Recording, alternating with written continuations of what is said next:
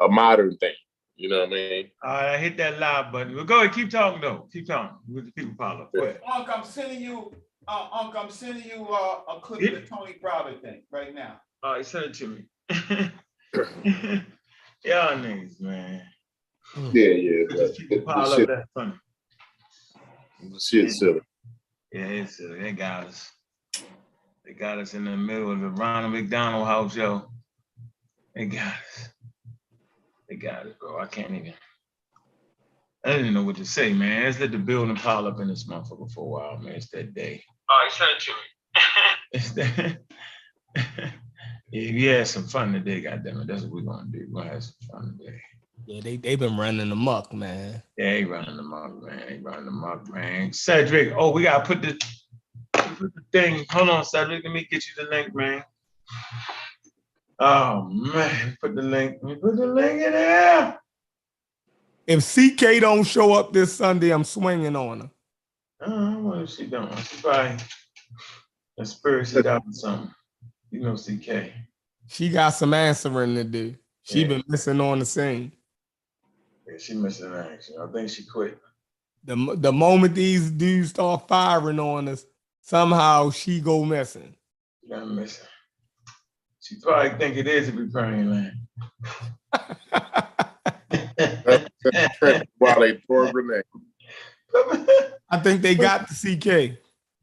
They got it. CK been tampered with. They got it. They got her. Hey, Reg, you gotta learn how to do the clips, Reg. Oh, Reg is the clip. Reggie's stupid as fuck. Yeah, I'm trying to do part two. I'm trying to do part two of the clip. Yo, you funny. Yo, you funny, Reggie. We're going deep cover today, ladies and gentlemen. No, let me put the daggone link in the pseudo killers thing, man. Before we get started, Miss Tiffany in the building. What's up? No, homie, I ain't calling you. Crypto D, what up, bro? Yeah, we had some fun today. Coffee cup or a teacup. Yeah, if you're not ready to have no fun today, then you're not ready to have no fun today. We're having fun today. I think she does tea.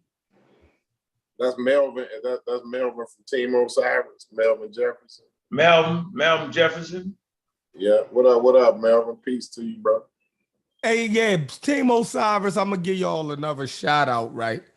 And I apologize for not watching y'all videos years ago, but I've been catching up on y'all videos. I feel like y'all already done answered the question about Assad and his work.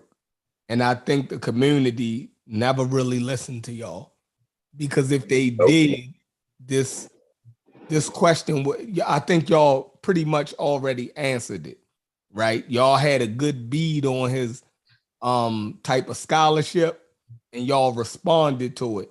I watched 3 videos. I think Joshua Kane did an excellent video on the book In Sabiti by Assad, right? And I mean, he really, he went and checked Assad's sources, right? He meticulously combed through it, and he showed the illogic, position that Assad was taking, and how it, it didn't meet the academic standard. It wasn't coherent in his thought. He just showed, so I apologize to y'all,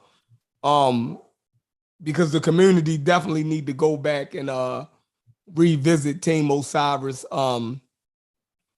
arguments that they put forth against Assad and his work. I think everything that we're saying now, we're rehashing things that they already done flushed out, but nobody done listened to. So I'm definitely not trying to take credit for none of this. Go check out Team Osiris, y'all. You know what I mean? If y'all want to hear the counter argument, the legit counter argument to Assad Imhotep and his linguistic work.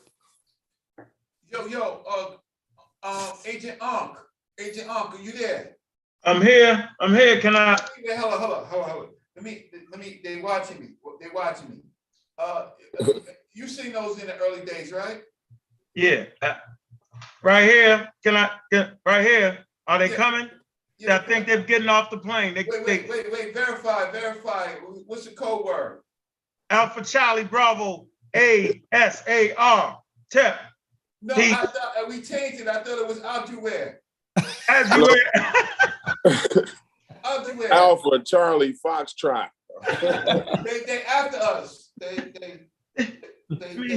The Riparian on the move. No, they're not. No, they're They're not. coming. We flying overhead in rockets, and they down there doing the hula hula dance, chucking spears. We don't even hear them. No. I think they're off the plane in Egypt. Yes, they're off the plane in Egypt. We're gonna have to play the clip. We're gonna play the clip. Agent Cedric. Wait, hold on. Agent Cedric, you there? I'm here. No, I'm here. they scratching off the riparian samples and putting it in a vial. No, they got like an ounce of it. What do you think? I have the tears. land in I there. have the tears of Newt. I can't hear you. I have the tears of Newt. We're all good. We're going in for the kill. Okay. All right, send the drone up just to check. What's going on? Hey, y'all got them on camera. We're taking pictures. With CIA operatives, we're taking pictures. We've got them. We don't want them to reenact the 25th dynasty. We do not want them to overthrow the Egyptian government. We got it. Ladies and gentlemen. What color they wearing? They wearing white? It's about 100 Africans. Well, they think they're Africans. They really African Americans. They must have missed the slavery part, but they over here now. They're here to educate the people and overthrow the Egyptian government. We're on them, sir. We've already parlayed with the president of the United States. We're on them. We got them. They said Hey, so they sending the Marines? You was a Marine? Well, we want special forces. We want to get the special forces on them first because we don't want them to topple the Egyptian government with that knowledge. Yeah, I think they're headed by Jabari. Jabari just baptized 30 Africans in the middle of Brooklyn. So we're definitely on them. We're on them.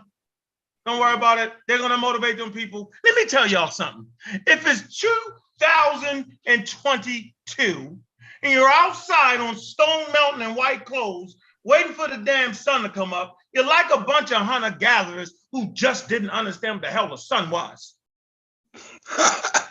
What the hell is that? We know it rises. They didn't know what the sun was, so they stood there and watched it rise because they didn't know it was going to rise again. What the hell is going on? Yeah, we got a good show. Yeah, we having fun, right? Have fun Sunday. This is what it is. Have fun Sunday, man. 2022. It's gonna be quite some fun. We want to return to the source. We don't want to look into the future. Yeah. That was scary. I don't care what nobody says.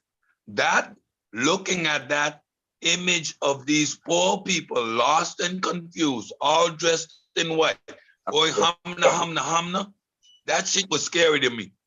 It just is. I see that as scary. It's wow. Dr. York wasn't scary? Oh, that was Agent Cedric. That was a few years ago. That was like 20 years ago, right? But that wasn't scary. That should have been scary. What? I missed the whole Dr. York thing. I was in Europe studying in the early 90s. So I missed the whole Dr. York thing. I come back and I'm hearing all the stories after the fact. But that would have scared me same way. But these images of people losing their minds, this groupthink, that's scary. You lose yourself. You're all in white. You're humming, your divine forces. I'm listening to a bunch of claims with no substantiation that people actually believe. It is scary. We're in 2022. We're spades-aged Africans. We know how to apply the scientific process. We're methodological naturalists. When I see that, It is scary. It speaks to a state of mind. What's next? What's next? Yeah, we're doing a diversion to, we're interfering with our future. We are. We had great moments of Dr. Joseph Benjo Cannon explaining to us at a particular time that we needed to look away from the major Western religions, right, and study Africa. He never said believe in what they believed. He always said the ancient Egyptians believed. And so we have this issue now of a separation between knowledge and belief. We still want to believe. And then I heard something the other day. I got really upset on a show. Q Butter was talking about how humans are destroying the environment and lots of things, economics, all these things. And then Brother Jabari chimed in and basically started talking about Ahmad and morality, and you have to have a moral center. But the problem with that is that African people have been stomped on by the oppressors. So we are in a disarray. So we have no control over any of this stuff, no control whatsoever. So standing on Ma'at, right? Us standing on Ma'at, how does that help the global politics? How does that help us? African people on the continent, they have a myriad amount of beliefs and systems. They have been just as brutalized as us here, sometimes even more so, right? How does standing on Ma'at help us? Like, how does spirituality help us? You see, and that's the problem. So it's spirituality over science, over knowledge, right? Over politics. Spirituality, we are repeating the same thing that led to the Egyptian civilization falling. They began too focused on belief and spirituality, and they didn't watch. Reggie, who was this who was that? Huh? TSIMM, who that? Oh, that's Truth, yo. My fault. Oh yeah, I about boo. I was like, I about African people didn't. We were too caught up in thinking that God and gods will help us in seeing our neighbor's enemy because they were another divine king. So our borders were invaded, or the borders of Africans were invaded by numerous people, including the Arabs. But how does spirituality help you when their belief system was part of the problem why African civilization collapsed so fast, being divisive under invaders, right? To add to that, Reggie, I think the romanticizing of what our people did in our liberation, it kept coming back in that same show, the Haitian Revolution and the practice of their spirituality. What people seem to leave out of that whole equation is that these people physically, with machetes and with swords and with knives, physically fought, killed, and defeated their enemy. So the whole emphasis on their spirituality, they create the illusion as if sitting in a spiritual circle going humana, humana, humana is why the enemies just fell down. It's romanticizing these concepts which are not rooted in reality. Q Butter asked a great question. Show me how do you apply spirituality? how do you apply it? You cannot show me it. It's only an idea. It has no tangible attributes that we can say, okay, this is what it did.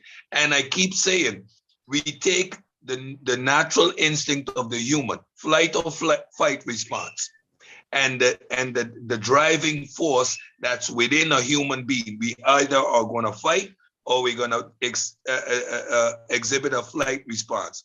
That fight response that was in so many of our forefathers who fought for our freedom, that fight response, they equate that to some form of spirituality and give credit outside of the self again. So we're never going to be, as a people, in position to do anything because we're constantly relying on some unembodied force that exists outside of reality.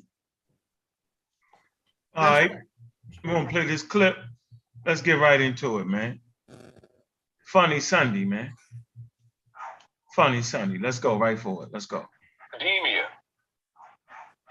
They are academia. Jean-Claude Mboli teaches linguistics in a university in Africa. Which one? On that, they say, he never say which one. That was they think about that. He never say which university it is. Now watch this now. Now, Chavez is actually asking the question I asked Chavez. So the good brother Chavez passes it on. And so watch this. He never will answer the question. The question is, what colleges are these quote unquote academias that you're talking about teaching in? Right? Watch Assad never answer the question. Right? Been going through it for years. What college?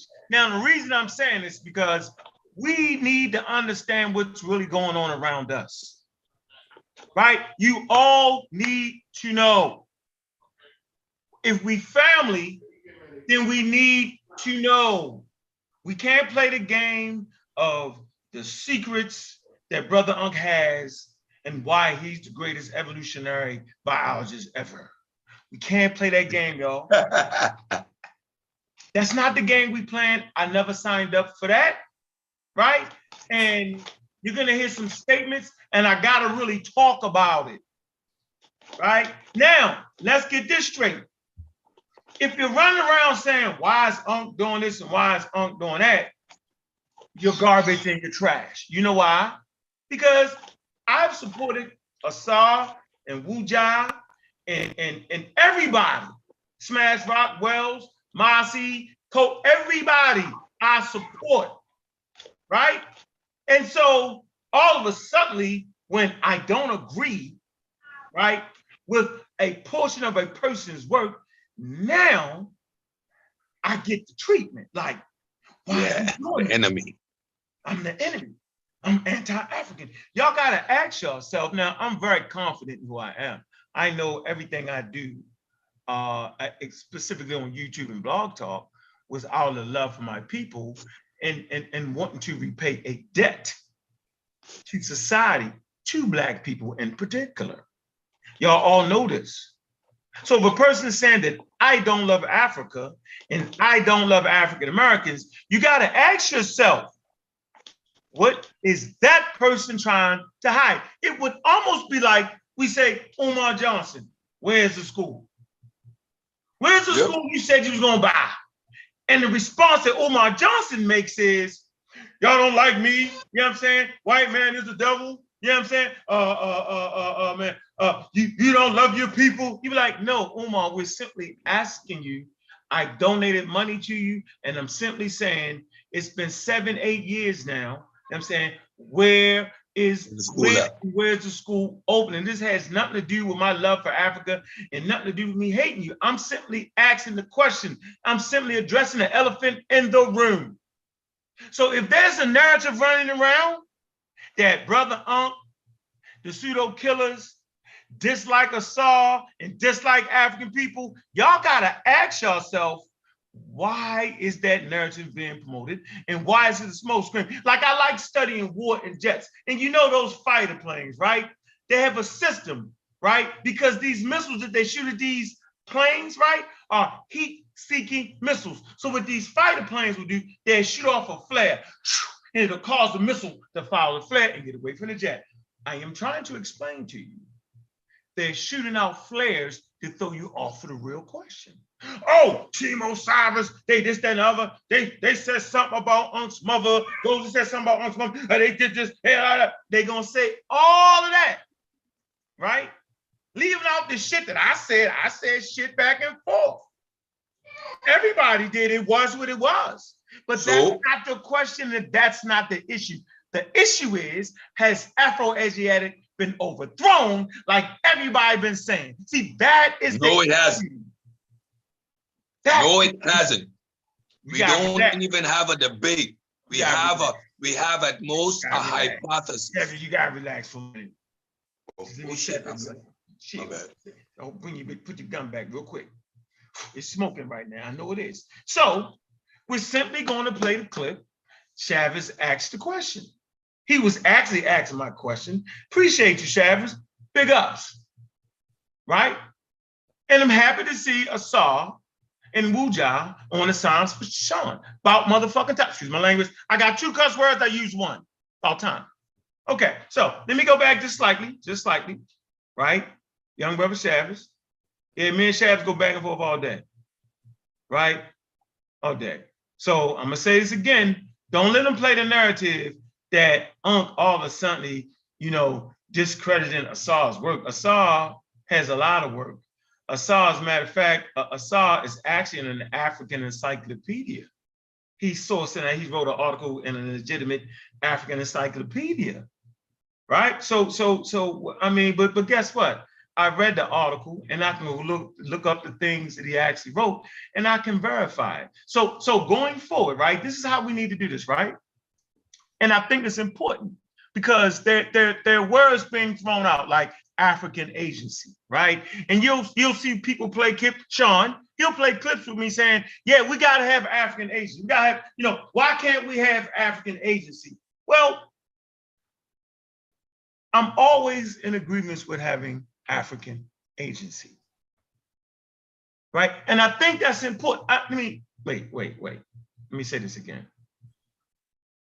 It's important from day one for us to have African agency, meaning that the African and the African American have a right to, one, look at their own languages. The African on the continent of Africa, they have that right. That's very important, right?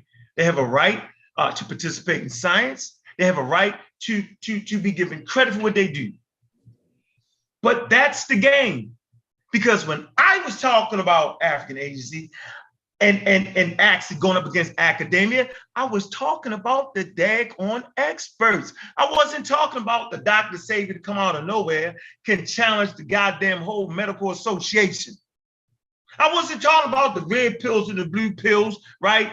Giving you cures for coronavirus. I wasn't talking about anybody over here, right? Challenging academia without the proper credentials. I was talking about those who are properly educated in science, right? Are credentialed in science and education, have the paperwork to prove it. And we ain't talking about a Rudy Poop off in a sideboard college somewhere that ain't nobody agreeing with. We ain't talking about that. I was saying that qualified Africans like Theophile Banger was a qualified African. Shigante Diop was a qualified African. Chef's favorite main man, Dr. Degree. What's his name, Chef? I want you to say your man name. That's your man. Unmute yourself. Who your man? It's a qualified African. We was on his head, which you really couldn't be. Unmute yourself, Chef. Who? Who is your main man who's a qualified African in academia? He wrote the book that came before Columbus. Who's your man? Sertima. Ivan Van Sertima. Ivan Van Sertima is a qualified African, and he's qualified, right, to challenge. Do y'all get the difference? Like I can see that Theophile Banger and Shigante Diop was part of the 1/3 of the Africans at the Cairo Symposium in 1974. That's what I was talking about. I wasn't talking about, oh, we're going to form a team in top of what. I wasn't saying that. But people around me have taken that and fucking ran with it. Everybody knock it off. So if you hear a person say he hates himself or they hate themselves, or they don't want African agency, ask yourself, what exactly is he talking about? What am I talking about? Now, I apologize to y'all, right? Because I thought y'all knew that I follow the experts. Speaking for myself, right? I rely on encyclopedias that Assad is a part of. I rely on that. So if you say something about Assad writing an article, right, on the deity of Assad, and you say, well, Assad ain't, no, I'm gonna say I can actually see that Assad, right? You can put in a search engine in certain places that show up in a search, and you can see that the brother's actually written an article in that. That's all I'm not gonna use I got one more left. I'm not gonna use them. That's all I ever asked for. Now, if you find yourself mad at me because I'm going with the scientific consensus, if you find yourself mad at the pseudo killers, right? Because they're going with the scientific consensus and what planet Earth is saying in general, whether it's in Africa, whether it's in Mozambique, whether it's in the beach of California, whether it's in Madagascar, whether it's in Baltimore, Maryland, the Science Center, yeah, I'm saying, man, we going with that. And you know why we gotta go with that? Because if we don't go with that, we're gonna be right back where I started from when I came into the community and everybody was the expert. Now the names and the faces have changed. Now the approach has become sophisticated. So there are some ideas that are being promoted that are not supported by the scientific community. Am I to give that a break? Am I to sit back? No. So if you mad at me because I'm going with the general consensus that Afro-Asiatic is solid for what it is, whatever it is, if you mad at me for that, you gotta ask yourself, why in the hell have you went to school, go get credentialed and change that shit? Don't talk me to death. That's what you gotta ask yourself. So let me play the clip. Let's see who says such things. Let's find out. Maybe I'm just tripping. I don't know, right? But this is funny to me. Very, very funny. If I don't know, then who would know? Here we go. Hold on, I can find that out real quick. Go back. Real quick. Hold on, I can. Let me start over. Academia. They are academia. Jean-Claude Mboli teaches linguistics in a university in Africa. On that, they say, he never say which one. That was they think about that. He never say which university it is. Hold on, I can find that out real quick. Hold on. Obinga is in academia. Sheikh Anta Diop is in academia. Abubakar Musalam is in academia. Oscar Pafuma is in academia. What's his name?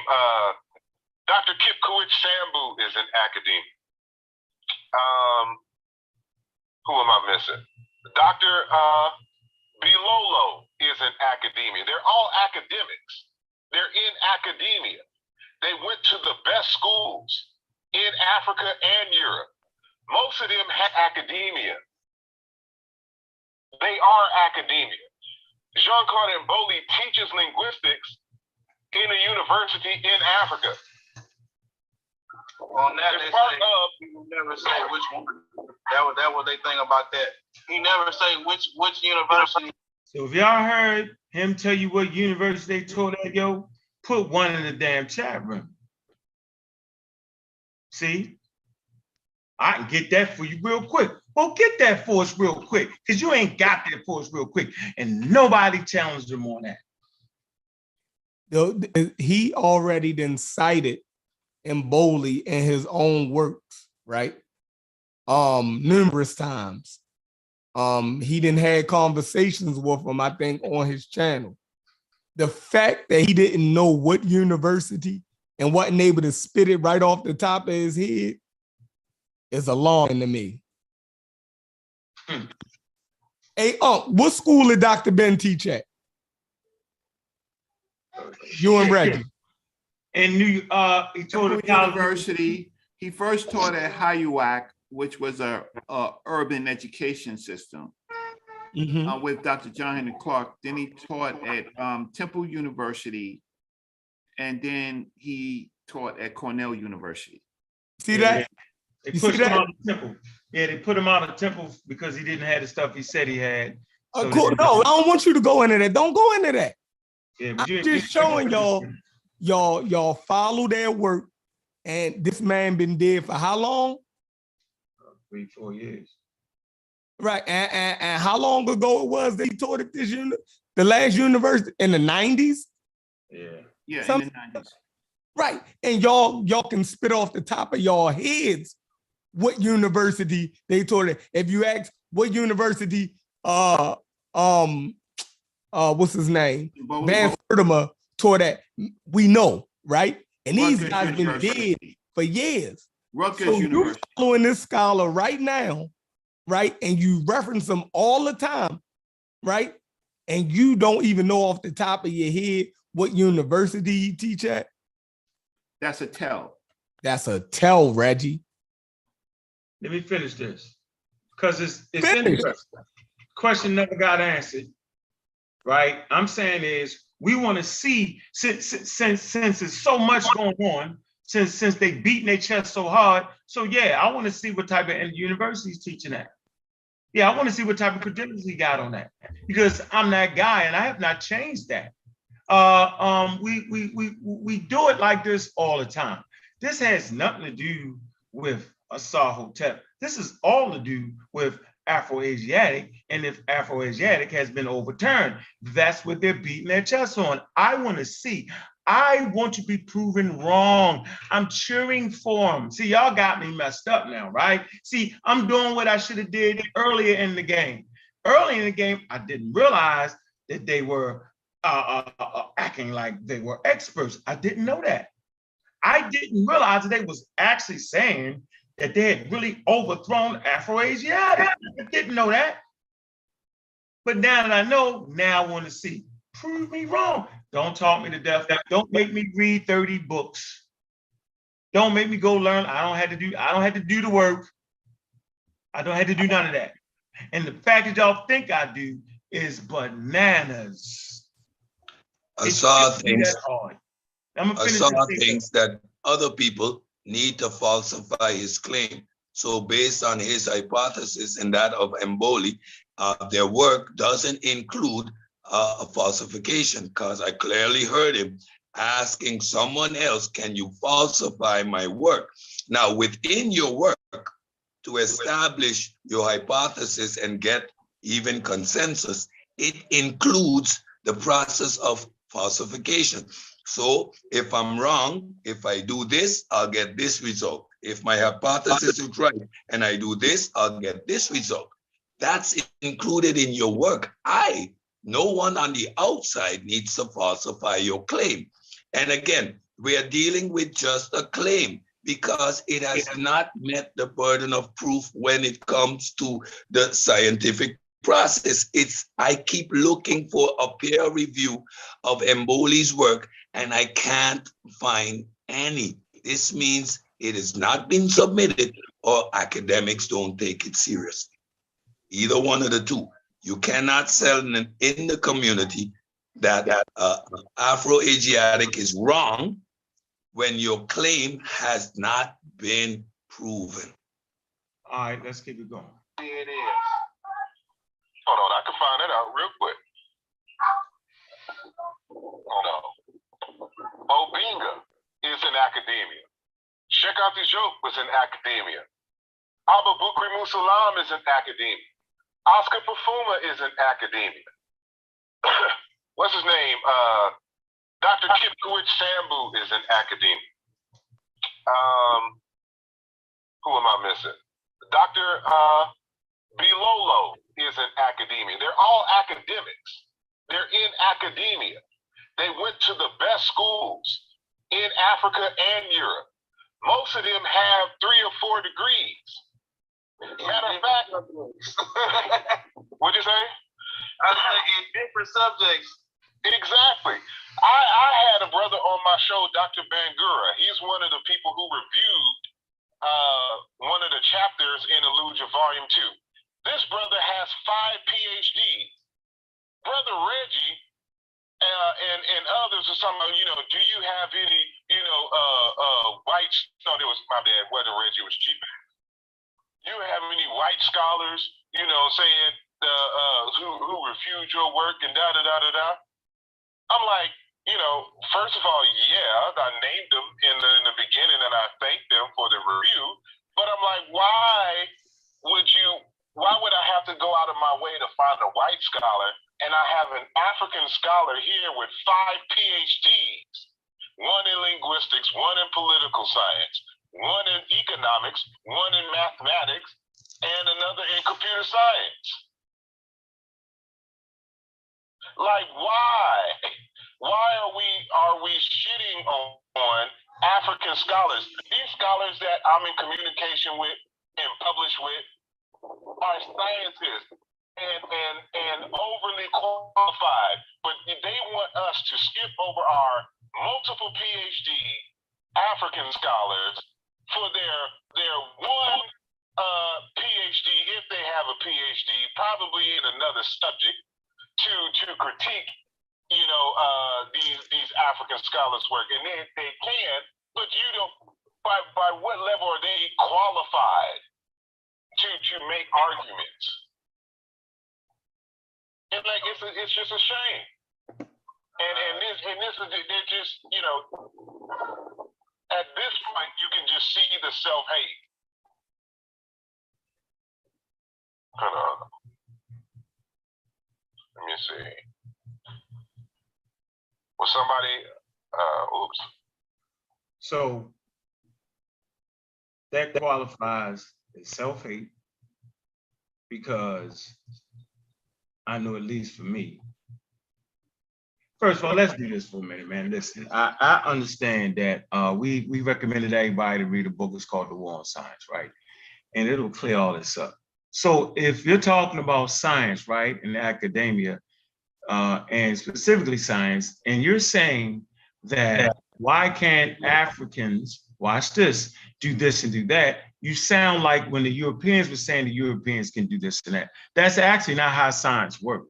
Like, they've done a multitude of studies showing that it's not a thing where you speak a certain language and you over here and you this tribe, right? And you have your own idea, and then the Brits have their own ideas, and then the Americans have no, science unifies everything. They speak the language of science, is across the board, right? And so you don't have that advantage. Because you're an African or an African American, you don't have the advantage. Because you're an American or Britain, you don't have the advantage over your ideas getting accepted, right?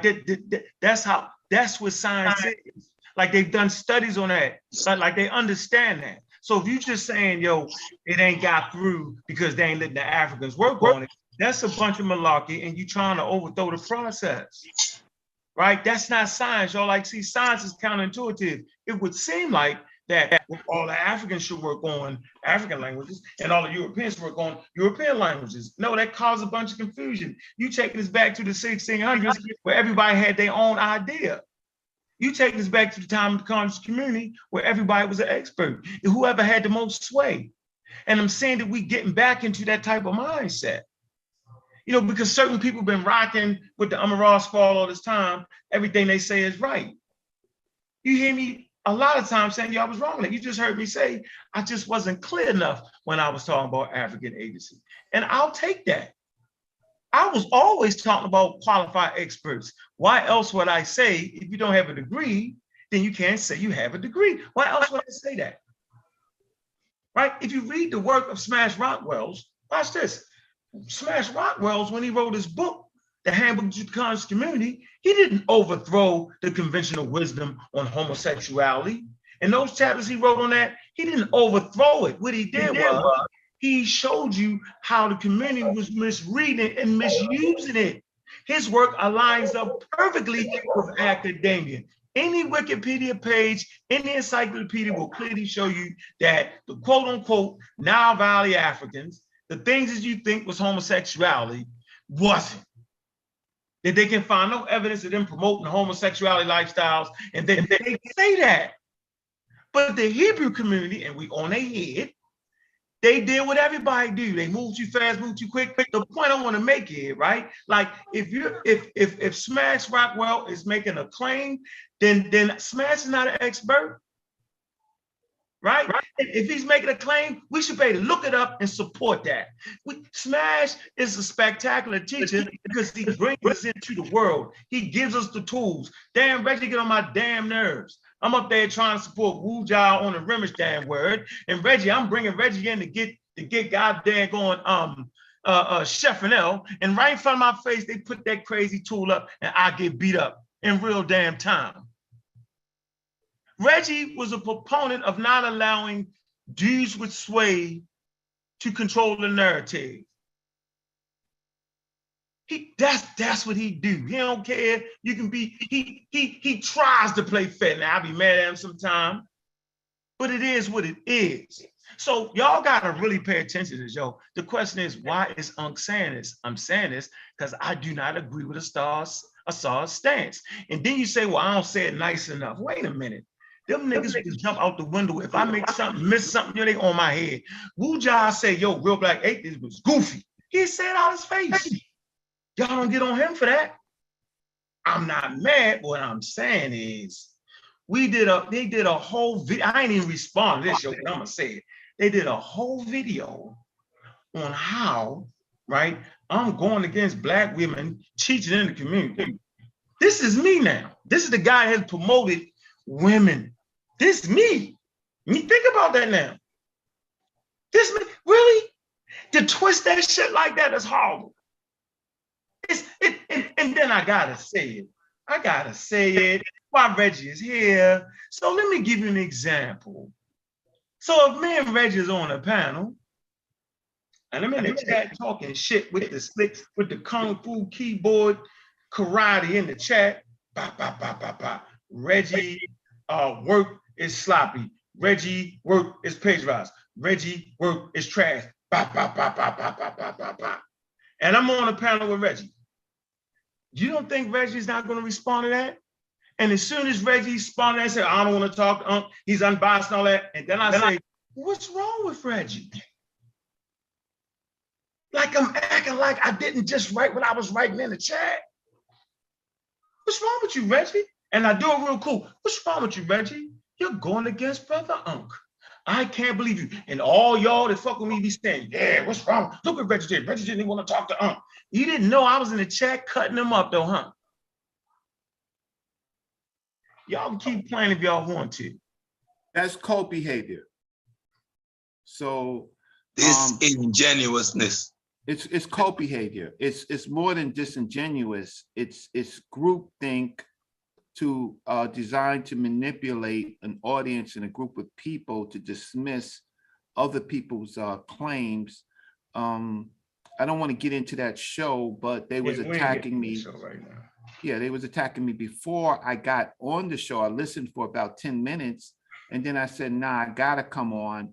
And then I did come on, and then I got attacked more. And so because I didn't want to talk to someone who had nothing to do with the conversation, then all of a sudden I hate women. But let me get into this. Shout out Unbiased. Peace. Okay. Peace, Bias. Shout out. I learned something from Brother Morpheus. He probably is on. He's always mentored me to try to slow the conversation down and get to points. They're using a word called African agency. And has anybody looked up African agency to see if it applies? No, I didn't. No, I never did. Right. So I don't function like that. Yeah. So the problem is they're using this word African agency, which is a word that's largely dealt with state formation in Africa. Does Africa have an agency? Africa, the continent, and then there's African agency in the university. They are trying to create African agency in the pseudo world, right? So if you start to break down and look at the definition, they're misusing the word. So it's not like we are going against African agency. We're going against the way that they're trying to continuously hijack these words. And so at one point, we might need to look at, not the show, but we need to look up African agency and see that it doesn't apply to what they're talking about at all. And even when it's in a university, we're not talking in the university. We're outside the university. None of these people, right, are in the university. The majority of them don't have university degrees. They don't, right? And that's not saying a drag on our people who don't have university degrees, but what it is don't use a word that's in different domains and apply it willy-nilly. You have to apply it in a context. So it has nothing to do with African people getting their ideas out. What we're having is an internal conversation about people making things more important than food, shelter, clothing, politics, and culture, making things like spirituality more important, and making pseudo-linguistics more important. I'll stop. And I'll get Agent Corey, Agent Cedric, Agent Seffrick, you online? Right, we about to play that clip. Where you at, Concrete Corey? Calling Concrete Corey. I'll get serious. I'll get serious when they get serious. See, I will talk a little later, but I was around starting 1983 when none of these people were around in 1983. And I'm gonna talk about that. And their teachers weren't doing what they said they were doing in 1983. And we'll get into that. So if you say that you're a priest, I want to know where your priest got his training from, right? I want to know that, right? Let's play the clip. We got the clip. Where you at, Chef? Where you at? We got the tape. We've taped it. We've got it. So I guess this time you see, I guess this time we was followed by like more like, I guess their equivalent of like FBI, CIA folks. When you have close to 100 Africans coming into to Egypt, they're scared that you're going to link up with Nubians and that you're going to cause a revolt. And so, they wait. What about it? Say that again. What happened? Right. Oh, when you have a group. So we got. No, he gonna repeat it. I know. I am. We got Steppenwolf, right? He's the only one that stepped up and say, "Huh? What? Like it was like an incredible statement to make. Whoa! What'd you say? Huh? Let me keep going. Let's go back. Why Steppenwolf step up? Everybody on there. You see who on there? On there? They all on there. There ain't nobody saying nothing. Watch this. I didn't interpret it that way. Go ahead. Coming into Egypt, they feel that you are going to link up with the Nubians and start a revolt, right? Like you start putting things in your head. Like there were situations where, for example, they wouldn't let people go. Like everyone wants to go to the Nubian village. Like you can see.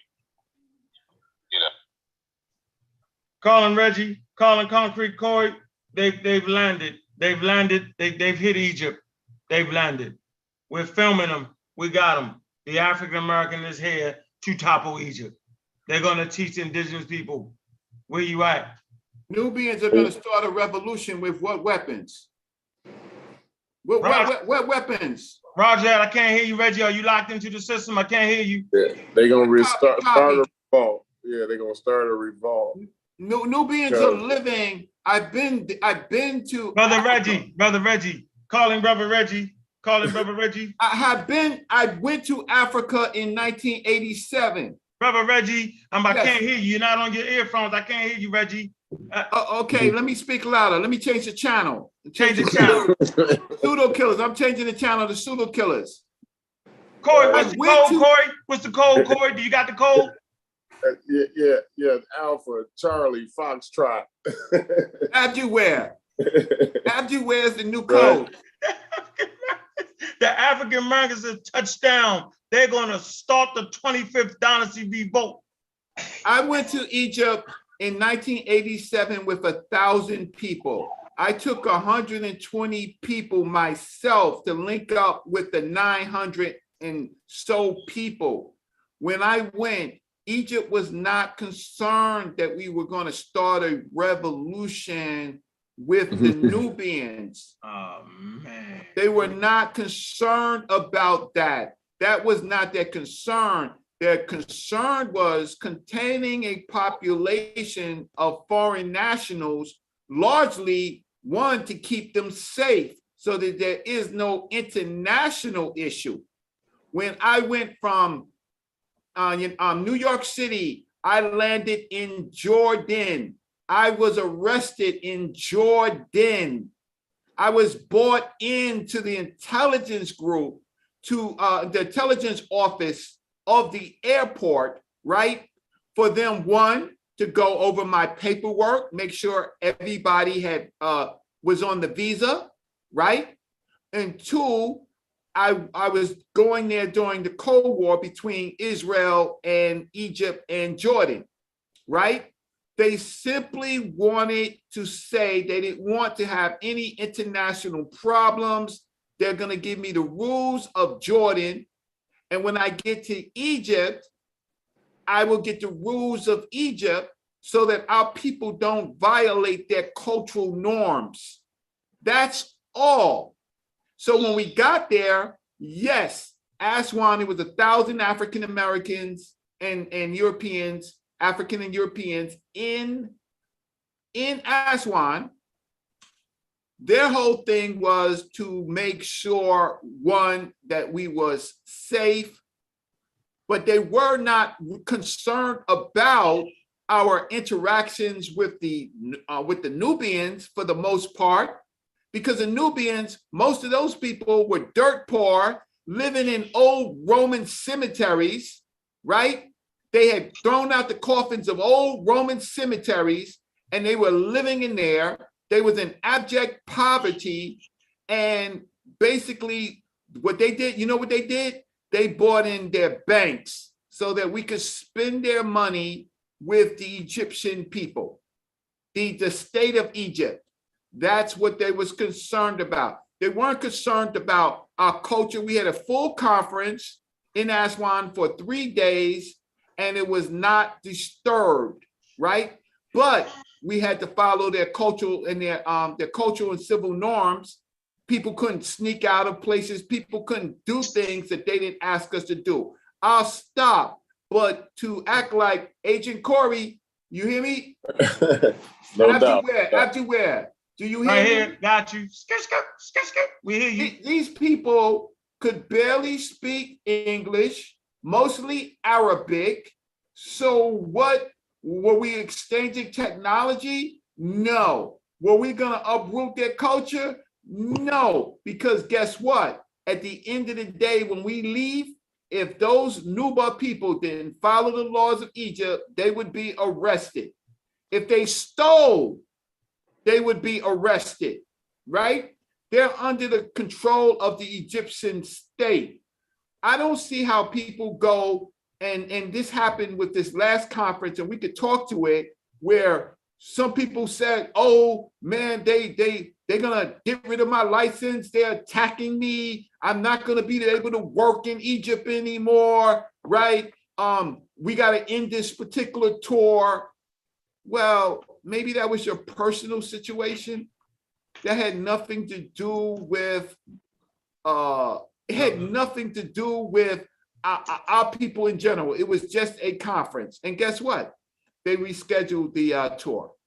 Right? So my point is, it's just not like who amongst you believe that 85 African Americans going to Egypt is going to convince anybody to topple the government. Let me get this straight. First of all, if they was really planning that type of thing here in America, they would stop them at the airport before they even went to damn Egypt, bro. That's not how it works, right? So first of all, everybody know that Florida, right? Florida, especially specifically near Disney World, it's a tourist town. And everybody wants you to feel like that your kids need to go to Disney World and meet Donald Duck and them. See, everybody had, I want my kids to go to Disney World first. It's marketing, right? Egypt is mysterious, okay, for eons, right? It's a tourist town. Reggie can tell you that. Reggie talked about how African Americans are getting overcharged, and we all swept it under the rug. We swept it under the rug, right? Because you don't care about your people, that's why, right? It's a tourist town. They want everybody to believe that the ancient Egyptians is their ancestors. That's part of the sell. They want you to think that your ancestors is buried in those mummies. They want you to think that your great ancestors built Egypt. Everybody think that. The same way everybody think they Hebrews. You got Chinese people think they Hebrews. You got African Americans, they all think that, right? But Egypt is a tourist town, y'all. So why in the world would they cause an international disaster by following around African Americans, right? Getting the United States government talking about, hey man, you know, we can't even get our citizens to go to Egypt without getting followed around by a bunch of, don't you know that'd be a problem, yo? Egypt wants everybody's money. They want the Chinese money. They want the Korean money. They want the African-American money. They want the white African-American money. They want the French. They want all the European money. I had showed on this channel and on Sarnetta's channel that for roughly $1,200, you could take a 5-day tour to Egypt, right? And I could that $1,200 is cheaper for me to go to Egypt than it is for me to go to Los Angeles, right? Or Nevada, right? And to the casinos for 5 days, right? Flight and hotels to go to LA or Nevada will cost me probably $2,000. I could go to Egypt for $1,100 for 5 days, 2 days of flight, right? For less than $1,200. These people over the years since Dr. Ben have been overcharging each person, overcharging them more than $1,000 per person. So if you get 100 people, that's $100,000 that goes into somebody's pocket.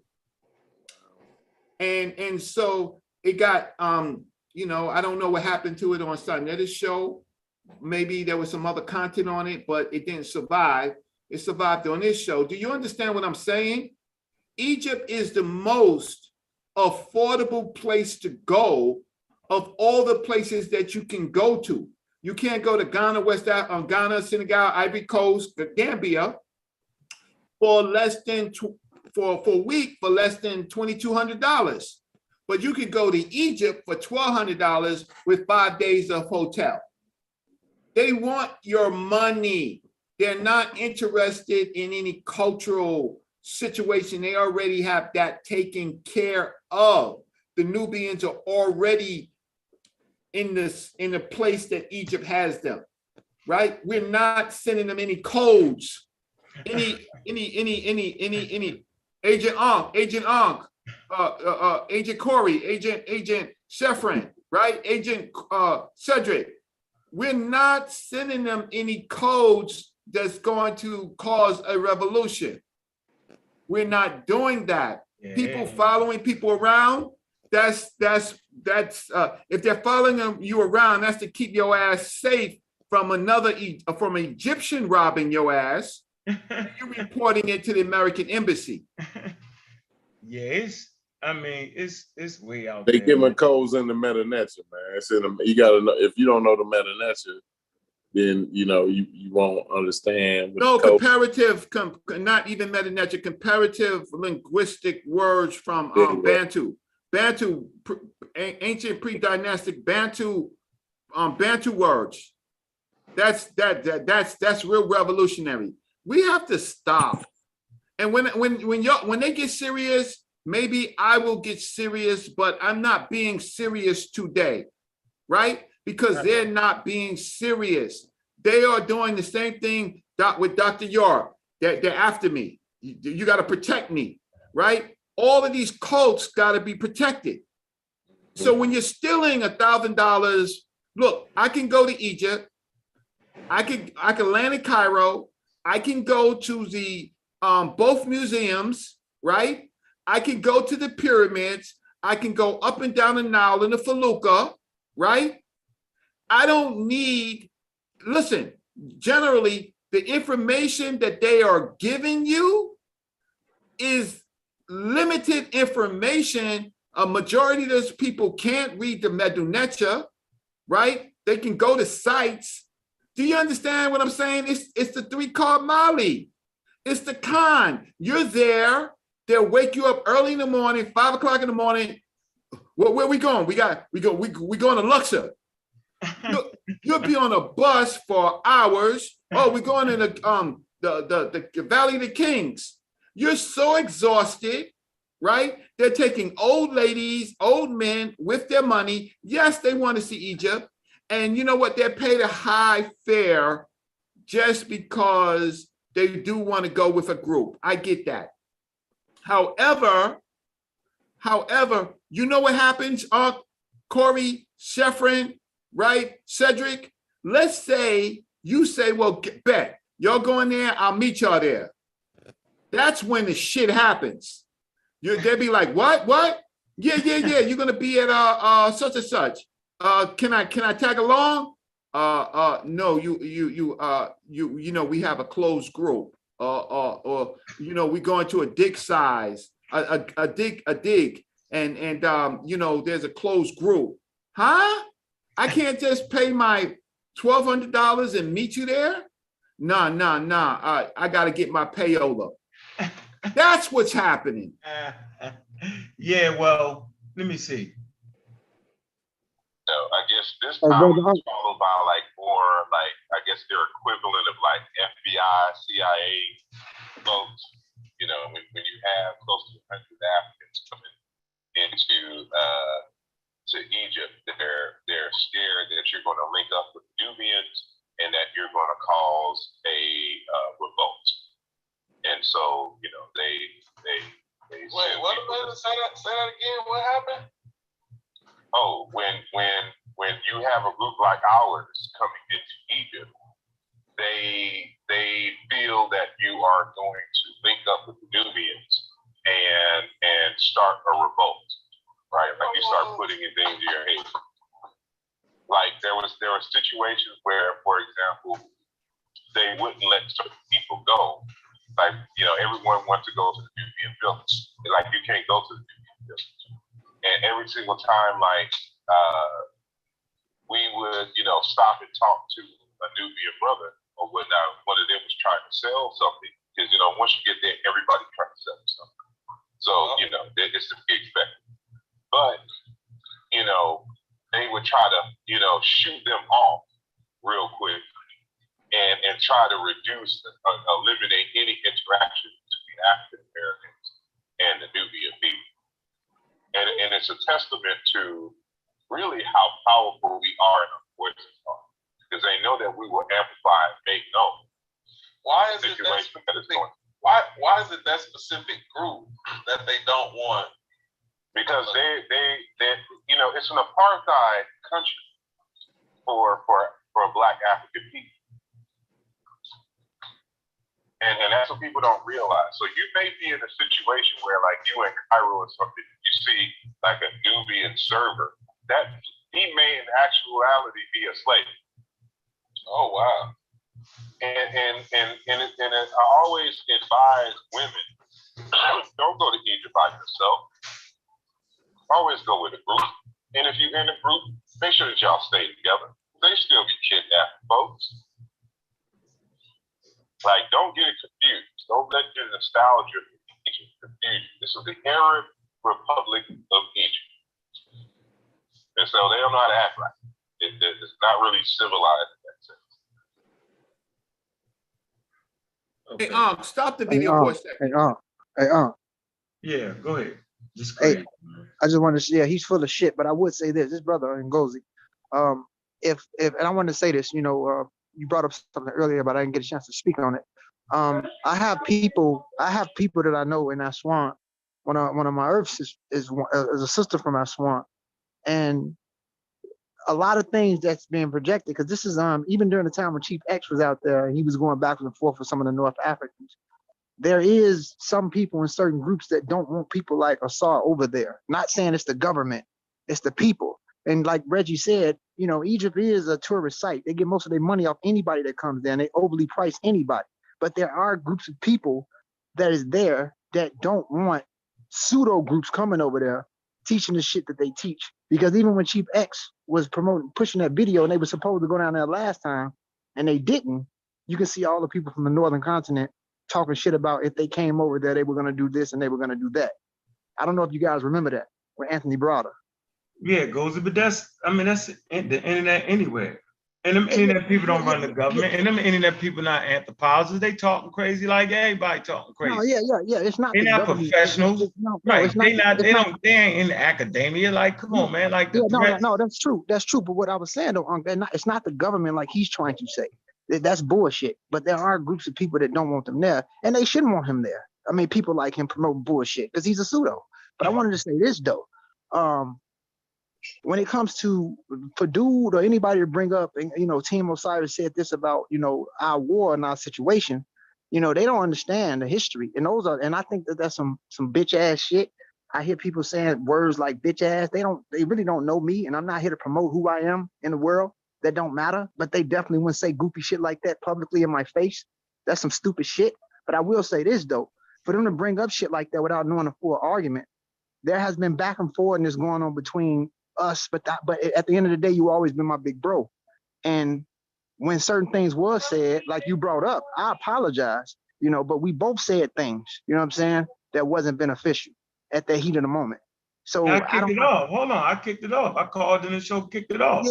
Yeah. But for them to bring that up, that goes to show what type of people we dealing with, and they don't want to see real unification. But at the end of the day, I already explained what was said. I already explained what happened. I didn't know the position of what was going on in the sense of, you know, when you kicked it off and then I said what I said. I didn't know the situation. You know, my mother and your mother was going through the same thing. I told you that before, and I didn't know the situation. And when you kicked it off and I said what I said, I apologize for what I said. But for them to bring it up, that goes to show what type of people we dealing with. You know what I'm saying? That's some bitch ass shit. That's some disrespectful shit.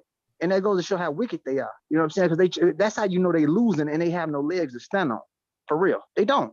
Why would you find something like that to pull up to try to goddamn stand on the position? That's some don't no real niggas do no shit like that. That's some bitch ass shit, bro. That's coward fuck shit. Well, I want to return. Grown men around here. We moved on. Science brought us together. I said it before. Look how being scientifically literate ends all debates. Look at the growth and the maturity. And thank you again. I'm going to keep saying it. Team Osiris has allowed me fully in this discussion. I'm nobody ain't gonna sell me no bullshit no more. Josh and Ngozi, you guys were fire. It's I got over. a question. Can I come in for a second? After that presentation, the heat was gonna get crazy because that was over. It was over, and here we are. You can't get past that information. First, let me say peace. Let me say, hold on, Ray. Let me just at least introduce myself before we go through that real quick. Out there, let the you doing so? Peace, bro. What's going on with you? I see a Netsuit. Netsuit Biddy. I know he want to get something in, so let him get his little saying before y'all go on. Go ahead, bro. Netsuit Biddy. Yeah, I got a question for Ngozi. Now you said when Assad went over there with that bullshit, they should want to get him out. But have you ever seen them organize to get any of these white excavators or archaeologists out of there that come over there pursuing their pseudo stuff. Yes, you have Yeah, they do that. you have crowds over there that fuck with some of them too. As a matter of fact, you can go to YouTube channels to see the European archaeologists complaining about them getting at them. They get at them too, bro. Sometimes. Yes, they do. Especially if you're going over there saying that these people ain't the real people and they done took some shit. Like, you know, that's a whole different conversation right there. That's straight smoke. You go. Yep. Go ahead. And with the good Right. curator, they get it in with that curator. I don't know if he's still a curator, but he addressed those pseudoisms straight up and direct. It's preposterous to say that we are not these people. They are ancient as they, so we go back the lineage and lineage. I'm an indigenous Egyptian. He said that, the curator of the whole excavation and all that stuff. Yeah, I forget his name. Yes, he made that statement. Yeah, he made that statement, a hard statement about people claiming that there is no direct lineage between him and his people. Can I Hawaii, see y'all muddy in the water now. Hawaii, he played too much. Yeah, he kind of. Yeah, but he got his. Hawaii is racist. Yeah, but can I continue? I want to just talk about some of the things about, again, what Assad said. So he said CIA, FBI folks. So now I'm thinking he's talking about, Egyptian police, Egyptian officials, right? When he's saying that. But again, they don't want Americans to be kidnapped.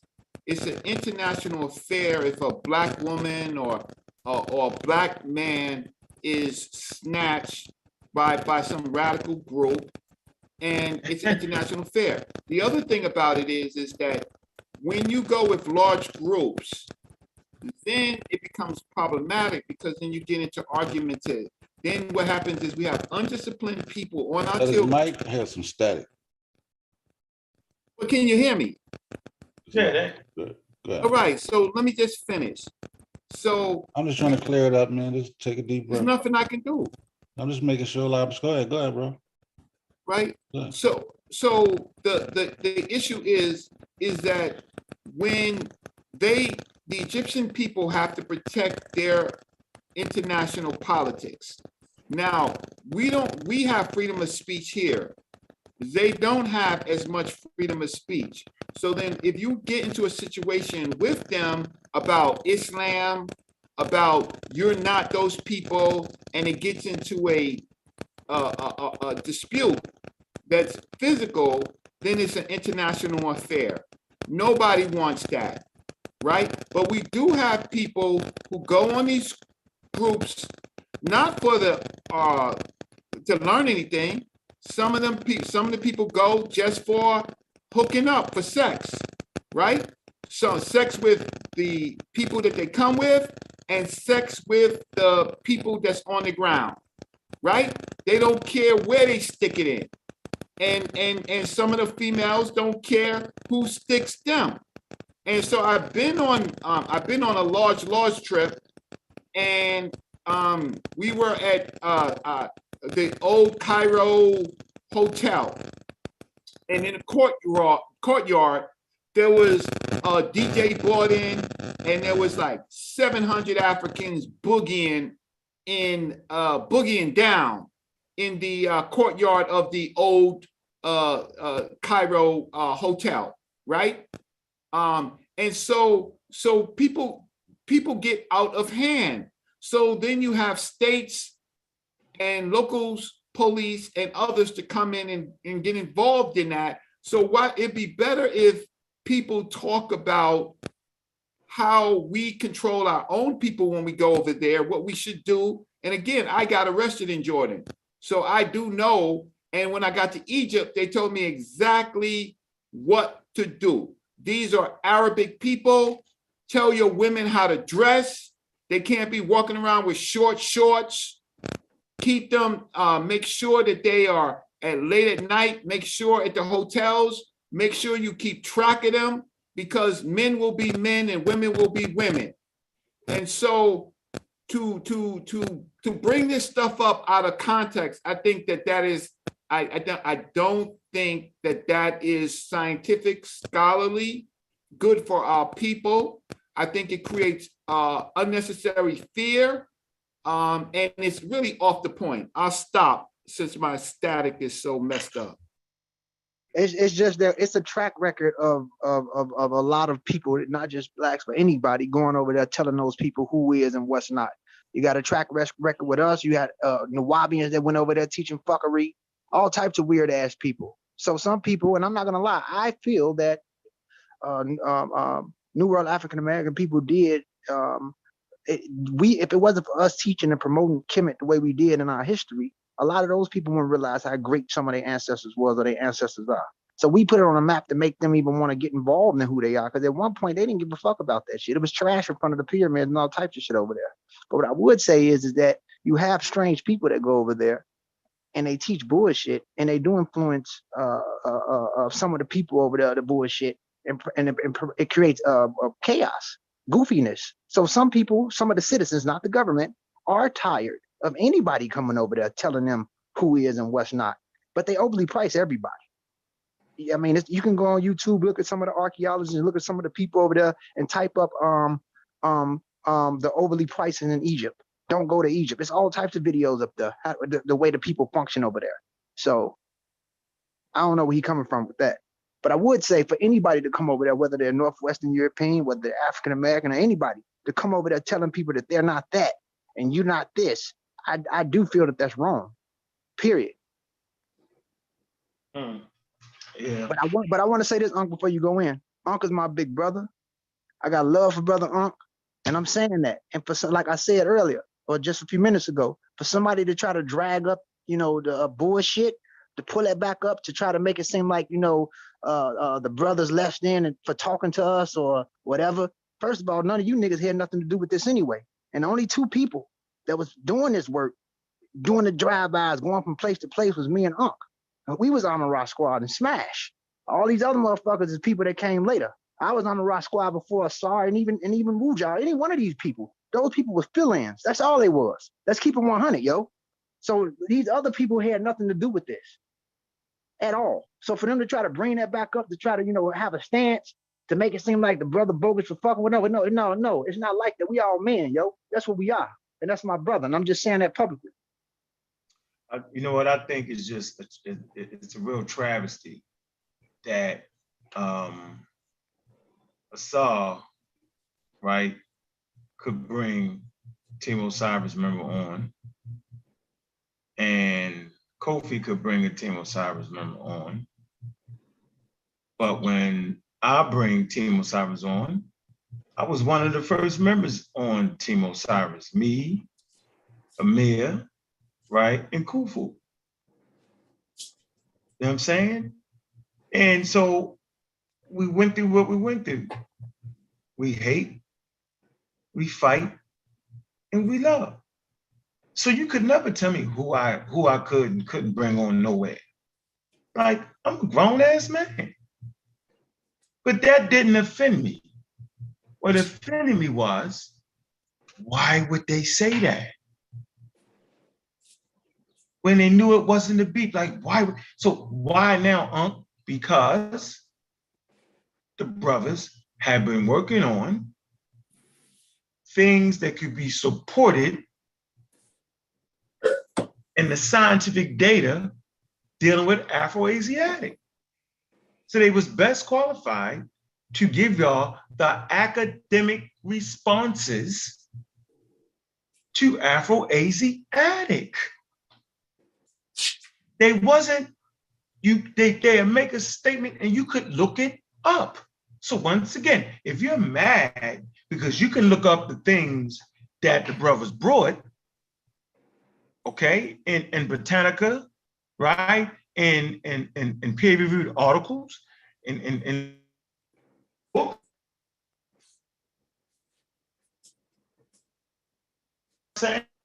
I'm reading now. See, don't get me mad, right? Don't get me mad. Hold on. Don't get me mad, right? Let's not do that. Don't get me there, because I love to read.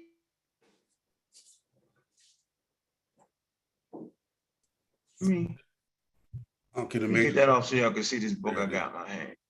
Hold on, I just want to, I need to, hold on. Let me do this, right? So they can just at least see the book, right? So, hold on. Yeah, so, yeah, I like to read a couple of good chapters in here.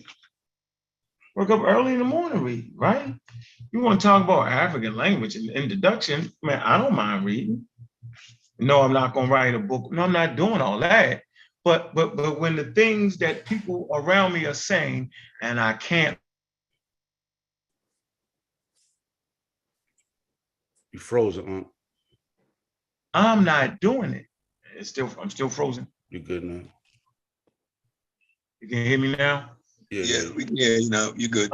I'm just saying, y'all act like y'all don't know what to expect out of me.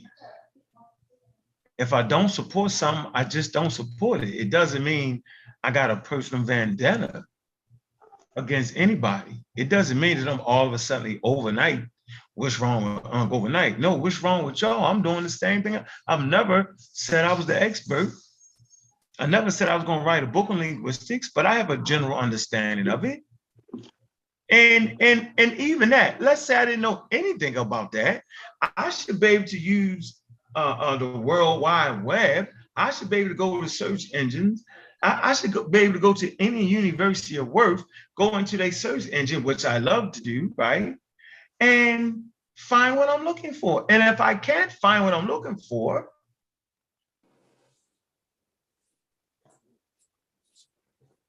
get mad at me.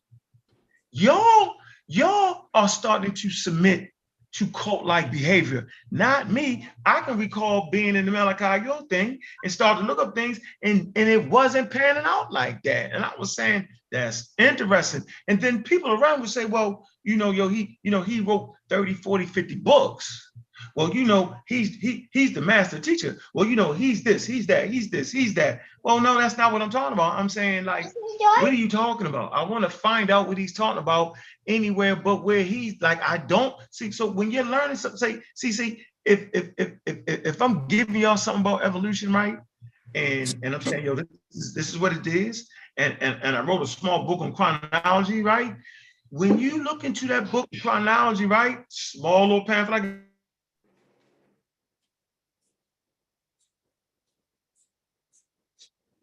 look that up. If you can't look it up and find it nowhere, then you should question what are you? What I'm just saying. And if I start to say, well, are you anti-unk? Are you anti? Or you hate? So flag. Don't get mad at me, y'all. Why are you mad at Amir and Gozi? Why are you mad at Josh and Melvin? Because they're giving you what they're actually saying? You mad because them brothers took the time of their life, right, to read and say, well, we don't see this other thing. That's not what it is. Wuja came right on here and I got you next, so Wuja came right on here and act like there wasn't any genetic relationships in the Afro-Asiatic. He said it 100 times to death. Y'all remember that, right? So then I should be able to found it then. So how was I able to find it? So I'm simply saying I do not agree with Wuja on that point. That don't mean I'm thinking Wuja is a nut. That don't mean I'm thinking Wuja can't read Meta Nature. Why is that narrative flying around? So are you trying to tell me we've gotten to the point where you can't disagree with me or Wuja or Sa without becoming the enemy, the anti-African enemy? Is that the games being played? Y'all should know I'm not going for that. Why would I let y'all, this is free work for me. Why would I listen to that? I can't do it. I need to be able to look it up for myself. You can't tell me that this book is the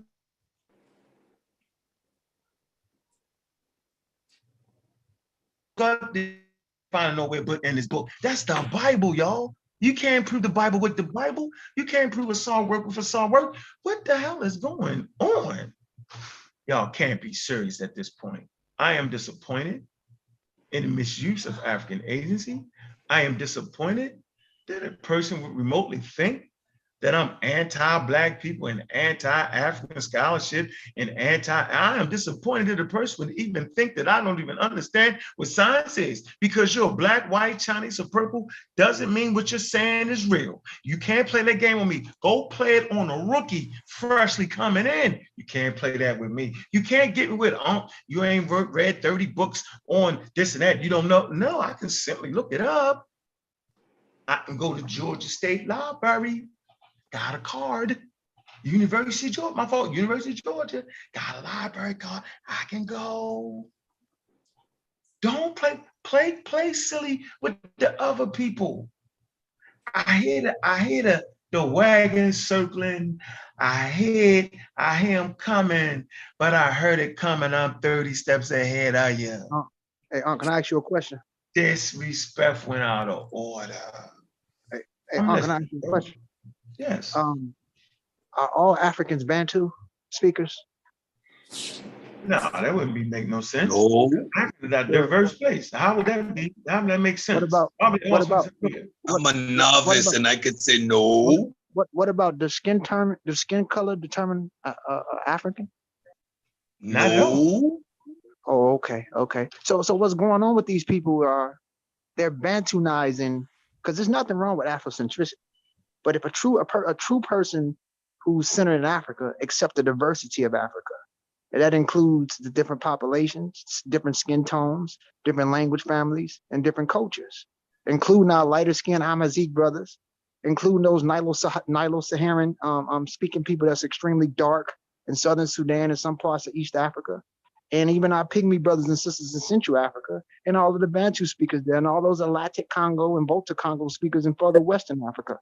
That includes all these people. If we truly deal with evolution, we will not Bantunize Africa or Bantunize ancient Egypt or make people believe that the Bantu is more valuable to scream that he's African than a population that's there or certain groups of people that's there.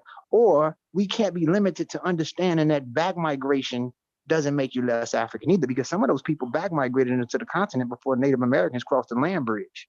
Are you going to say that they're not African because of that? It's a problem, and it's not scientific with what they're doing. So I would say that people like Assad is crazy because he's Bantunizing everything. He's in kinship to Clyde Winters. Ngozi's saying that. That's the type of shit that Assad is on. They're Bantunizing shit. So I'm going to call them Bantu-centrics. And also, teaching at a university in Africa that may not be accredited doesn't make Mboli a master teacher. Because, air doesn't fight back. When you talking to the air or talking shit to the air and nobody's there that you can compete against, it doesn't matter if you can't talk back. So teaching at a university that might not be nationally accredited globally doesn't mean shit. Because there's a lot of teachers in certain villages and certain universities over there, and the academia means nothing at all on a global level. I just wanted to say that. Again, based on what the explanation and how you guys broke it down, I understood the Bantunizing of Africa, that everything relates back to Bantu. And it's impossible because I have a rudimentary and fundamental understanding of evolution, human migration.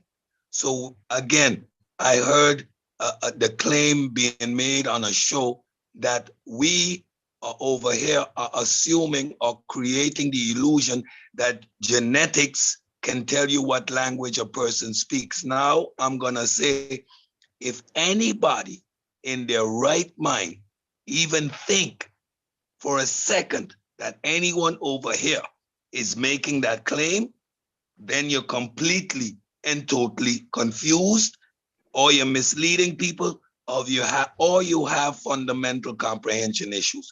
But I do understand that migration, human interaction, is going to show a genetic link which will support the language phylums that exist, or the ones we want to create an hypothesis about. And as the evidence stands today, the genetic relationship does not exist between Bantu and the standard model of Afro-Asiatics. And I'm a novice, and I can say that with full confidence. Hey, Uncle, I didn't watch the show that Assad did, right? Because I, and to the point that you was making, basically, like, the whole Team Osiris spill, that's a red herring. Did they address the information? Because Yeah, that's what they were supposed to be dealing with. What did they do to refute the information that the brothers put forward? yeah, they matter of fact, they didn't say nothing like goes, man, everybody was instructed, man. Like, don't do that, man. Like we just here to deal with that information right there. You know what I'm saying? Like it is what it is. Like nobody's so I think the crowd forth, they pick and choose, and they should be able to pick and choose on what issues they want to agree with me on, with the pseudo killers and with Team Osiris on. Like, we not a cult. So I'm not even mad. If you're over there and you want to chili, yo, I'm glad one.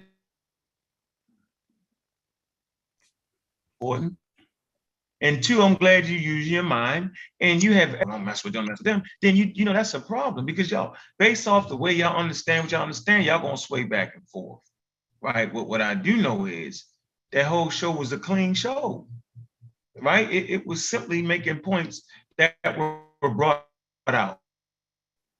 Very to the point, very sharp. It wasn't none of that acting like they use professional information. Right. So, hey, man, I don't know. So what was the response? Hey, I got another question real quick. Well, let me ask one more question for you, gentlemen, real quick. What was the response to the historical critical method wasn't applied to Afro-Asiatic? Did they respond to that? They didn't respond. It was more character assassination and talking in circles and talking about the red herring movement. Yeah. Red herrings. That's all he was doing. Yeah, for sure. Nothing else. Go ahead, family. Nessu. Draw manning, creating narratives that nobody Nessu was said. next. Cedric, I ain't trying to cut you off, Cedric, but yeah, Nessu even trying to get in. Go ahead, Nessu. Oh, okay. I got a question in relation to Bantu and being them trying to spread Bantu to everything. If Bantu is not genetically related to Medu Neter, how is it that a lot of West African tribes, without any formal training in Medu Neter, can make decipherments based on their own language when they read the glyphs? I mean. Why don't you teach us that, yo? Listen. Teach us that, bro. Go ahead. I never seen West Africans do it. I remember Master Naba from the Earth Center was trying to do it, who was a Mendinka and a few other people. But again, I never seen real continental West Africans do that. I didn't. You find a few. Okay. And they do it based off sound correspondence. Diop spoke of his tribe. Okay, I want to say something about Diop. Yeah, I'm going to say, I love Diop. Break that down with the Wolof, because Shaka was up next with the Wolof and Diop. I'm gonna be 3 seconds. I love the master teacher, Dr. Anthony Joke. But here's the thing: Dr. Anthony Joke was, UNESCO beat up Dr. Anthony Joke on certain things, not denouncing who he is and his credit. He is who he is. But when it comes to linguistics, when Negro Egypt, they destroyed him. So what I'm saying is that, and with Wolof, and the thing about Wolof is highly influenced by Arabic. It has long words and vowel words. So some words you will find in kinship to something that's related to Medu Neter or Egyptian, because Afro-Asiatic is Arabic is Afro-Asiatic and Egyptian is Afro-Asiatic. But we have to understand, at the base root of most continental African languages, we have to understand that at the root, when you strip it all apart, sound correspondence, you'll find familiarity or some content and bridge. You got to think about it. Afro-Asiatic and Nilo-Saharan, according to some articles, say that they split from one another 16,000 years ago. So there's kinship that shipped the base root. The earliest layers of Niger Congo split from Nilo-Saharan and some language stratoms as early as 33,000 years ago. So you're going to find some familiarity linguistically in these languages. You get what I'm saying? At the root of sound correspondence. Now, when we talked about on the show the phylum, which can be used loosely as a family, depending on how you use it, you can be genetically in certain attributes characteristically. Phylum and taxonomy sits in between a class, which it can go at the top or below the class within a phylum, right? Linguistically, right? But here's the thing. You can be related but genetically related, related to somebody at root in a family system without being biologically related to them. So the Hausas speaking Afroasiatic are not as genetically similar to most Afroasiatics like Cushitic, Amazigh. So even though they're not biologically related, you can still find linguistically that there is no kinship. So that phylum and family thing can be used loosely. And I tried to explain that when I read it, when somebody tried to act like we didn't know, but it could be used loosely. So you get what I'm trying to say. So at the base root of most of these languages develop, even the oldest human language, if we believe in evolution, develop right there on the continent. The first levels of communication, the FOXP2 gene to allow us to communicate vocally, develops right there on the continent. So it's a lot of things that you will find that can bridge together in some layers of all these language all these language families, especially coming from that continent. So, And one more thing. now, why don't you explain it for us, brother? You brought it up. Explain what? Huh? How the Bantu Explain what? Yeah, what's the body of literature? The body of literature? One person, yeah, the body of literature on this whole thing you spoke of, the meta lecture. Like if we was really trying to find that, where did we find it at? Since that's a well-known thing, right? Are you saying it's a well-known thing? No, what I'm saying is that Diop said it. I dealt with, like Ngozi said, I dealt with the brothers from the Earth Center who definitely decipher the meta lecture different than the Western, the way it's deciphered through the Western world, I guess you would say it. But yeah. Oh, you talking about them guys that was arguing with Assad and them over it? No, the Earth Center, I don't know if he got into an argument with them over it. The Earth Center is something totally different. But hey, was saying they had Assad, those people know who I'm talking about. But in regards to Afro-Asiatic and Negro-Egyptian, now if you're going to say that Negro-Egyptian is pseudo because of the inserting the term Negro, wouldn't we say that Afro-Asiatic would be pseudo as well? You talking to me? I think Ngozi gone. I'm talking to you too. I mean, based on the grounds that I don't think they were saying it was this is just pseudo just based on the word Negro. I mean, that wouldn't. They wanted to remove Negro Assad's point just so it won't become convoluted. That's why. No, I'm saying that nobody on planet Earth recognizes being pseudo. That's what I'm saying. So go find me a source that says that. I need 10 sources to say Afro-Asiatic is pseudo. Go for it. I'm waiting. I'll give you one though. Give me the one. Afro refers to the continent, as does Asiatic, whereas Negro refers to I was just trying to get him to answer that question, Cedric. You gotta let me. You gotta let me get him. I don't want you diving right now. So seriously, I'm asking this brother. I mean, that's important. He said it. He asked me, wouldn't it be pseudo? And I'm saying I've never known it to be pseudo. But do you have any sources to say that? Let's see, Biddy. You're on mute, bro. Yeah, you got him out of there, Cedric. Go ahead, Cedric. What was you saying? Go ahead, Cedric. I was simply saying the one refers to the continent, and that's much more academic. Asiatic would Asiatic then be pseudo also? Whereas Negro is referring to a specific group of people and excluding other people. So that would actually be racist. And what I learned in Ngozi's presentation is the fact that they established, and Greenberg himself was taking the racist component out of it in his work. To now go back to excluding certain groups based on race is purely subjective. Yeah, so go ahead. Good point, Cedric. Go ahead, brother. Yeah, good point taken. But the question I got is, does the scientific community agree that Afro-Asiatic is that? Because from what I've seen, it's not 100% consensus on that. Nothing's 100%. Yeah, there's no such thing. That's exactly. Exactly, but it's more than just 80. It's kind of split on that whole topic. You had to go get that. Yeah, just go get that. I gotta go get that. So let me ask. Wait, that's not. No, relax. No, relax. What I'm trying to tell you is, it's been spun that way to make you think that. So I'm just saying you should actually look that up for yourself. Don't I did look it up for myself, and I'm not even going off nothing with this whole Assad and all this No, that's stuff. Y'all fine. talking, I I'm know. going off. So when you looked it up, what did it say? And where did you look it up at? What did it say? That Man, everybody was honestly, split man, down the middle on? I'm gonna have to get back with you on it because I'm spitting off the dome, and I was looking into this stuff. No, seriously, real talk, maybe 5-6 years ago. And so right now I'm just spitting off the dome from what I remember. You ain't So see I'm not coming. Did you see the past No, two you shows we good. did? Did you see the past two shows we did, like showing like we showed where all the consensus was, where the experts lie with it, who's done the work, and why they agree? No, I probably. Oh yeah, because we did like this recently. Did about a couple shows in at least.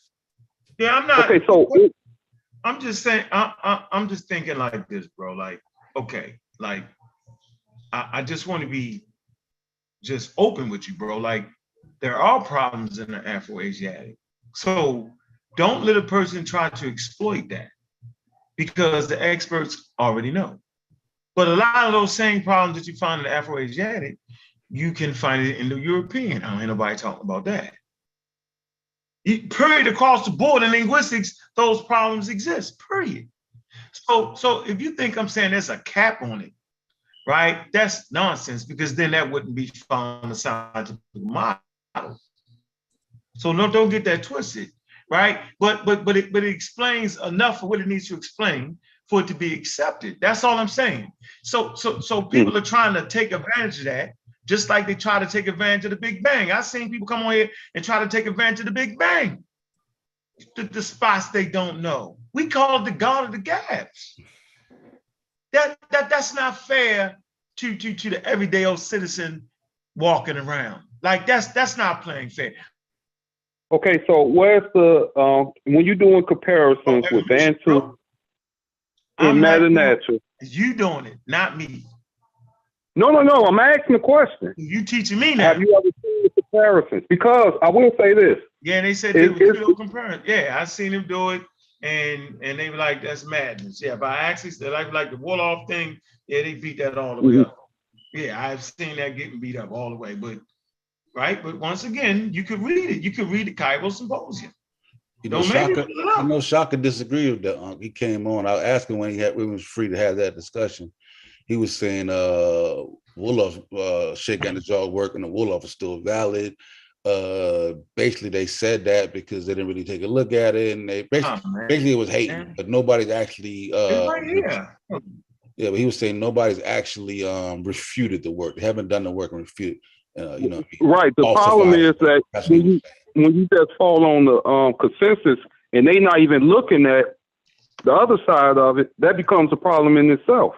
But then you can't. But just because something is a consensus doesn't mean they had not looked at the other side. That's not what the consensus means.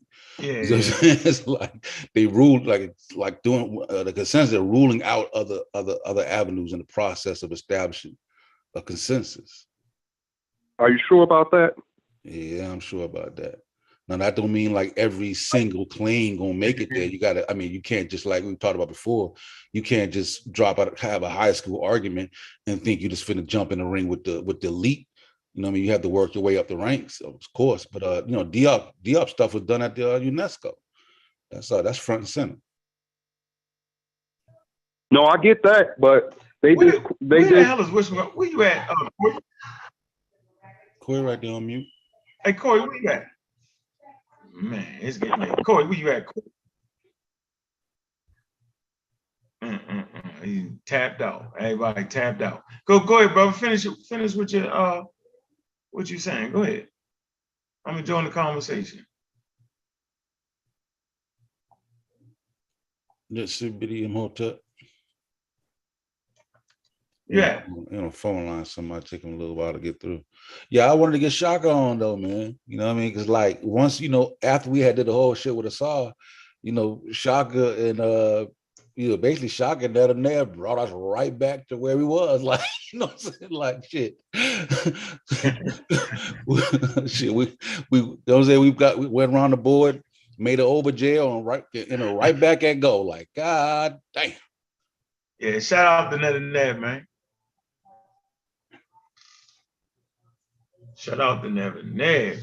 Yeah, so he was that was doing a show saying like basically he was saying how they were praising Diop and ridiculing Greenberg. I don't know if you watched his the little thing he did on it. Yeah, I don't agree with everything Netanyahu say, not at all. Of course. Right, but I know he did give me some value information on a lot of linguistics. Yeah. Yeah, I want to have that Wolof. I want to have that Wolof dialogue with Shaka. Yeah, we definitely want to have that. They're not going to be able to come up with nothing that make no damn sense. This is what I promise you. It's not going to never make. There, Corey is back from the Cosmo. Yeah. Come back out the black. Huh? When the time color comes into the equation, hold on, let Corey. What you say, Corey? I said Uncle's frozen for a second there. Yeah, he pop locking and shit. But can y'all hear me in there? Yeah, you good though. You good now. Hey, can you at some point can you touch on the issue of spirituality? Yeah, we're gonna get science. Yeah. Right? Yeah, that's kind of what I want to touch on. You know what I mean? Like I'm asking myself the question and the audience the question. I mean, does Egypt lead to pseudoisms altogether? Like every time Egypt comes up, or there's a study on Egypt, or there's a group of people taking an interest in Egypt, it leads them down a pseudo lane. You know what I mean? You see it in all kinds of communities. You see it with Dr. York. You see it with people like Jabari turning Egypt into Christianity. Assad and his pseudo-linguistics and trying to make Egypt some type of Bantu language. You know, it's just, you know, you got these groups of people who read this Metanetia and you know, the Metanetia teachers there's nothing they can say that's wrong, you know.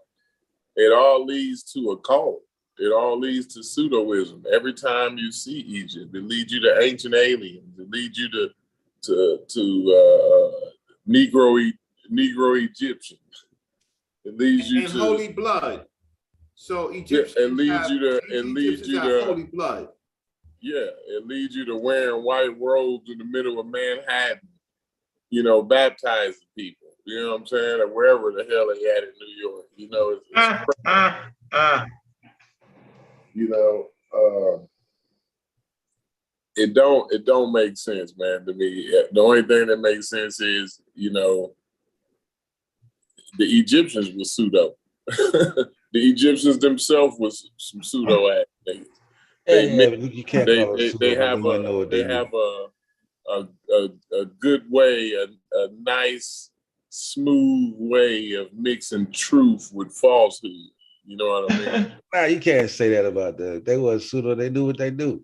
They explained it the best way. I'm just saying that it's not like they knew better. Every it was time, like, fuck that, I'm gonna do all some the Egyptian name an Egyptian nigga, like name a group or a nigga that's a Egyptian nigga, like, you know what I'm saying, that studies Egypt or you say Egyptian nigga, you mean like modern Egypt, like a modern nigga? Yeah, right. No, you know what I'm saying? I thought you were talking about, you said the Egyptians. I was like, okay, all right.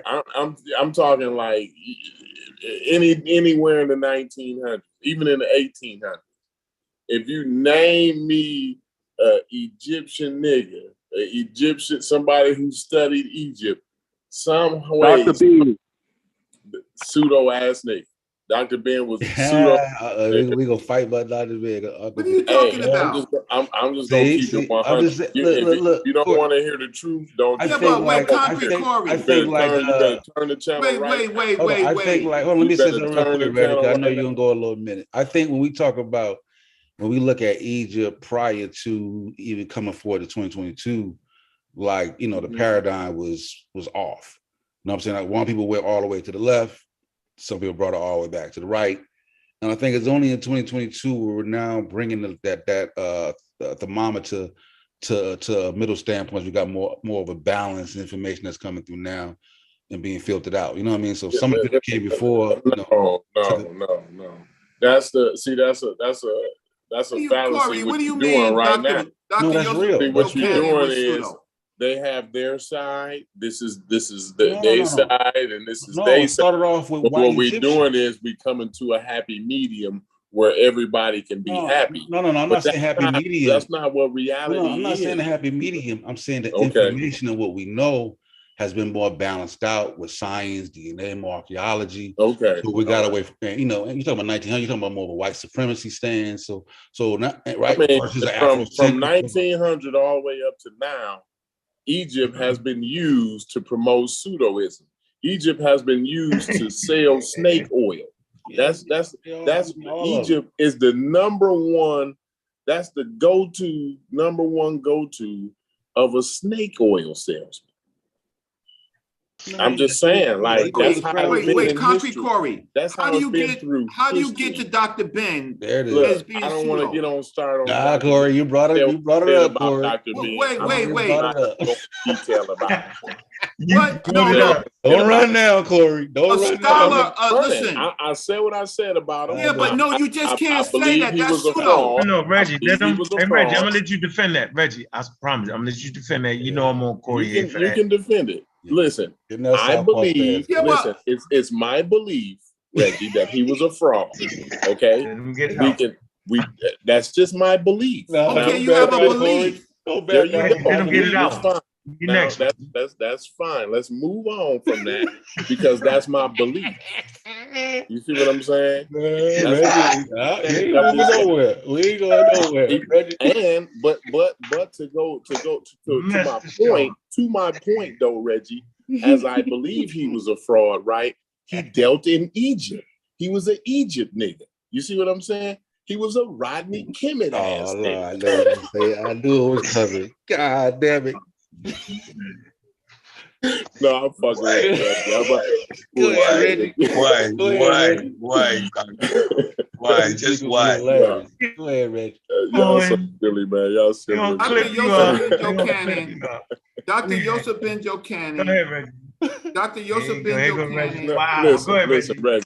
Reggie got an hour. Go ahead, Reggie. No, because it's a red herring. That's a red herring. Dr. Yosef, let's put it in context. I don't. Dr. Yosef Ben Jokanan was important to bringing Africans from the Americas and the Caribbean to Egypt. He sat on the work of Antonio Furman, right? Price Mars, and many of the people that came before him, George G.M. James. What he did was allowed African Americans to see it for themselves. He never believed in Egyptian religion. So you have to understand that. He said he only taught. I wouldn't disagree with nothing you said. He only taught what the ancient Egyptians believed based on his work. So he became the preeminent scholar in Black America on the work, and he brought people there. So now there are people who acted like they studied with him, and these are some of these Kemetic shrines. And I was around in 80. I got there in 83, and I started meeting them. Dr. Yosef Ben Jokanan used to laugh at them. Many of them never went to Egypt, right, until the 90s. And Dr. Ben was teaching ancient Egyptian culture in Temple and in Cornell University, right? And so he was under the academic, how can I say, rigor that as a staff person.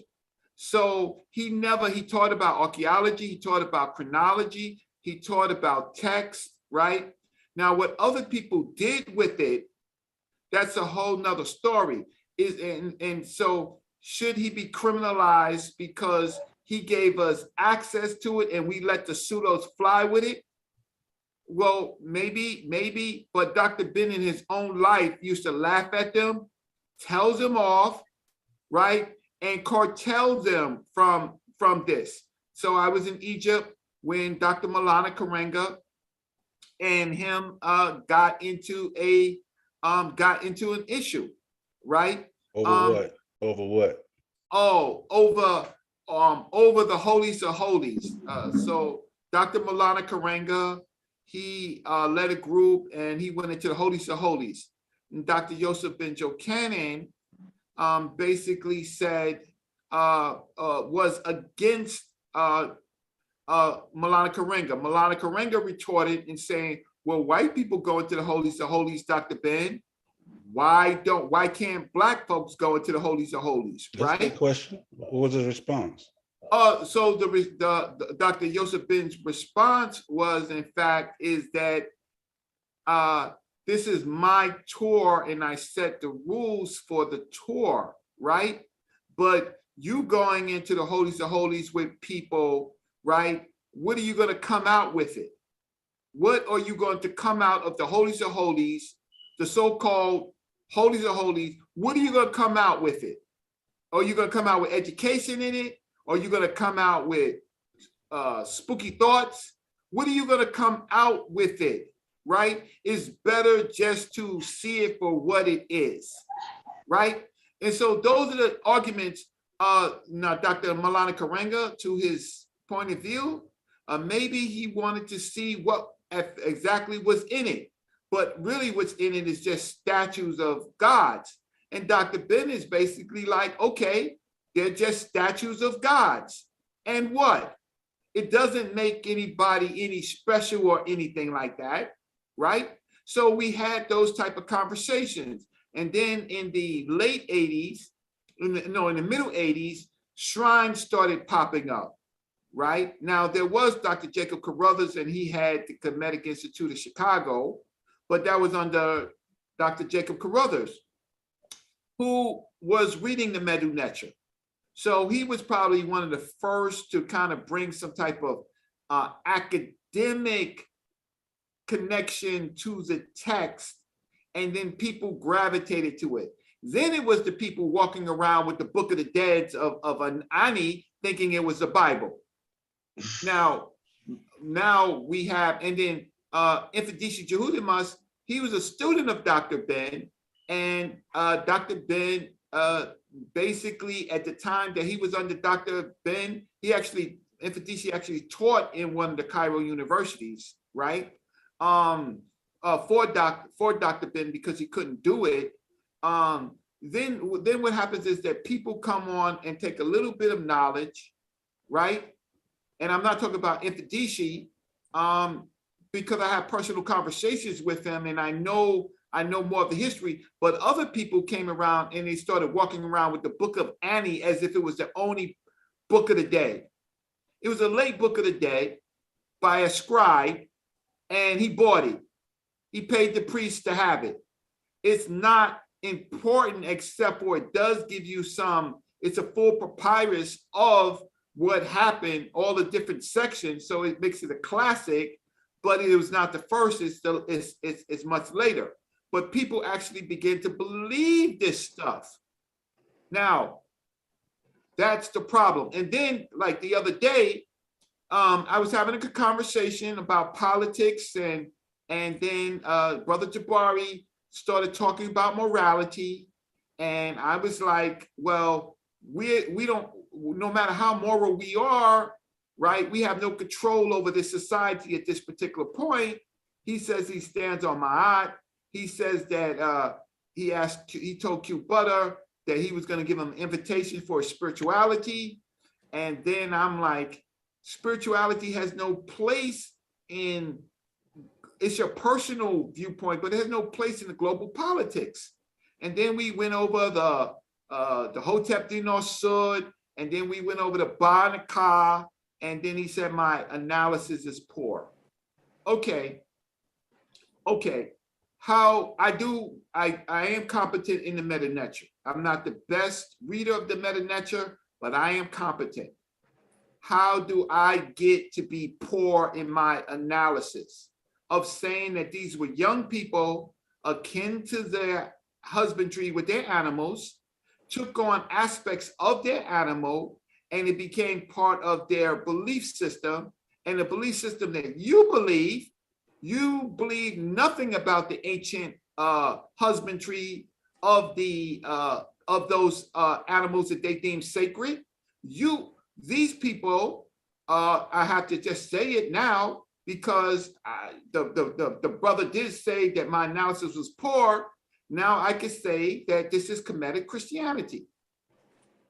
Kemetic Christianity meaning you have to talk about ancient Egypt in the context of Christianity. So that is the big problem. And then why do we have to revert back to ancient Egypt in the modern time? Right? Why do we have to do that? Isn't there science? Isn't there STEM? Isn't there economics? Isn't there local politics? Isn't there trying to get our kids to school? Why do we have to? Now, for your own personal cultural thing, small groups, they can study all they want. But when it becomes a part of moving our people out of the reality in which we're in and putting them into something that is retrograde, then I have a problem with.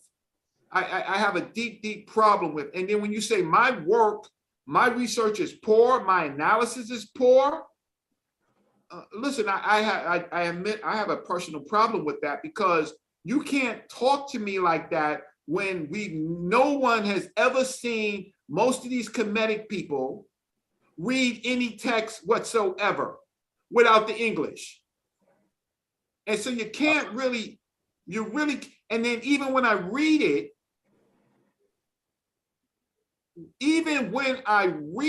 it, right, it doesn't necessarily say what they're saying it says. And it's in the context of people that's 3,000, 4,000, 2,000 years ago, right? So the question is the question is, if you can't read it, why are you talking about it? Right? Why are you talking about it? So if people don't understand what I'm talking about we have to make a decision for our future. Do we go back to spirituality that no one has a definition? The definition of spirituality differs from every person that's on this chat. Do we go back to an ancient people's spirituality when most of our people can't even read the text? Is this esoterical stuff going too far? Right? Ma'at was in the context of a state. The state was what you call ancient Egyptian civilization, Tawi, Henu, Kemet, etc. It was in that context. That state is over. So Ma'at can exist, but as far as you have to keep it under the context that it was under a king, it was under kings. So it's just not no willy-nilly type of thing, and we don't have any kings, and nor do we need any kings. I'll stop unless someone says something. First of all, we on a very serious note, adults are allowed to enjoy cosplay as much as nerdy teenage kids. That's number one. Okay, so let the people play dress up. But I'm gonna address certain points, and this conversation turns now into an atheist conversation, which is simply not having a belief in any gods or gods, whether it be a judo Christian god, a judo Christian god, or a African gods, or Kemetic gods, or Norse god, or Greek god. None of them. None of them. I have any belief in any of them. Now, what is disingenuous is when somebody that obviously speaks about Kemetic belief in the terms of belief, because he understands that when you talk about divine and spirituality, he cannot substantiate that. He clearly talks about it in the context of belief. Argue with some other group, the Hebrews, that their belief is wrong. Like belief is belief.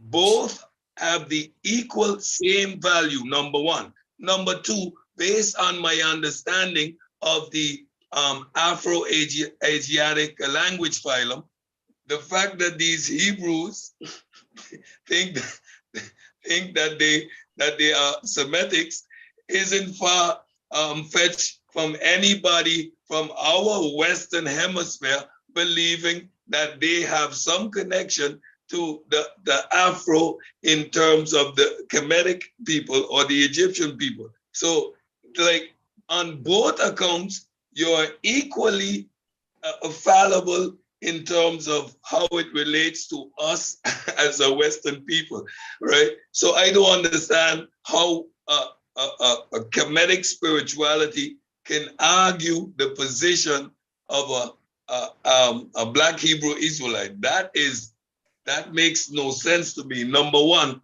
when you cloak your pseudo-isms in Kemet, to concrete Corey's point and to a point Reggie made earlier, Egypt, Kemet, the pyramids, the pharaohs, the mummies, the gold, the mystique. We got movies made about these gods. We got Bible stories about rivers parting. It's all mysterious. And within that realm of mystery, you can create any fantasy, which is a great attribute of the human imagination. But when you're over here and you practice methodological naturalism, you are able to distinguish what is imagination from reality. And simply, like, again, these are basically cults. I won't say to a bad or a good, but it's a group of people believing in some delusional thing. How can you say you're being a Kemetic priest when we can establish and know for a fact that that culture, the language is dead? There is no linear process by which means you can tell me you know what they are talking about. At least the biblical guys got their book and they got a chronological history going back at least 2,000 years. I can give them that much. But you're ascribing to a dead culture, a dead language. Let me say this. We pretend as if we can actually speak this language. It is crazy to me. Let me say this. And I will pass it to you, because after all shows you've been doing to put Egypt in this African context, right? Is the issue that Jabari attaches it to Egypt? Because we do have brothers in the community who attach themselves to other Western African spiritual systems, and they govern their lives by them systems. We ain't gonna call no name. We'll just talk about it, right? But they don't draw the same ire as a Jabari. What's your response to that? My response: spookism is spookism. No, that was the because we don't have the same type of veracity when it comes to other brothers who practice a more West African spiritual tradition, right? But we take. You want to know what's my problem? No, I mean, like, do you is there a difference? Yeah. Between the West African version and the Egyptian version of practice?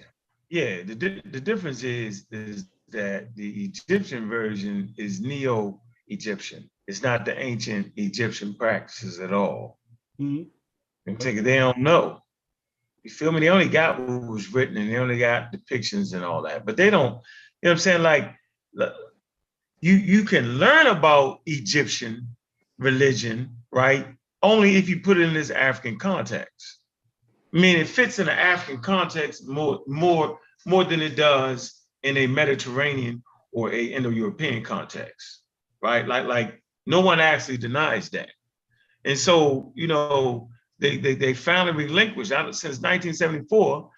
Now they started relinquishing that, and everybody, I don't want to say everybody, but for the most part, academia, the young Egyptologists, now they're studying Egypt in its African context, right? And I think it goes, he said it earlier, that the African context don't mean that they was all pitch black, right? Some could have been light skinned with blue eyes, you know what I'm saying? Or light skinned with red hair, but that's all in the African context, right? And so when back to the statement of Dr. Ben, right? That's my man. Everybody know it, right? And you know, I cringe when people call him pseudo, because I be like, nah, right? He just was wrong on some things. But books I read, he always promoted the Africanness of them, right? When you read the book, Egypt on the Nile, what is it? What is it? Nile Valley. What's the title, Reggie? Black man in the Nile. Black man in the Nile, so that throw you, right? Black man part throw you. But back then, we was basically saying that Africa was the land of black people, right? That's really what it was, right? So anybody in Africa was considered black. And then, you know, Chef, and you'll say, well, hold on, they knew that those, you know, when they came in Mauritania and those areas, that those people was lighter, and so they were saying everything was black from, you know, that magical line, the sub-Saharan line. That's when the black began. But now we understand that the eyeball test is a bunch of malarkey, and that there is no one way to be African. And so we all got to shift our thinking, right? We got to shift our thinking from the racist supremacist thing, and then we got to shift our thinking for the overemphasizing. But back to your question, right? They not practicing Nile Valley religion. They practicing neo-pseudoism religion. That's what Reggie is saying. Like, you can look it up. Madame Blavatsky, right? There's certain European camps that actually brought this practice in. That's why Dr. Ben was opposed to that nonsense, because he was basically saying that's not it.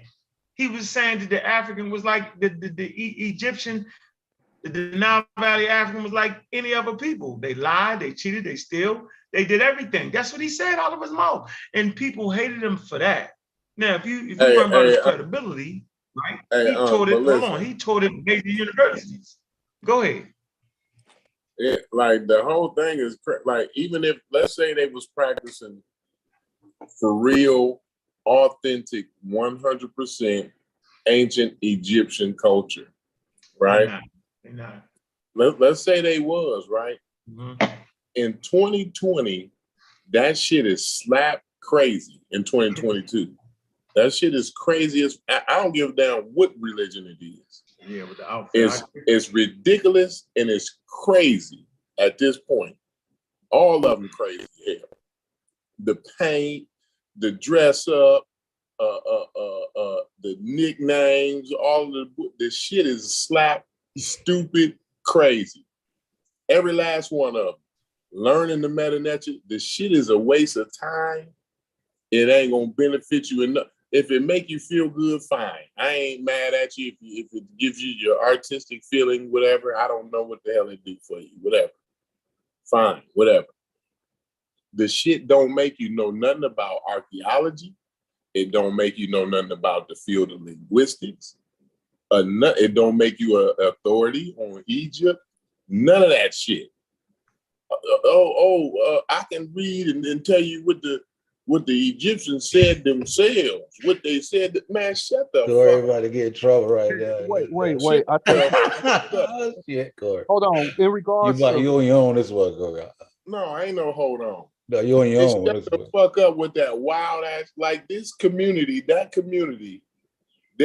crazy ass community done ran rampant with Egypt. They done ran off the fucking cliff. You know how the herd just follow the rest of the motherfuckers on up? They don't, all of them done ran off the goddamn cliff. The people like you, Corey, with Egypt. Or people who yeah, people like me. Listen. You're people like me got common goddamn sense. I understand. And the niggas so, sitting around learning metal. Let me tell you this. Hold on, wait. Ladies and gentlemen, the Corey rant. Yeah. Corey rant is in effect. Any nigga that's sitting around giving a fuck about Egypt, learning metal nature in 2020, living in the United States of America, is crazy and broken. So, nigga, why you dressed up in your African robe? Nigga, I'm a 100%. Corey's views does not represent everybody in the pseudo. I'm a direct. Why you dressed up? I'm not dressed up like an Egyptian. No. You got tennis shoes on. Ghanaians wear every day, you dumb nigga. Yeah, I understand, but why do you practice the culture every day? And I'm a Ghanaian practice citizen. The culture. Why you dressed up, Corey? Because I'm a Ghanaian citizen. Oh, but see, you're doing the same pseudo and Ghanaians dress like that every single goddamn day. Yeah, I understand that, but you're not in Ghana. From Ghana, yo. I think it's Melvin Falls from Ghana. Listen, I understand, but what I'm just trying to say is that ain't you're no doing the Egyptians same. You're running doing around. a similar thing. Listen. I'm gonna end up putting you on mute. Ain't no Egyptians running around with that bullshit on that you niggas is claiming. Yeah, they ain't running around. Hey, but like Corey, part of the process. They're not running around with a fucking. Corey, I learned it in Black Studies in the university. Gonna get a chance, Reggie gonna get a chance. You're gonna get a chance. You're gonna get a chance to tell me how great that bullshit is, because y'all been telling me that shit for 15 years now. Corey Rat, let him go. Hotep, my brother. Remy this and Rodney Kimmett that. Man, shut the fuck up. Run around Baba and all of these old, shut the fuck up. You niggas is slap stupid crazy. Every one of you niggas, if you ain't scamming, listen very carefully. If you ain't scamming and you doing the Rodney Kimmett bullshit, you broke as a motherfucker. Shut the fuck up. Now go ahead, Reggie. Tell me how beautiful Kimmett is, and give me all of the hearts and the soft and warm shit about Kimmett, because I don't give a fuck about it.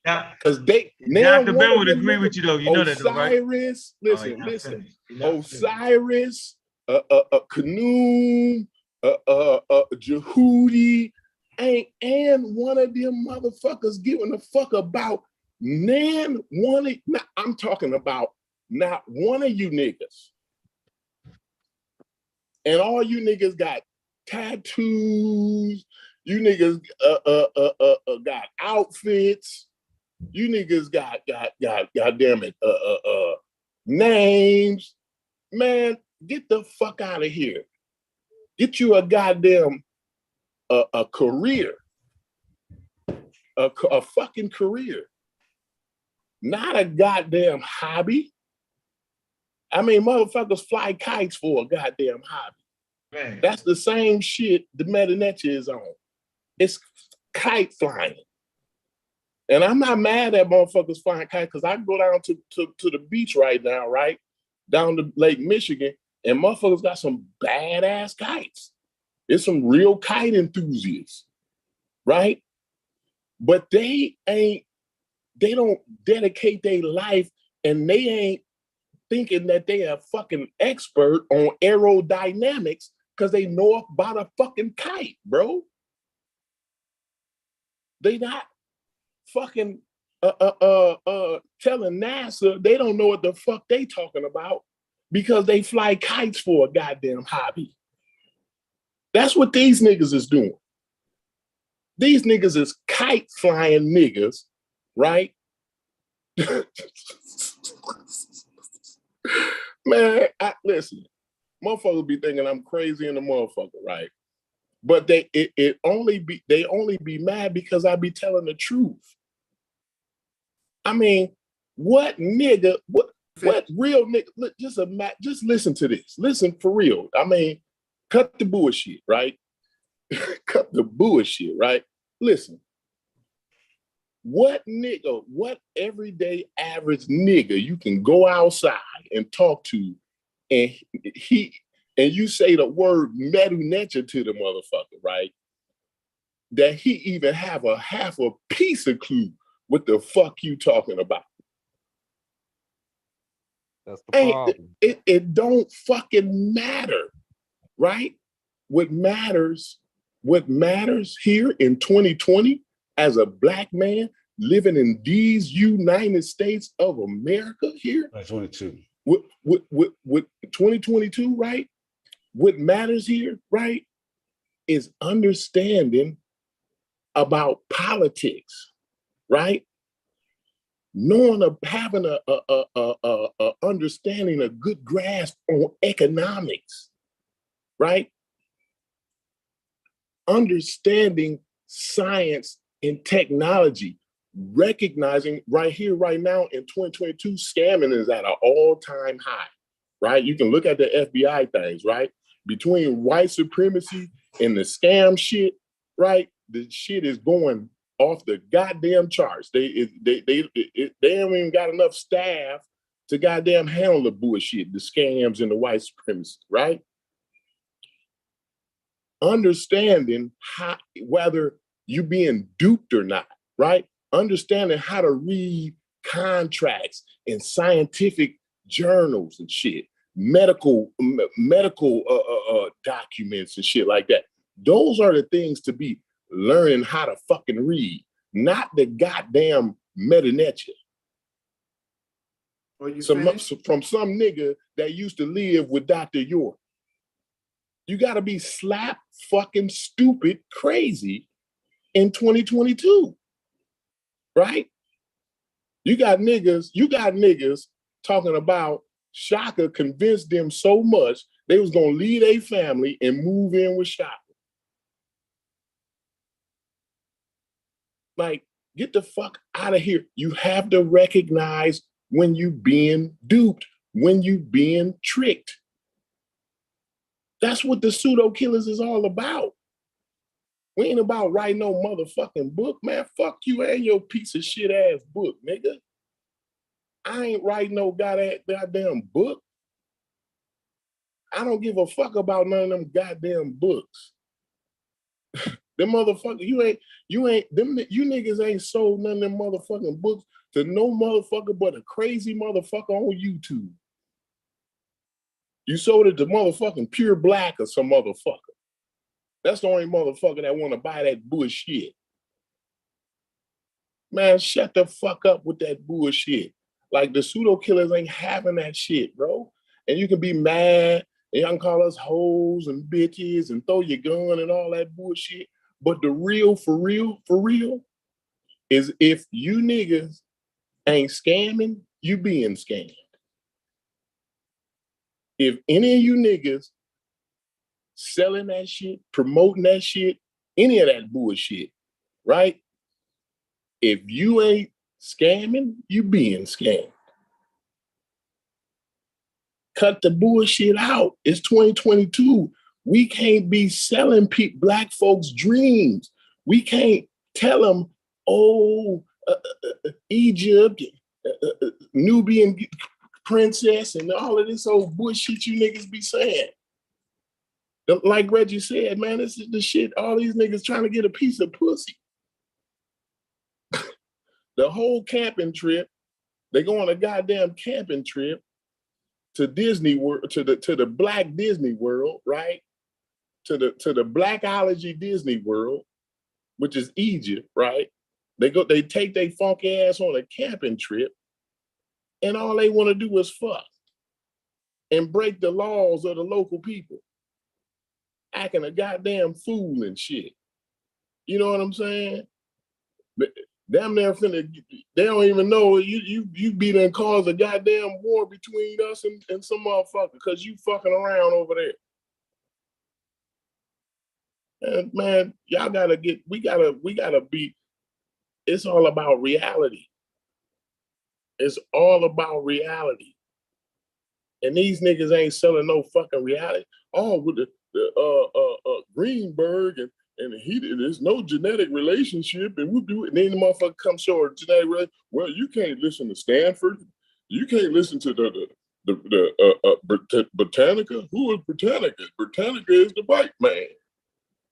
Bullshit. Snake oil salesman bullshit. And it's so crazy, right? Because the game is so old and phony. It's all snake oil salesman game. All of it's all snake oil salesman game. You know what I'm saying? And the thing is, right, everybody, motherfucker gonna hear this video and then I'm gonna be hoes and bitches and all the rest of it and all that shit, right?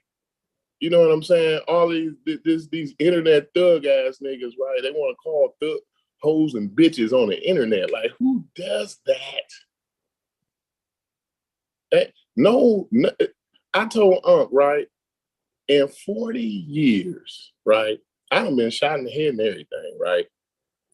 In 40 years, no grown man has ever called me a hoe or a bitch to my face, ever. I've never heard a grown man refer to me as a whore or a bitch in real life. Never, ever, ever, ever in my life. Never. I've never heard that before. I'm not saying I'm a tough guy, because I'm not a tough guy. I was joking with Chef and them a while back.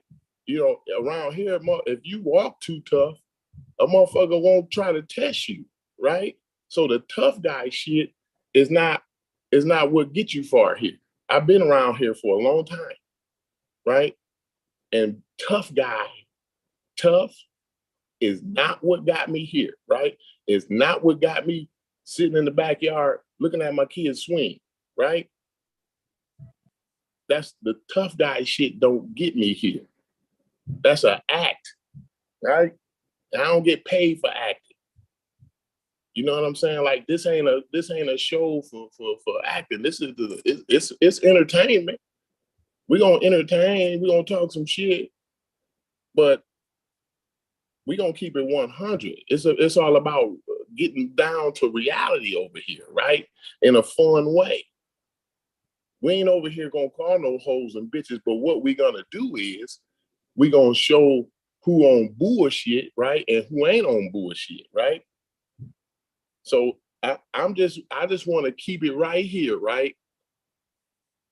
Listen, don't be duped. It's 2022, right? Fuck the meta-nature. Fuck these niggas in they books, right? Fuck all that bullshit, right? Do something that's gonna have you leaving something behind for the ones that's coming behind you. The meta-nature ain't gonna do that bullshit. The meta-nature gonna have you spending your fucking money on some shit that you should have been spending some money on some other shit, or putting that shit up. Cut the bullshit. Now go ahead, somebody go ahead and jump in here, man, because I can keep going. I mean, if motherfucker don't jump in, I'm just gonna keep going. So let me I'm not gonna be long. Go ahead. Corey, there are a lot of things. Let me I'm back in there. What I miss? Corey just finished. About a smooth half hour. What are you talking about? Corey just finished. Man. So all I would like to say, hold on, Reggie, that the views and opinions Exactly. of the pseudo killers are not all shared. Exactly. Okay, I'm gonna be short. I'm not gonna be long. Hold on, Reggie, I'm gonna let you go on long because I know Corey did. Hold on, Reggie. What I'm saying is that Dr. Ben would agree with 99% of whatever Corey said. That's what Corey don't know. Reggie helped me understand that about Dr. Ben. He was a non-believing atheist and thought niggas was slap crazy. The same thing with my man that wrote the blueprint for Black Power. He wrote the blueprint for Black Power and said the worst people was the Black Islanders. Did he not say that, Reggie? If I'm tripping, I'm tripping. Tell me I'm making it up, Reggie. Come on, Reggie. Don't nod your head. The blueprint for Black Power was written by one of the only motherfuckers that's mentioned in this Black conscious community that's a real nigga. That's for real. And that's Amos Wilson. No, Dr. Clark is a real nigga. Amos Wilson. Dr. Clark is a real nigga. Fine. Okay, he was a real nigga. But not to the caliber of Amos, because Amos Wilson, you can take that. I'll put Diop. Fuck that. I'll put Diop up versus Amos Wilson. Listen to me. Right. Can I rant? Can I get my rant? No, hold on, because Sosa went off the fucking rails here, right? Listen, Sosa. You can take Amos Wilson, Blueprint to Black Power, and bring that smack dab right here in 2022, and you'll be able to utilize that information right here today, right? You'll be, I mean, in your life, it's practical information, right? All the rest of that bullshit, the history and who came first and who went to war with this motherfucker, listen, it's 2020 goddamn. I got you, Corey. We already know we got you. We gotta cut that. Sosa, that's the bullshit that we have to cut out and quit the bullshit with. We have to, because we way behind. We way behind, and we're never. If we don't do the Amos Wilson, and we keep saying, well, maybe Dr. Clark, and maybe Sertima, and nobody gives a fuck. Who gives Blueprint to Black Power? Blueprint to Black Power is a practical, informative I get it. Piece of work. That's what I'm saying.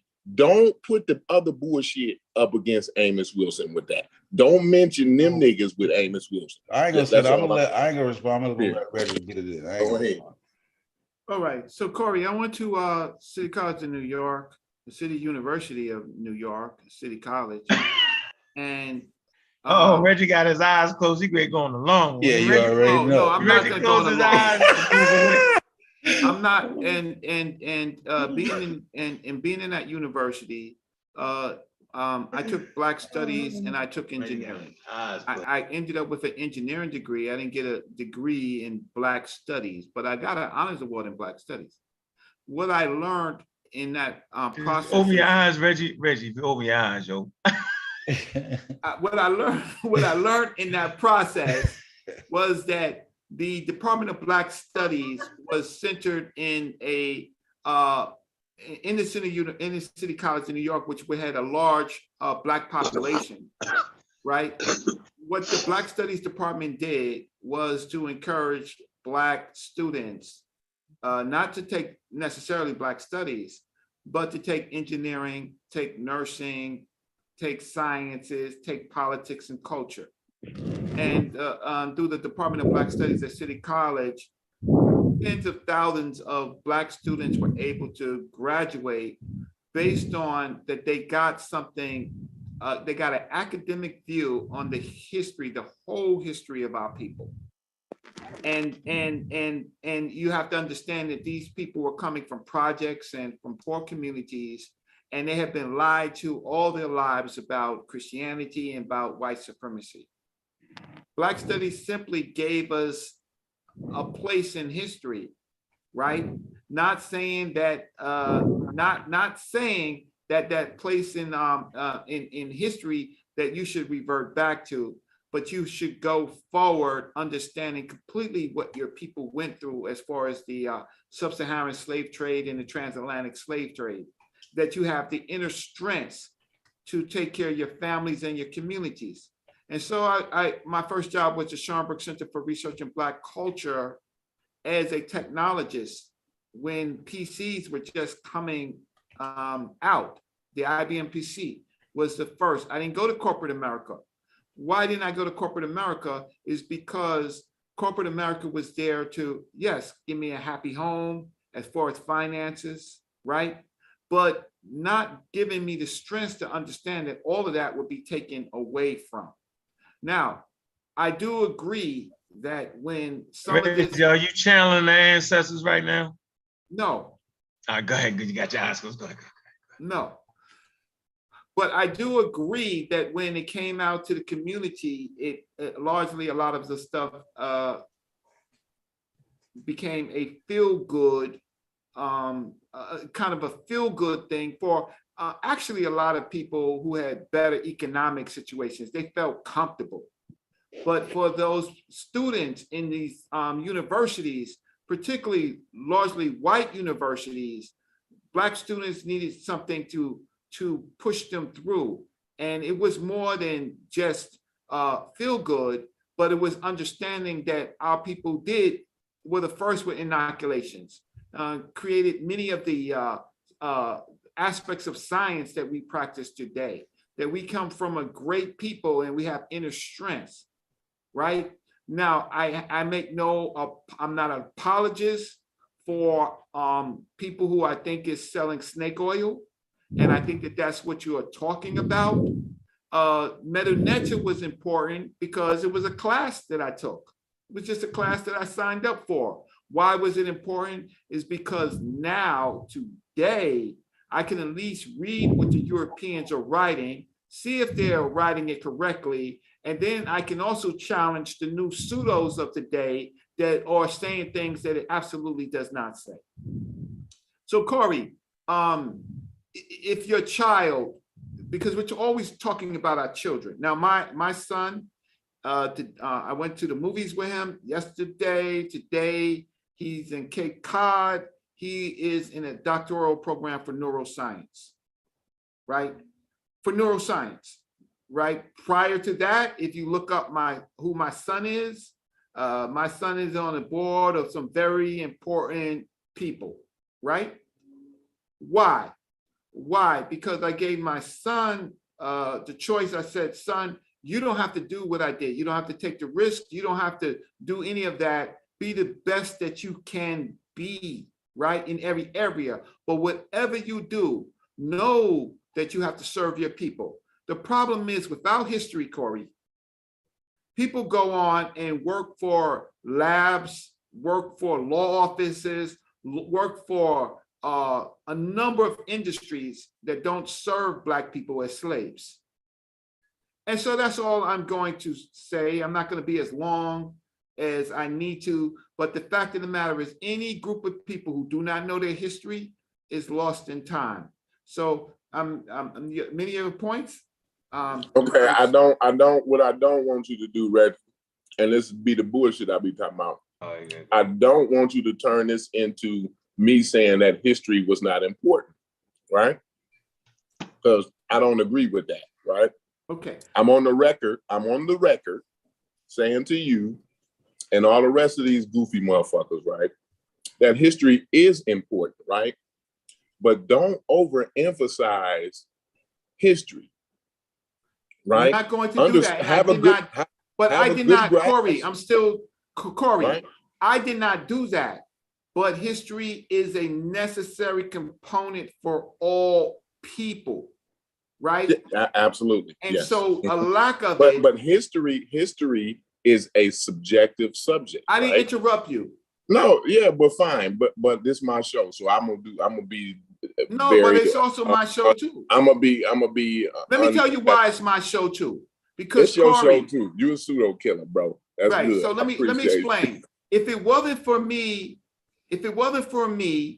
a lot of the intellectual conversations that we have today, right, in this community wouldn't be there. Uncle will tell you. Uncle will tell you that I'm a bridge between the elders and the young people. I try to correct some of the stuff from the young people, and I also critique some of the elders. The thing about it is that we definitely need a balance. I agree with you about going overboard. I banged on the Comedics. I was the first one to bang on Comedics. I banged on Sarasu and Seti.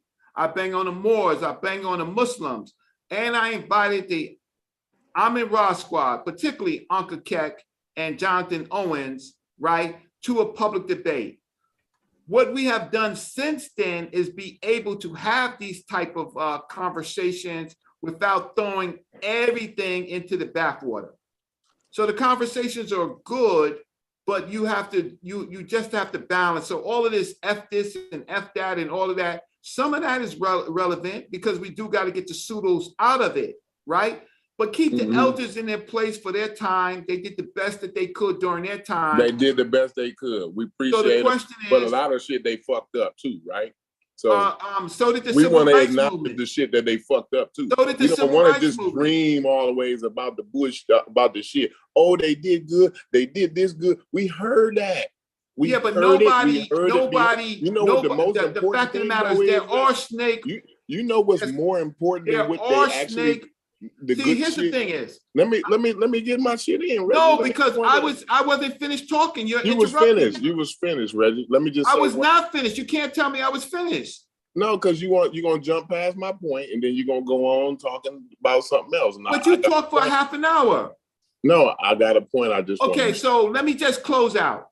Go ahead, close out. No, I don't want you to close out. I want you to continue. I just want to make a point. No, because we got to move on to some other points about spirituality, leading science. Listen, Reggie. I just want to say, Reggie. I just want to say though, the real important things is gathering and understanding about the shit they fucked up on, right? That's the best part about the history. That's what you want to learn about history. All of the love stories and shit, like that's fine too, right? But the most important is where they fuck up at and how can we make sure we don't fuck up. No, I do agree with that, but you have to understand history. So, for example, you've heard me many times.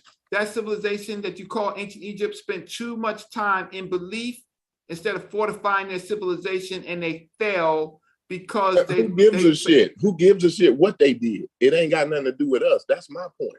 No, it doesn't. About the whole Egypt shit, the whole thing, Reggie. The whole thing. No, Reggie. But that's the story of Africa in general. Fine. So when you make an analysis, see, the difference is, general. You know what the difference is? I got a college fucking education to make a fucking analysis. Right? Why we gotta be general? I got a fucking college education that allows me to make an analysis. That don't mean you're right about it. Can I step in the middle ground here? Just no, what I want to ask is, Reggie got to get his point up, close out. No. Let me ask. Why is it that we African Americans got to be the general niggas? No nigga else on the fucking planet. You got no analysis. Nigga. You're just talking. So when you have analysis, you can bring in periods of history to understand so that you can correct the future. Cut it out. See, this is what I'm saying, Sosa. Sosa will keep it real sometimes, though he's an I keep it buck all the time, Corey. You might not agree, but I'm the same way every time. 1,000. Listen, Sosa. African Americans is the only general niggas on the fucking planet. And do I gotta get a source for you to understand what I'm saying right now? Different than you, Corey, is that I stand out in the street and I talk directly to these people. You're a YouTuber. You don't even know these people. I talk to all the pseudos. I talk to all of them. I stand out in the street with them and bring out the points. You know, you watch. It's great to watch and to make analysis, but I actually make analysis on the fucking planet. African Americans is. We're the only general niggas on the planet. You know why? Because we generalize Africa. Egypt is a general culture of Africa. Like, who the fuck else does that, Sosa? Who does it? Nobody. You lack analysis. Corey, you actually lack analysis, right? The fact of the matter is, Egypt is not that important. What is important is the whole of Africa and what happened to Africa and what is happening to the African American and the Caribbean and the African throughout the whole world. No, the whole of Africa don't give a fuck about what happened to No, it's not about. The problem is they don't care about that shit. Like, y'all are the only general niggas that give a fuck about everybody. That love No. We study, some of us, it's not, you see, the difference is I actually have an education in the field. You African Americans is the you are a only fucking crazy hobbyist. niggas on the fucking planet. You're a hobbyist. No, I'm not a fucking. You don't care hobbyist. about I'm the a shit. realist. You don't care No. about you don't care about it no way whatsoever. No. You have put no time in the black movement. I have. No, I put it in the black movement, I and I my have time put in it the black in movement in a education. different way. In a different way. What way? Right? I think my time should be put in a different way than what you think you should. What put your way? time. So don't tell me about. Listen. I'm not here to explain what I did and this and that and the other, because I can tell you shit I did, right, and shit I do In the black movement. I'm here to boast that. What black organization you been part of? What is the definition? Give me the definition of the black movement. Give me the definition of that. The black movement is black people participating in unity in organizations for social, economic, political change. That is the black movement. Niggas outside of organization is just niggas outside of organizations. No group, niggas. No. I gave you my definition. If you're asking me if your criteria is being a part of some group of motherfuckers, right? No, I ain't never been part of no group of motherfuckers, right? You're a group of motherfuckers now? Yeah, I'm an individual that's a part of a group, right? I'm still an individual within. Now that shit is pseudo talk, right? It's that pseudo talk. No, you're part of a YouTube organization. No, this is not an organization. This is not an organization, brother. That's where you're highly mistaken at. This is not an organization. No. And what is the organization, Corey? Don't fuck up the English language. I don't have to know definitions. See, Corey, you don't have really any analysis. What y'all do, this is what y'all do in this community. Oh, if you don't know the Webster dictionary definition of that, no. What you're saying is bullshit. Hey, the fact of the matter is, right? The black movement is black people involving themselves in black. Let me tell you what I do. Let me tell you what I do for political, black people. economic, and cultural change. Let me tell you what I do for black people, right? I have taught black men, and black men work with me, right? And there's about 20 black men, right? Because of me and what I taught them, right? They bring home $80 to $100 to $120,000 per year to feed their family, right? I don't need to march down. I don't need to put up a goddamn flag. I don't need to wear a red, white, and blue, red, white, and green rag. I don't need to read Civilization of Barbarism. I don't need to do none of that shit.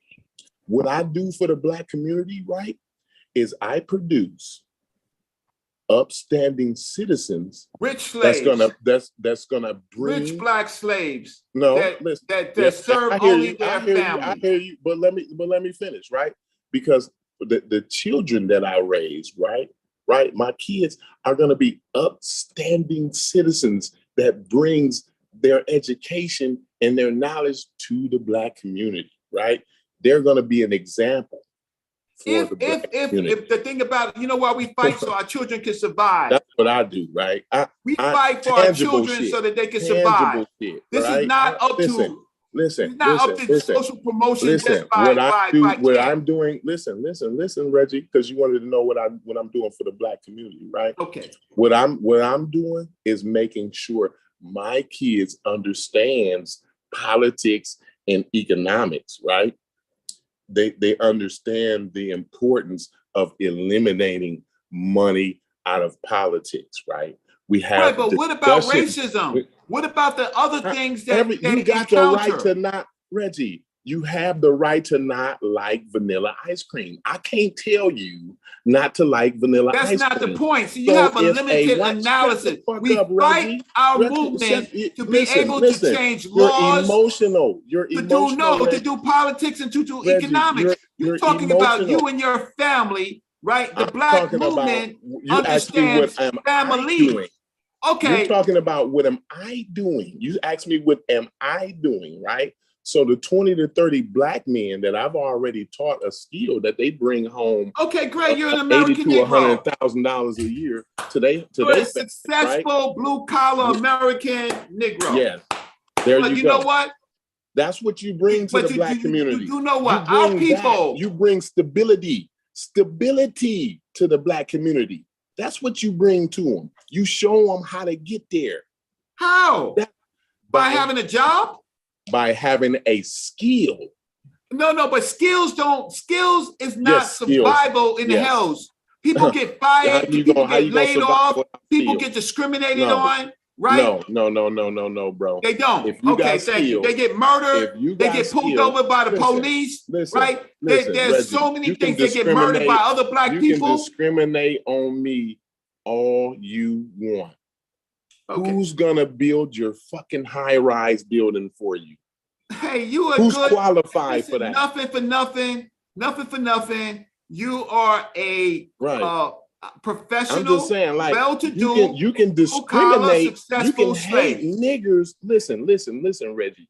You're just talking like the white man, Reggie. Like you're just talking like the white man. Reggie, you're emotional, brother. Listen. No, you was emotional with your rant. And okay, I'm just checking you on your rant.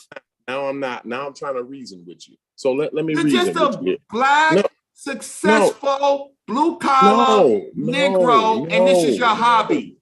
No, listen, Reggie, listen, Reggie.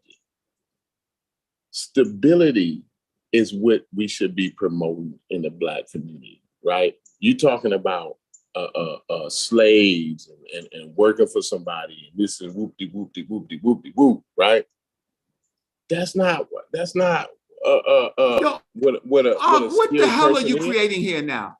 What the hell? I'm not done. You didn't interrupt. What the hell are you creating now? Let me tell you. I'm just asking Unc, is this not I'm asleep right now. Is this not yet another? It's me right now, Reggie. Listen, Unc can't save you. Unc is not gonna be able to Unc is not saving me. I don't need to be saved by you. You're just a successful, lucky. No, I'm not lucky. I'm skilled. Black man, I'm right? not lucky. I'm skilled. And I wish you much success. Lucky. I'm not lucky. I'm skilled. Listen, let me explain something to you. Skilled? Black people were always skilled. Okay, listen. Black people are always skilled. I'm gonna go to Sosa. We built railroads. We built highways. Right. So those are successful skilled. Black people, right? Wasn't those successful Black people? Right. That's not what I'm saying. We were always skilled. We are skilled. That is not the issue. So. The issue is that there is an army Reggie, you're of white emotional. supremacists, right, embedded in the society, and making sure that you don't limits get to do our nothing. people's capabilities. Simple as that. Not here, but all over the world. I agree with it, Reggie. Okay, thank you. Okay, so Sosa, let me tell you something, Sosa. Let's say with your music. Let's say I'm a Black man and you're a white man, Sosa, right? You need your driveway done, right, Sosa? You need it done. You call you look on the internet and you call the first dude that comes up on Google search. It's gonna be probably the best guy, the guy that's getting the most money. He probably got a good marketing company. He's probably been around for years, right? It's probably a reputable 5-star company. That's gonna be the first one. You're gonna call them, right? And that company's gonna come out. First of all, that company's gonna say, first of all, that company's gonna come out, or they on the phone call, they're gonna ask you what you're trying to get done. You're gonna tell them you want a patio done, or no, you want a driveway done, right? So they're gonna say, well, okay, fine, we'll get somebody out there. It'll just be a $50 estimation fee, right? So you find, okay, you pay the $50 estimation fee. They'll give that back to you though if you actually have them do your driveway for you, right? They'll reimburse you that $50 back, right?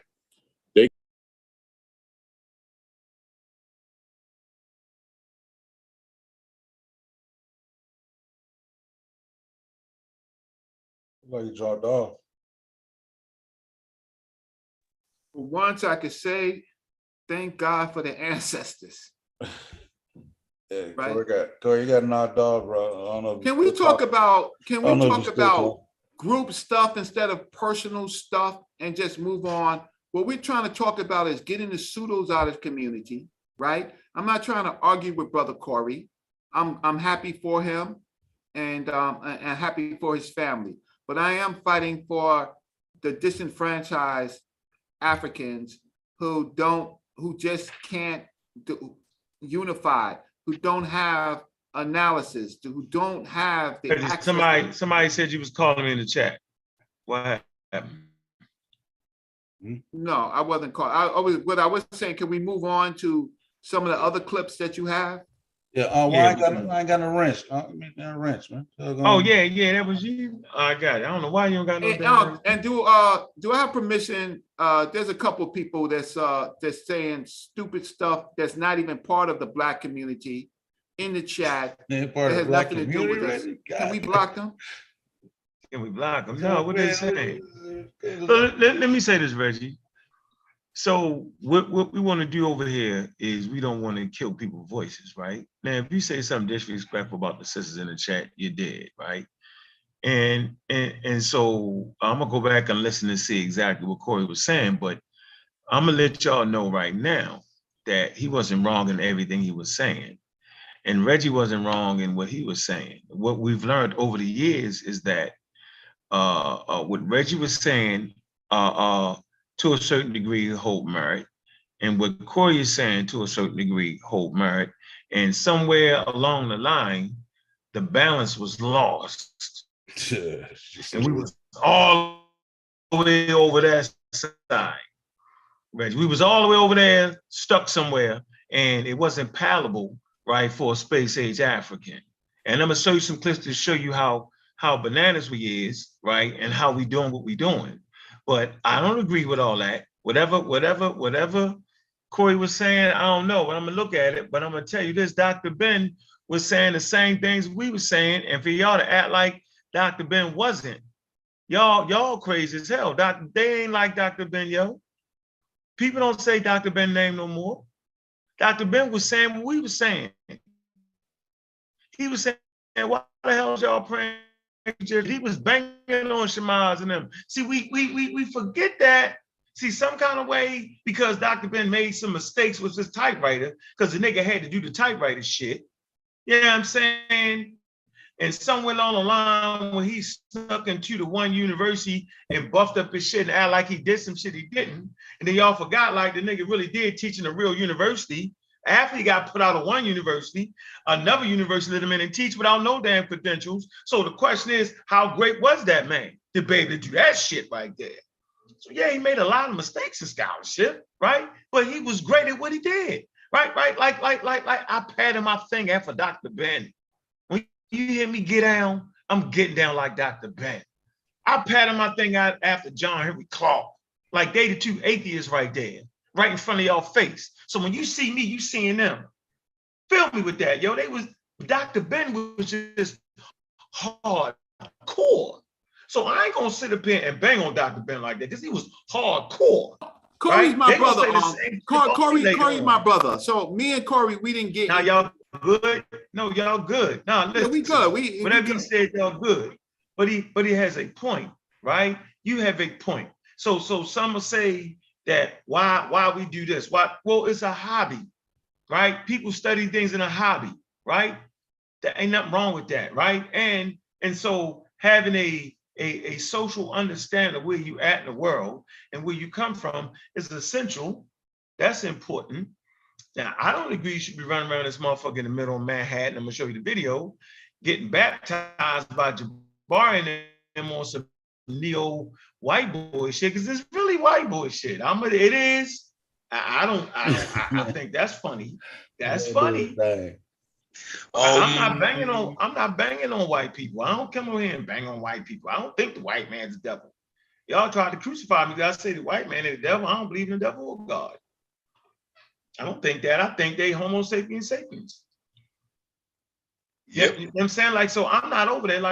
So I'm reading this while everybody is cracking jokes, right? I'm sitting back. I'm actually looking at this right here. Let me show my screen. I'm actually doing this. And y'all ain't ain't ready. I'm gonna do a show on this because y'all everybody be trying to have fun, missing the point, don't know what you're talking about. We right here, yo. What is this? See, everybody talking that shit about what Diop did, what Delphi Banker did. UNESCO. Type in UNESCO, UNESCO. Right? Go right here. Here you go. Right? This is the Cairo Symposium, the people of Egypt. And the decipherment of the Meretic script. Y'all want to know what the arguments was? They all right here. You can know what they was talking about, right? You can see what Diop was trying to promote the Black hypothesis, trying to say that Jesus was Black, right? But it was some points he got right. Here you go. Professor Diop considered that the findings of the anthropological inquiry already provided an adequate basis on which to draw conclusions. Negroid Grimaldi man appeared about 32,000 years ago. Cro-Magnon man and a prototype of the white race. See, they don't even use that language no more, right? And they wasn't supposed to be using back then, but they did about 20,000. And Chatelain man, right? Yeah, am I saying right? Chatelain man, a prototype of the yellow race, okay? In the, what's this? Mandarin period, about 15,000 years. They say, because they was trying to say that the Egyptians were Semitic, right? Or the Egyptian language was Semitic and all that. And he was making this point. He was saying, wait a minute. He said the Semitic races were a social phenomenon, characteristic of the urban environment, and were a cross between Black and white races. He was therefore, in no doubt, the first inhabitants, watch this, of the Nile Valley belong to the Black race, as defined by research findings currently accepted by specialists in the anthropology and prehistory. Right. So he was basically saying, we're going to disqualify this statement right here. This we're going to disqualify, right? We're going to disqualify Black and white races. Get that out of there, right? And we're going to get this out of here, right? When Diop says he was therefore, no doubt, the first inhabitants of the people of the Nile Valley belong to the Black race, that's false. There is no Black race. Okay, what it was is what they're saying now. Africans, no doubt, right? As defined by research findings, accepted, right? So this is the whole thing, and they're going back and forth. But this is what y'all don't know, and I've been saving this, right? Even though they disagree that the whole of Egypt was Black and all that, they like disagree with that, right? But you can actually see, right, that as you read it, other professors, although they're arguing against Diop's, right, they're making a point, a claim that they're not trying to say that there weren't any Black people in Egypt.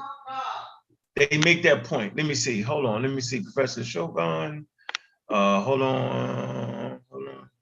Let me show you this real fast here. And y'all just get the document and read through it. Right? I'm gonna do a whole show on this because everybody mischaracterized this, right? Let me see. In this field, also there were two opposing theories, right? The validity of the iconograph and Corey, right? It say in this field, also there were two opposing theories.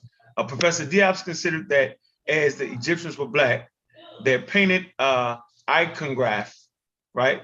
Which identically, hold on, he said, not cited in support of his argument, could represent only Black people.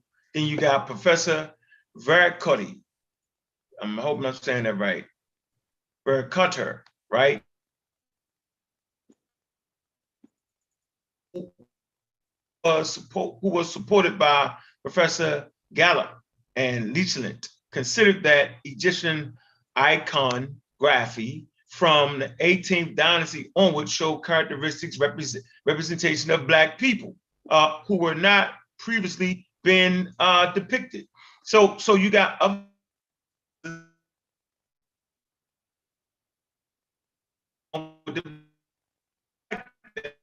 right on, and even let me show you this. Let me see if I can get right to it.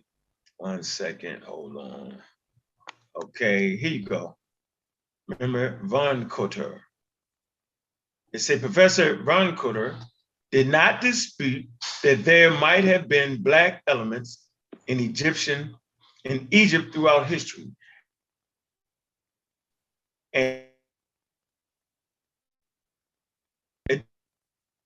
a number of further examples. It says, so he even brought evidence, though he was against all that, but he wanted to make this point. He said he took issue. This is what he took issue with. He took issue with the facts as presented. Two accounts, they had been drawn indiscriminately from the whole Pharaonic period, right? So he was saying, man, I got a problem with that, with y'all taking black people out of the whole Pharaonic period without clear references. He said, and the selection had been made to support a theory. It say on this score, Professor Diop supplied that he had made a point of submitting only carved objects or scenes in order to avoid the likelihood of, discussion on the significance of colors, but that he had been, obliged to use the material available to him at the car. Hold on, I want to get one second. Hold on. Considered, man, the matter warranted. So they going back. This was a good scientific discussion. They talk about, largely discussion. This is Chavez score. No, get off your knees, boy. Don't the discussion. Nothing was conceded by either side, huh? What'd you say, Cedric? I said Schroederberg. Schroederberg. On the other hand, Professor Diop, on the other hand, were again in disagreement during the discussion. Nothing was considered by either. Nothing was conceded by either side. They say the only conceded yet. Only apparent point of agreement was that the matter warranted further study, in particular.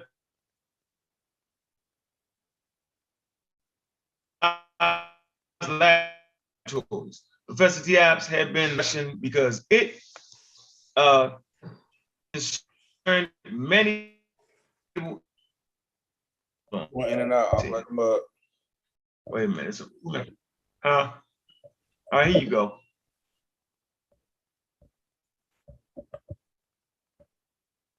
Linguistic analysis. Yeah, you going out? Yeah, he froze. Oh man, let me see. Hold on. Going back over the red color. Hold on, let me see. Yeah, this was a hell of a linguistic. Okay, so now the linguistic analysis, that's the section y'all could actually read, right? They was talking about the difficulty and how they need to try to hook it up with African languages right here. And here enters, you got Professor Obanga having that conversation. But I wanted to show you right here, hold on. And then here's that discussion we're having now, right? The absent winners is right here with the word Kim, right? Kim, here you go. They was asking him to discuss at the Cairo Symposium. Okay, so they rejected this right here about Kemet being that. And this is where Assad agrees with the scientific panel on this, where Diop's kind of lost his portion of the conversation when they talk about the word Kemet right here and what it meant. It talks about what Diop said it was, right? Talking about it meant black people, right? And they were talking about how it meant black land. It's all right here in the discussion. So y'all need to get that document here. Y'all can read it for yourself, and you'll find that and this speaks to Corey's point, that you'll have all these websites talking about Diop's and Theophile Bango victory when they lying, when that ain't what happened right here. That's why I'm saying y'all got to read the document for yourself. Oh man. Read the point on Obanga's recap or conversation, because Obanga's point is important. It adds to Diop's point in a different way. So on the grammar, I think that Obanga did a better job of making the point in grammar. So sometimes we look at Diop, but we miss what Obanga actually included. So maybe at another point, but you have to look at both Diop's remarks and Obanga's remarks. Correct. Obanga jumps in and he kind of saves the conversation. So of course you read on this document, right, Reggie? Yes. So it's actually nothing. It has nothing to do with what people are actually saying. Am I correct? I ain't tripping, am I? No, but so what came out of it is the interdisciplinary method of looking at Africa and the rest of the world in UNESCO. And that's what makes it successful. But now the Metropolitan Museum of Art and other places are looking at the value of the conversation. And thus the Metropolitan Museum of Art is now bonding its two exhibits, the ancient Egyptian exhibit with the West African, and showing that it's a continuous conversation. So this was the first time that actually African scholars actually came to UNESCO very well prepared. They was more prepared than their adversaries. And even though their adversaries had some points, Dr. Shekanta Diop and Theophilo Benga was much more prepared to answer the question. And then there was a whole larger question about the peopling of the Nile Valley, which they were successful on, the peopling of the Nile Valley. And so prior to this, you have to understand that the world's point of view was that the peopling of or the leadership or the Nile Valley was largely North African and other groups Semitic influence. And so there's value in this thing in 1974, but some of the conversations that I hear today, they absolutely didn't read this UNESCO by Mokhtar. And so I agree that we have to read. But let me just close with this. What Corey said is none of this is necessary. That's what Corey said. Corey said that he doesn't give a damn about any of this. He cares about basically being a successful tradesman, skilled person. And so what Corey said goes completely against this. One of the things we're trying to do is just get to the truth of all things. I'll stop. Thank you. Yeah, they talking about the melanin and all that right here. Professors Skinny asks what proportion of the melanin was significant for a man to be classified as belonging to a black race. Yeah, that's a dope ass question. Yeah, that's a hard ass question right there. Yeah, that's the question I keep asking. Boom. Also read all this shit we arguing back and forth, and I'm kind of showing this document here because Chief X act like he the first one to brought it to community. No, nigga, 1974, this was brought to the damn community, man. So I just hate when niggas just try to take credit for some shit that happened, you know what I'm saying, when they was kids, yo. You know what I'm saying? Like, that's just not right, nor is that fair. So, okay, yeah, I want y'all to, y'all gonna have to get into the document, right? And let me, hold on. Let me get to this little point right here that everybody misrepresents the general conclusion, right? All right, man. It's right here. It say, although the preparatory working paper, it says see the appendix, sent out by UNESCO, gave particulars of what was desired. Now, all participants had prepared communications comparable with the painstaking research and contributions of Professor Shekanta Diop and Obenga. There was consequently a real lack of balance in the discussions. Then it say, nevertheless, for the number of reasons, the discussions were very constructive. In many cases, they clearly showed the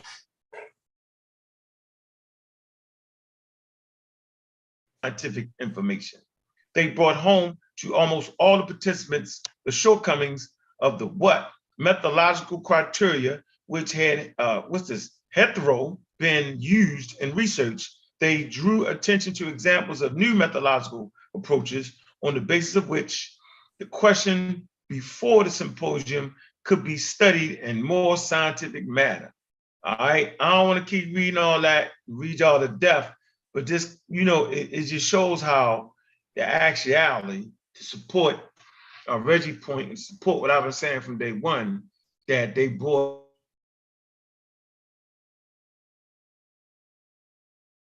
a study to think what was important, not the fact that the Egyptians was a particular race. They didn't win that. They lost that point. The white people that were trying to promote that, they lost that point. Okay, what came out is what's out now, that there was a homegrown indigenous African nation, right? And that's been backed up by museums now. And so in between all that space from 1964 to 2022, I appreciate you, Brother Reggie, for going to the museum and bringing that information. And no light-skinned outsiders gave rise to Egypt. It says it right there, not right here, right? But in those documents I actually read that no one has disputed yet. So if you run around saying the Egyptians is black, you're wrong. You're just as wrong as they was at the Cairo Symposium. If you saying they white, you're wrong. You're just wrong as they was at the Cairo Symposium. The question is this: why didn't they want to use the language of white and black? Because it's non-scientific. This was a scientific conference. They was trying to reach a consensus on the issue of the Egyptians, y'all. So if you're in a scientific conference and 1/3 of the participants are Africans, globally participated in this for the first time, we got a chance to stand up, right? You know what they say, that African agency, right? But it's actually supported by, I'm saying, who are qualified. I'm gonna make the point again. These are Africans, right? They're workers in here who was actually qualified, not bim, bam, boom, Brother Unc throwing his 2 cents into it, bim, bam, boom, woo-ja, got you all in check coming, and not the greatest Saw Hotel doing his thing. Make this right here, had to been qualified. So no one's hating, we just participating. It's not hard. It's clear what it is. This is where the rubber meets the road. You can't get around right here. See, got their names highlighted in the book, right? You got Professor Theophile Bango, right? The Republic of the Congo. You got the late Professor Rodney, you know what I'm saying, deceased, 1980. You got all these different professors, bro. You wasn't gonna get in here if you was Brother Unc. You wasn't getting here if you was a Saw Hotel. Right now, they had to repick, none of us would make it. And that's the point. Assad in this. Why they don't let Brother Unc in this? Is they hating on us? No, we're not qualified to be on here. So we do have Africans, right, that are qualified to promote African agency within the scientific community. If anybody the line, you chipping out like a mother too. They're trying to trick you. They're trying to fool you. Hey, Cedric, anybody stop you from becoming a biochemist? Was it a person standing at the door with a gun saying you the wrong color, you can't be a biochemist? No. You can't get your degree with such information, did it? No, not a thing. It was hard work, due diligence, and I keep saying, I come from a colonial point of view. I need to leave my little island, comfortable home, travel across Europe, have to go completely in a new culture, new environment, new language. So when they talk about overcoming, I know how hard that is, so nobody preach that stuff over here. But let me get back to something that what we need to do is be rational and understand what Concrete Corey is saying. On an academic level, Concrete Corey is not disputing anything that's taken place. When Reggie says he is studied in this subject, that he can actually make a contribution on an academic level, we appreciate that. What we are talking about is somebody writing, putting their hypothesis in book form and telling us we need to read a book to understand. No, this is where the confusion happens. No, you're not adding to scholarship. Well, I'm gonna say this again, T Jump, he's a YouTuber, he's a philosopher. He has a hypothesis about morality being an actual aspect of reality, something like a weak force. I'm subscribed to T Jump Cedric. Go ahead. Yes. So I watch every episode of T Jump. He argues his position, his philosophy, his hypothesis with established philosophers from different schools of thought. He presents his hypothesis as just that. He actually states at this point in time, my hypothesis is deduced based on what I see. However, this is my prediction for which I have no evidence. And he is sharpening his position against established academics. But for not 1 second has he led anyone to believe that he has a established model and he knows for a fact that there's a weak force which establishes a morality as a physical, real aspect of reality in forms of a field or a wave or whatever. He never does that. But on the other side, we got a hypothesis here put in book form. We never see the debates with the actual linguists where they can actually rebut the claims made. What you get is it being, we're being slapped around the head and we're saying we don't know, so we're gonna rely on the consensus. And we're being looked at as if we're crazy and we're wrong for doing that. However, your work remains just a claim until you go through that process to achieve consensus. And you can't expect us, as you rightfully claim, we don't know, we're laymen, to accept whatever you say. That's like me saying I got a red dragon in the closet, just believe me. Well, you're not a dragonologist, so you won't be able to really tell if there's a dragon in there. But if you open the closet and you check in the left corner, you see that stain right there, that's evidence that the dragon is there. If you tell me bullshit, I'm gonna say you're just not initiated. Then what the hell is this? This is madness.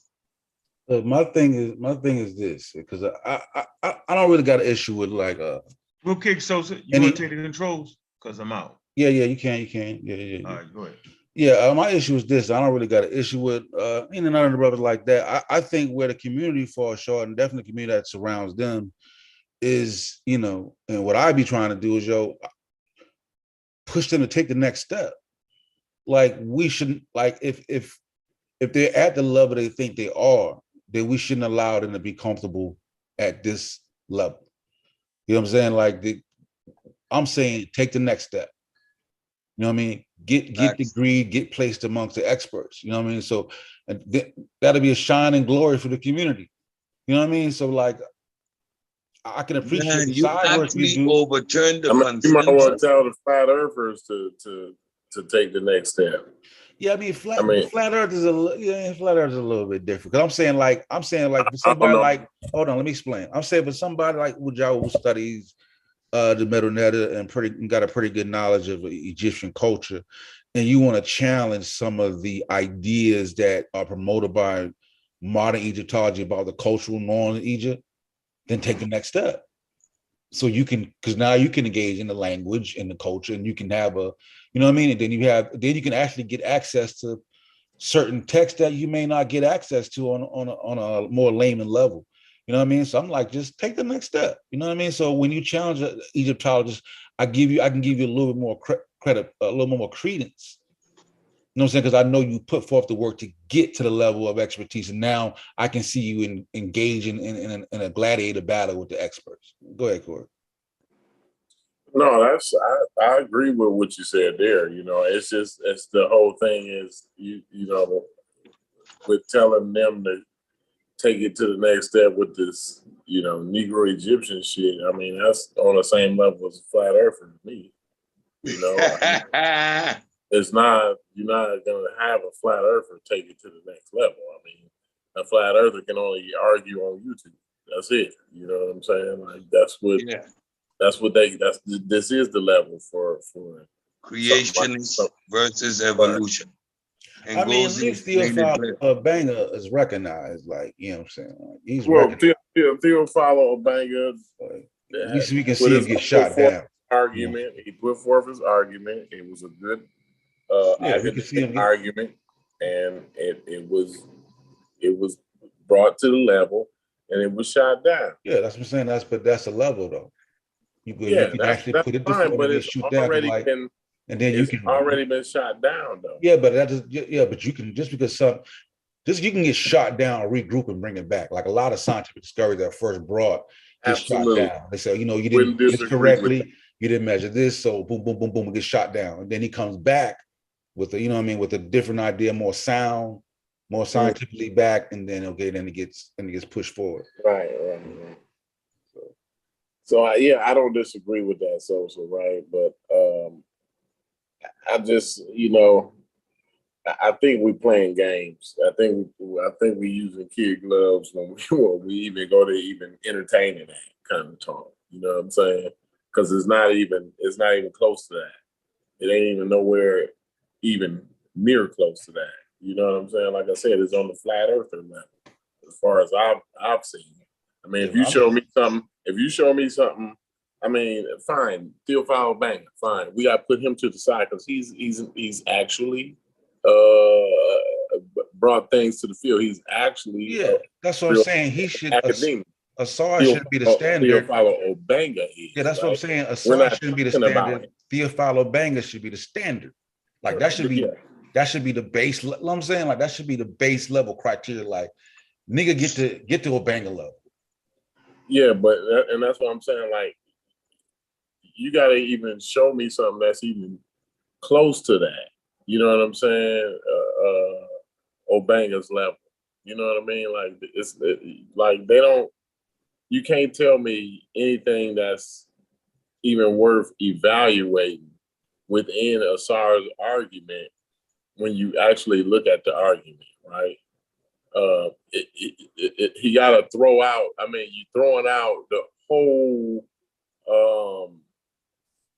You're throwing out all of what academia has established, right? So that you can establish your thing, right? This is the same thing that the flat earthers do, right? So I ain't seen nothing. I have yet to see anything different. Like you can tell me, you can say, well, Corey, this is what Assad's done different than a flat earther.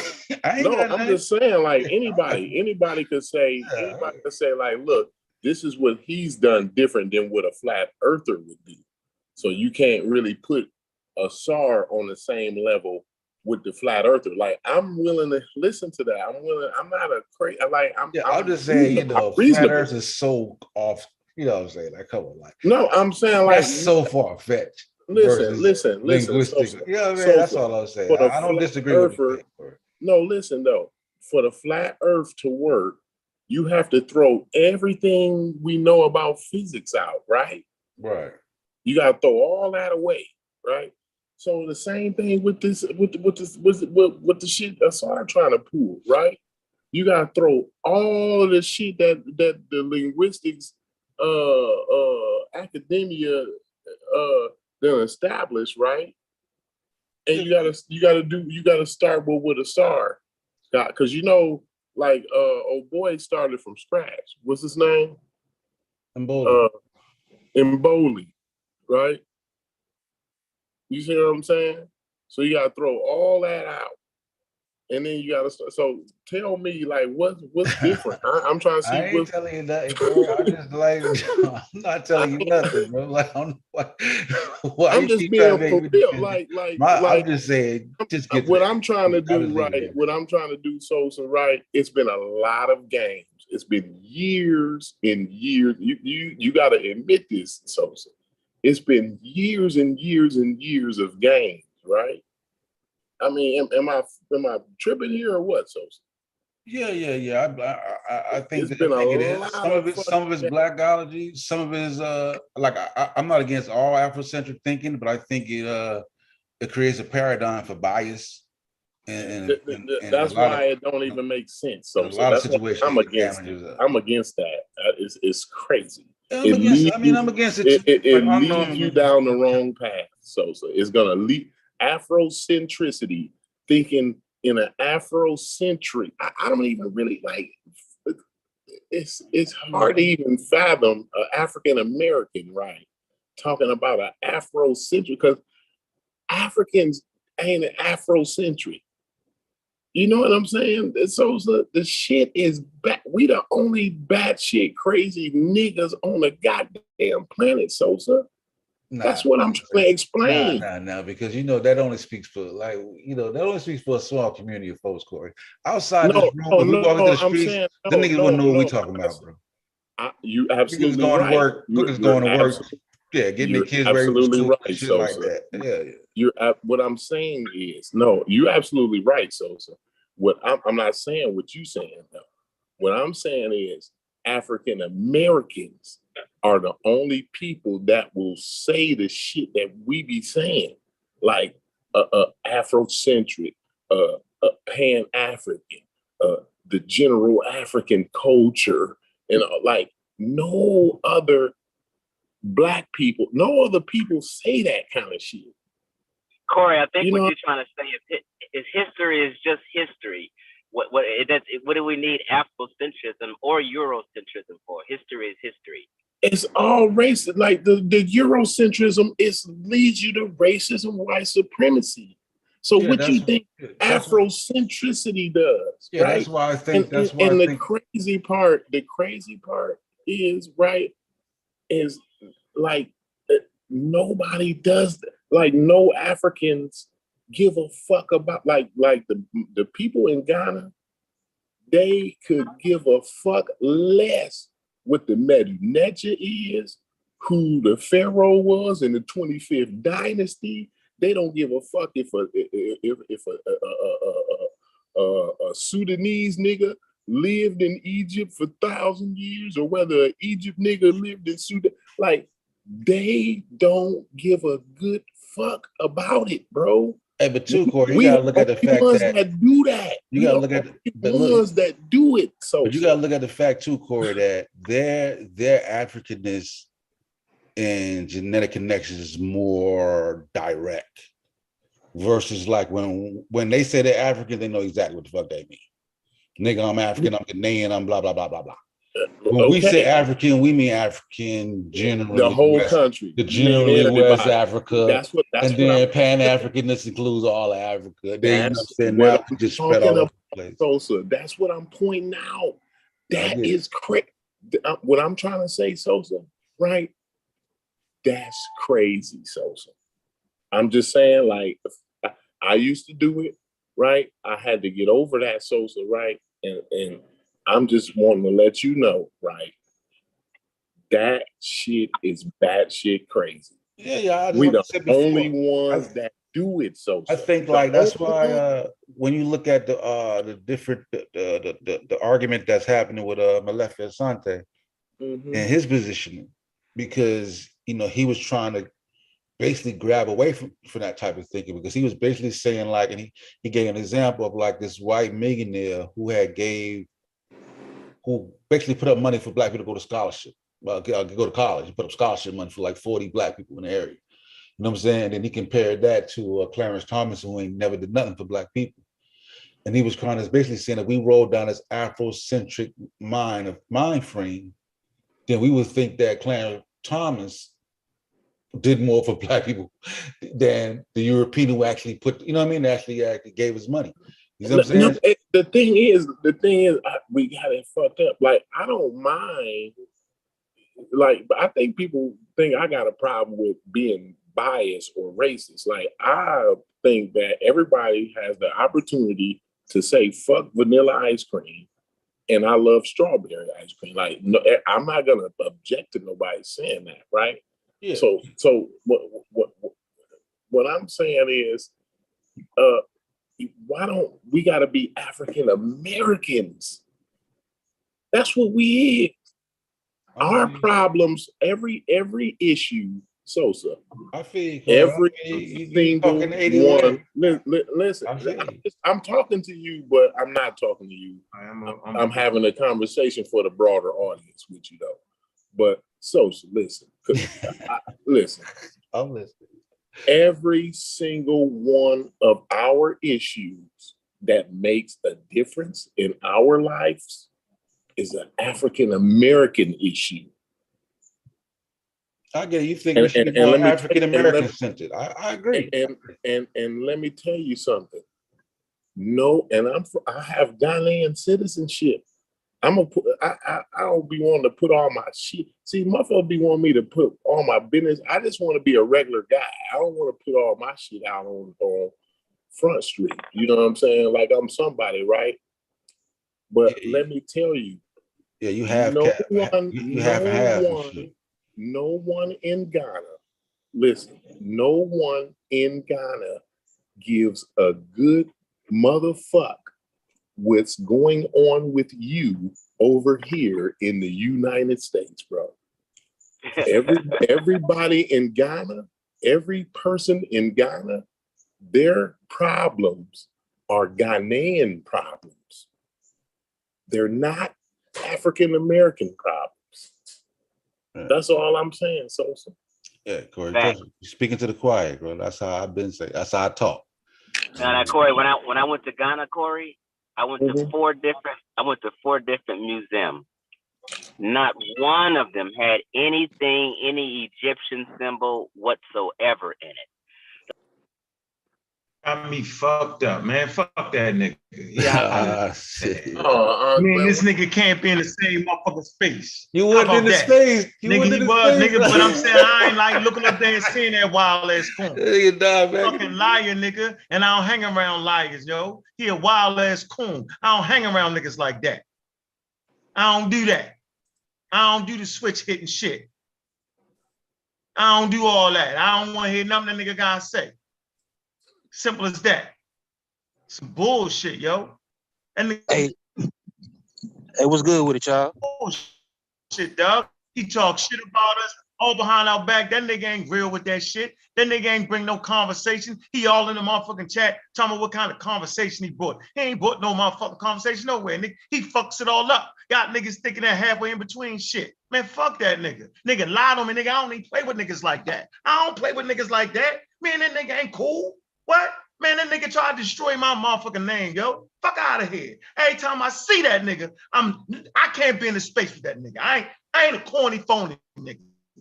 Fuck all that shit. What? I heard that nigga, what? Man, yeah, let me bring him away and cuss his bitch ass out. Now, watch this.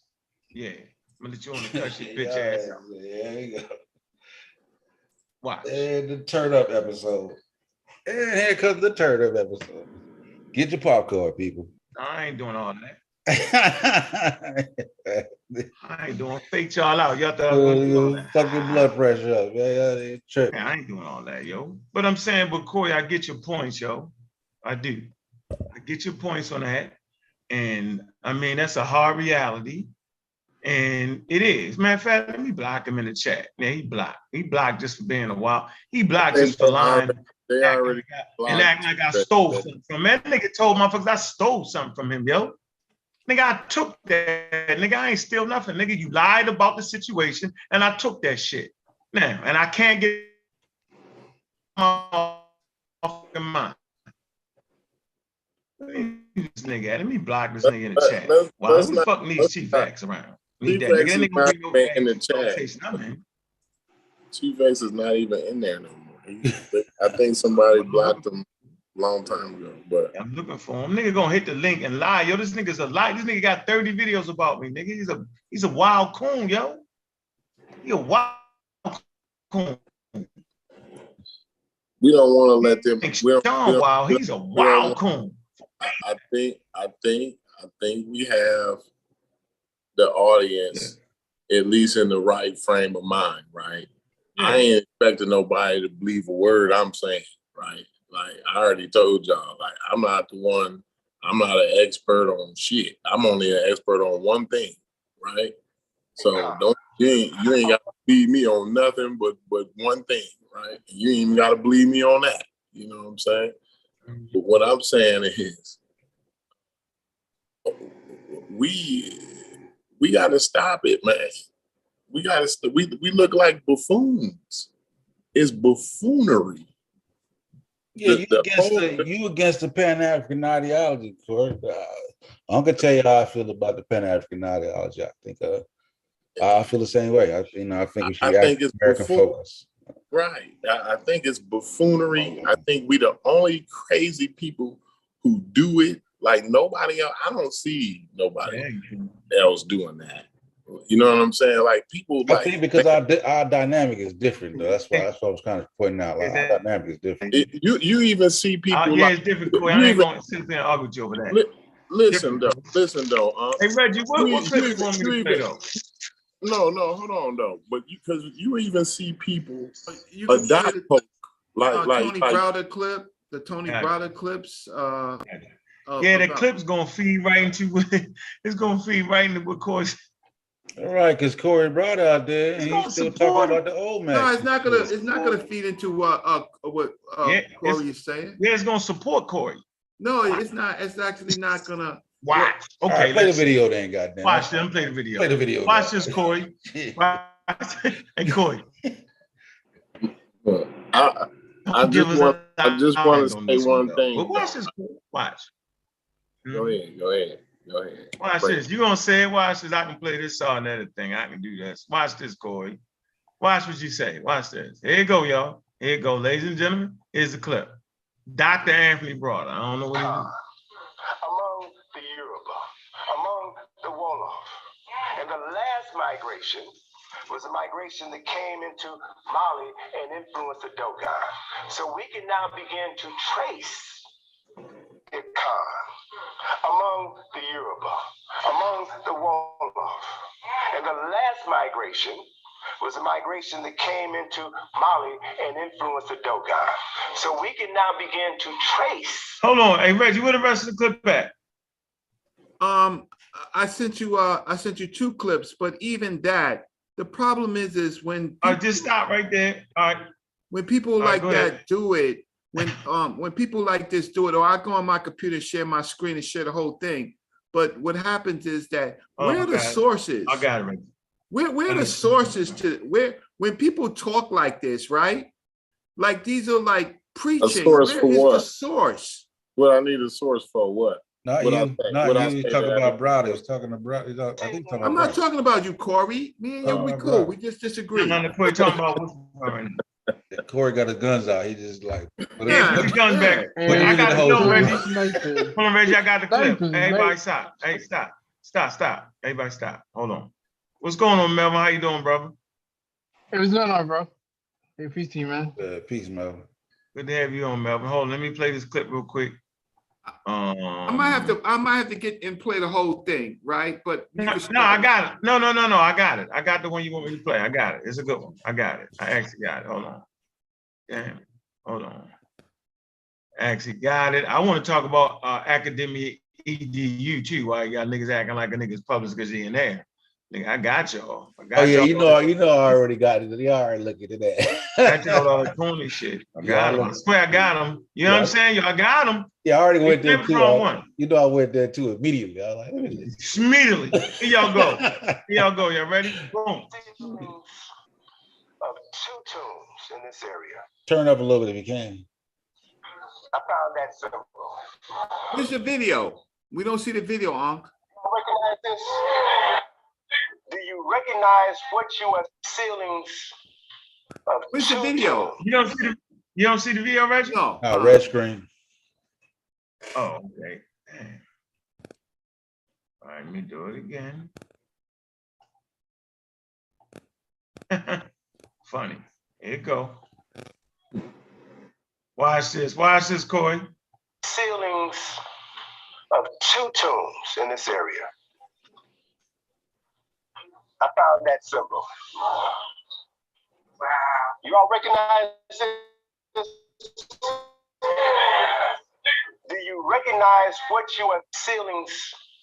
Okay, so he's actually saying that this symbol right here, look, Of two tombs in this area. I found that symbol. You all. so they're actually trying to act like from West Africa. See, this is exactly what Corey is saying. He's saying it. He's saying this right here. Anthony Broder is not an expert on no subject matter. Anthony Broder wrote a good damn book and wrote this shit to prominence. Right? Anthony Broder is actually on the dig. It's not his dig. I'm not going to hate. I wish I could be doing it. But he can't make determinations on what that is. He has to leave that to the experts. He's playing to your fractured consciousness with this. I mean, this is what Reggie is saying, and this is what Corey is saying. They're saying the same damn thing. Corey is just more abrasive with it, more straight to the point with it. Now, tell me, Concrete Corey, am I making you by showing this? Well, the thing is, Anthony Browder is looking at it from an African perspective.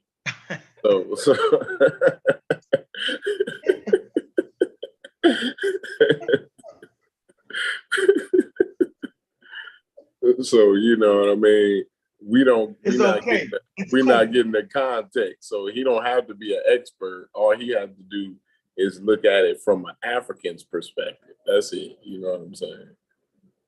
That's the game.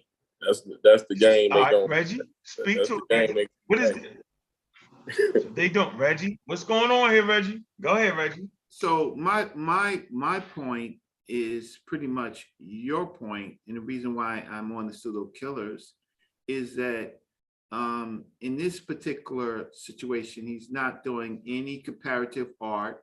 He looked at two tombs, he found this symbol, and then he's contrasting it to West Africa. But we would want to know as scholars what this symbol actually means in the two tombs. So where's the rest of the data? And so it's much more emotional. The fact is that symbols, it's like words, right? They can sound the same, they can look the same, but they're totally different. So my point of view on this is the scholarship around looking at information, the sources, the comparative work, right? So that we have the skill set to say, no, you got to do more work than just comparing two symbols.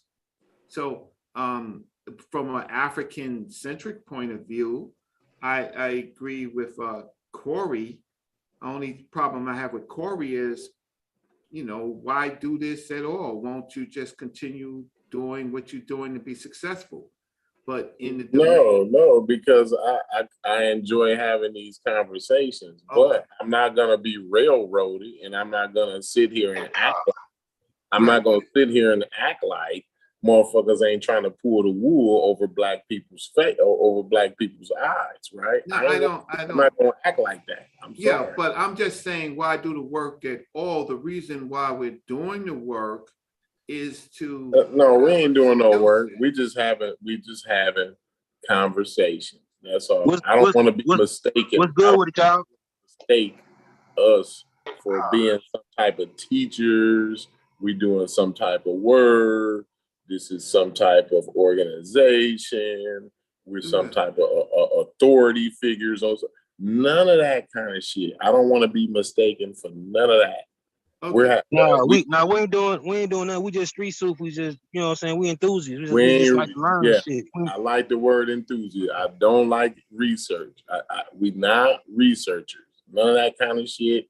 None of that kind of shit. Even if you're an enthusiast, you would still like to know the sources of things. Yeah. Right. And Yeah. I actually used to be a student in anthropology in college. That was my major, even though I dropped out, you know what I'm saying, because shit got real for me. But shit, I actually know the methodology to the research of anthropology. Right. And two, I want to correct some people too.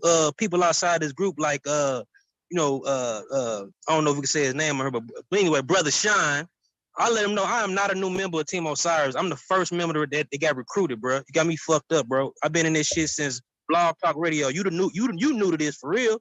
You know what I'm saying? Like this argument didn't even start on YouTube. It started on Blog Talk Radio.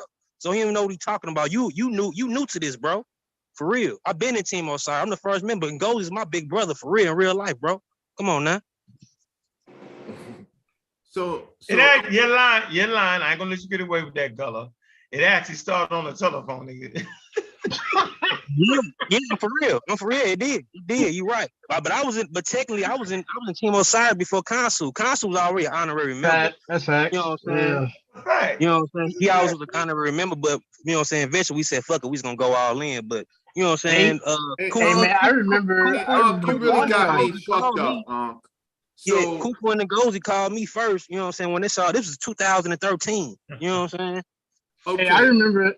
I remember I started Blog Talks when you two used to get on the show and spit some knowledge. So yeah, I remember those. You called me the young lion back in the day. Fucked up on. Yeah. Don't worry about it. Where's the next clip at, Reggie? No, I was gonna. I think I need to show the whole thing. But if we're in, all right, you want me to show it? Well, no, I have. I think I have the whole. I think I have the whole thing. If you give me a second. All right, get it. Even if we're enthusiasts and people, we have a large community watching these shows. What we want from the community is to give them some research skills to discern information, right? So that they can make good choices. And so otherwise, I mean, Unc, you got me fucked up. I'm just completely wasting my time. You know? You good, Reggie. I don't want you to waste your time. Go ahead. Yeah, so let me go find the clip, because see, we're in 2022, and so I agree with what you just said though, Reggie. That's facts, no doubt. 100%, Reggie. Like seriously, that's what I thought. That's the fuck I thought. Excuse my language. That's what I thought I was doing. Right when I embarked on this extracurricular activity with Blog Talk Radio, getting out the cult, didn't know I was going back into the shit.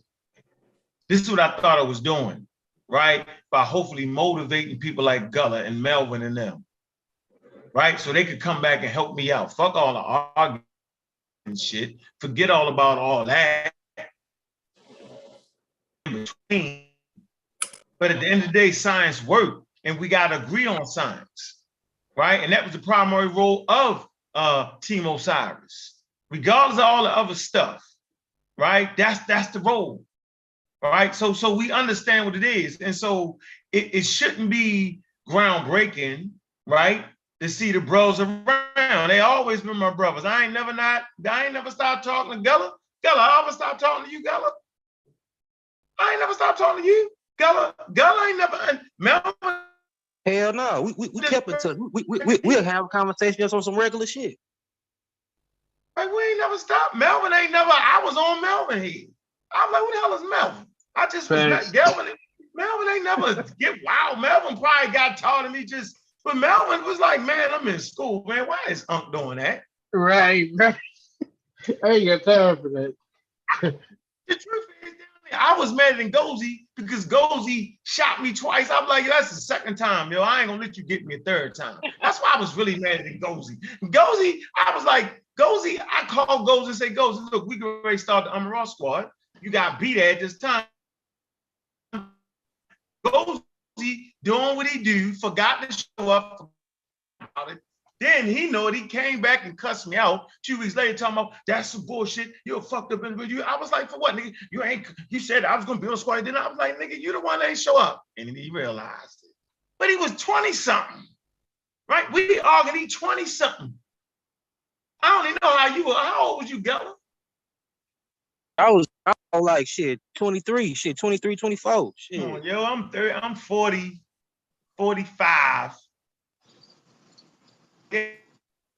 and age what 20-year-olds going to do, but they was trying to do the right shit, man. Like we all going through growing pains, tolerance. You know what I'm saying? Like, so that, I mean, come on, yo, but I ain't never tried to lowboy him though. See, that's why they fuck with me. Because I ain't never tried to sun him. Never did that. Nah, never that. Right. Never did that. I just cuss them out, not because they low boys, because I felt like we're in a space. Let's get it in.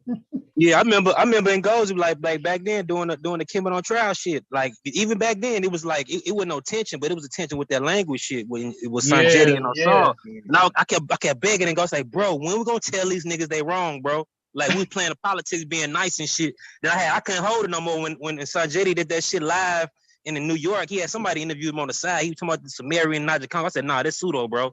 And he got mad and shit. We had the little back conversation on the three-way where I saw and the Sanjetti and Nunk. I still won't listen to that shit. I said, nah, I just gonna come. I just gotta find a way to beat him. You know what I'm saying? Now y'all actually, out of respect for me, y'all actually held all the way back.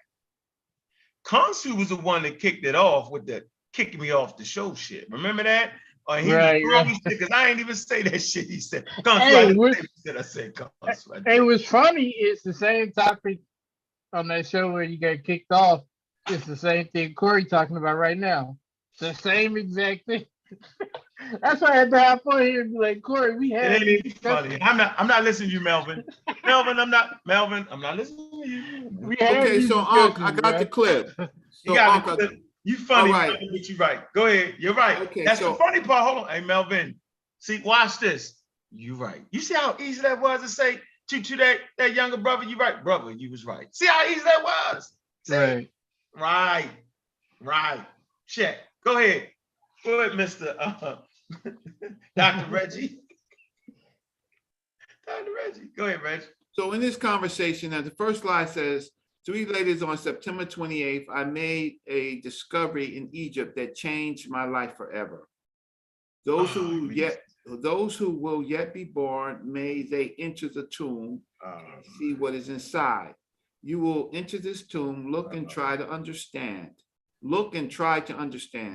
Read and restore these inscriptions. Amen shall favor those who come here. He will give you life if you can read and restore these inscriptions.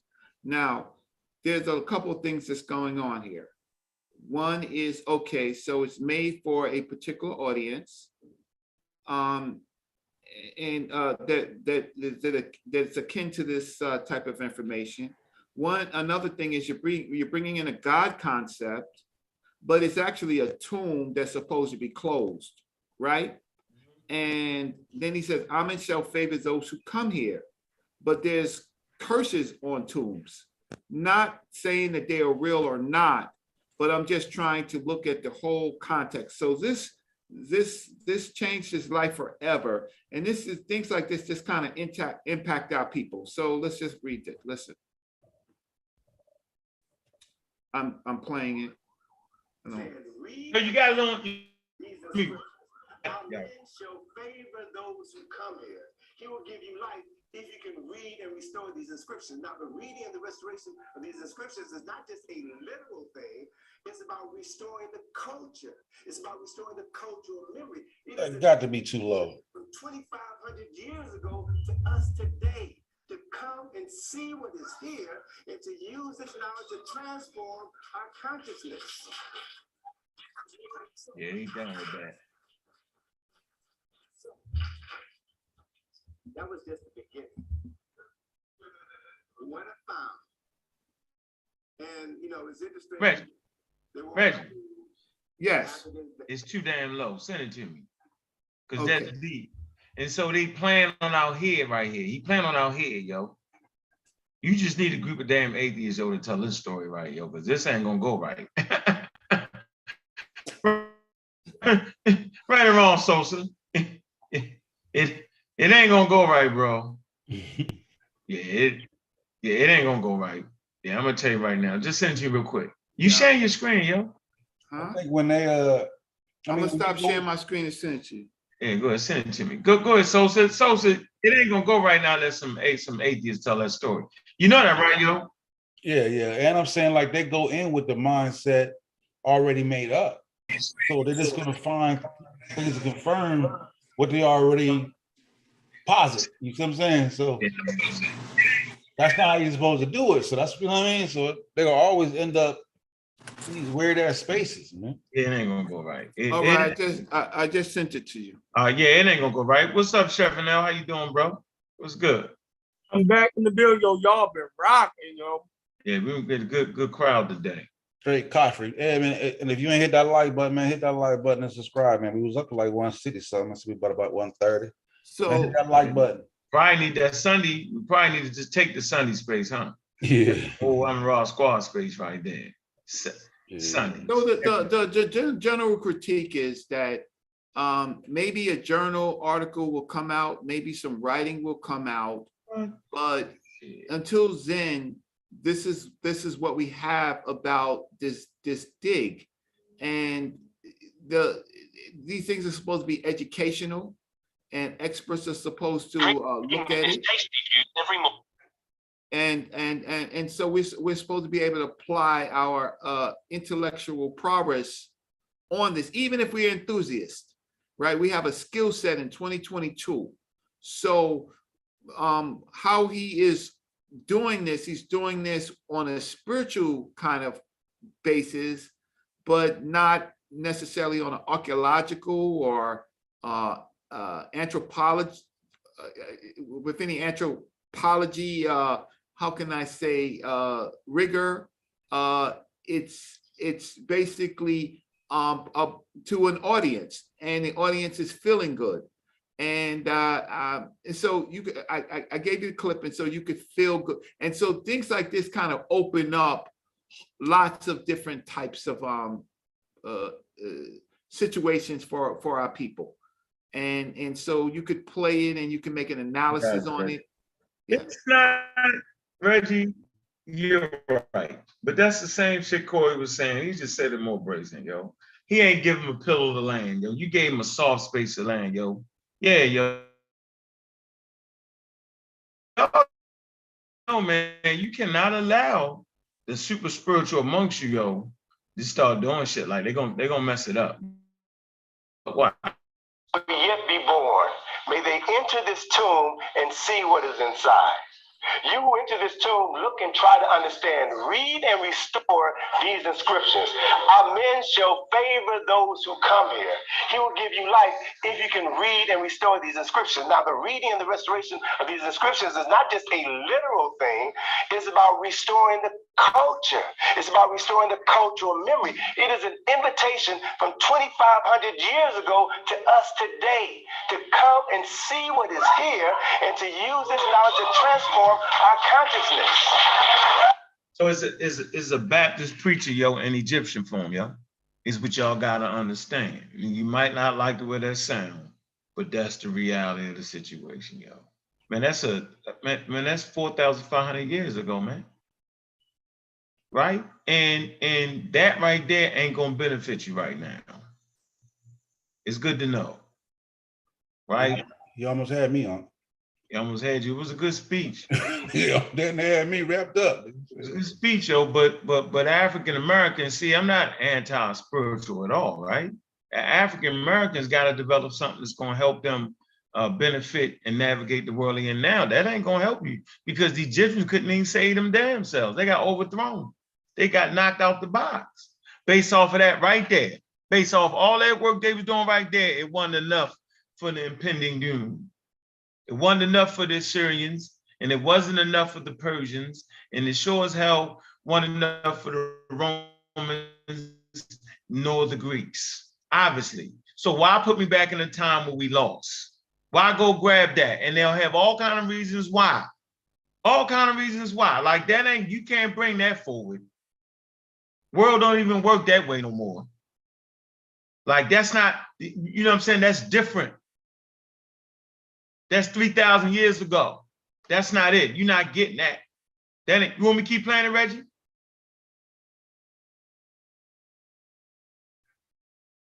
Reggie. Where the hell Reggie go at? Yes, I'm still here. Do you want me to keep playing it? Yeah, keep playing the whole thing. Mm-hmm. So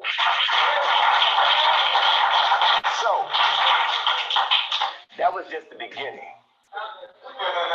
What I found, and you know, it's interesting that there were only 2 Africans there. And whenever I walk into a space, whenever I walk into any space, I'm always looking around. I'm studying everything, the architecture, the symbolism. I'm taking everything in, processing everything. And I'm looking around and found on the ceilings of 2 tombs in this area. I found that symbol. You all recognize this? Do you recognize what you are seeing? Adinkra symbols in the Nile Valley in Kemet 2,300 years before they were used on the west coast of Africa. All right? So process this. Process this. Now, I want you all to stay with me. I'm stretching a little bit. You know, I'm spending a lot of time researching this, talking to people, getting data, getting information, and this is where it's taking me. Wait, did this man just say he lying a little bit? Did y'all catch that? No, he says he's stretching a little bit. Man, that mean lying a little bit. What are you talking about? You know, like stretch the truth is really starting to lie. You know that, right? But he says he's talking to other people. So, but Reggie, did you hear what the man said? I heard exactly. So make your comments and then finish playing it.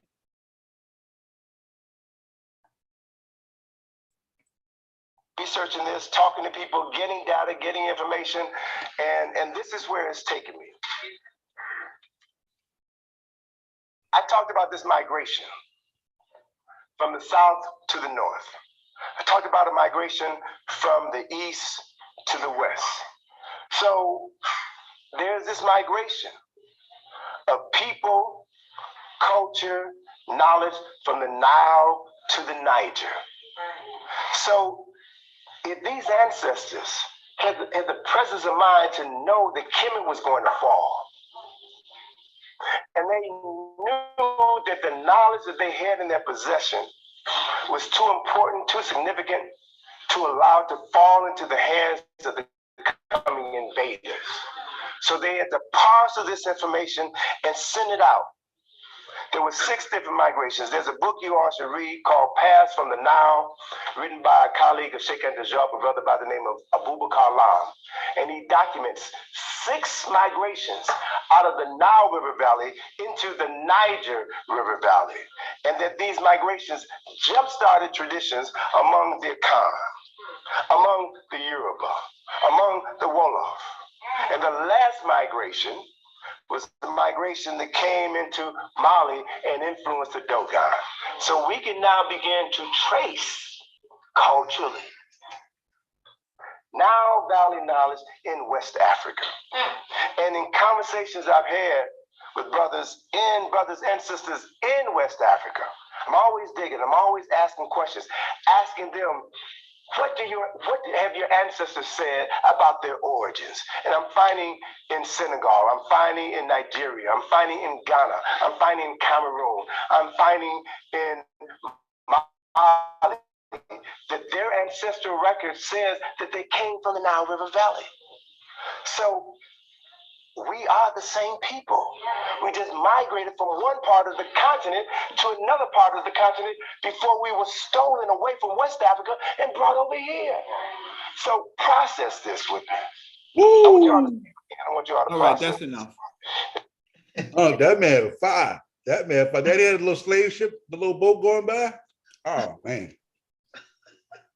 Bukilau, that's the guy I saw name, remember? Yeah. Y'all start looking. Yeah, I'm gonna look up some of the names he was giving.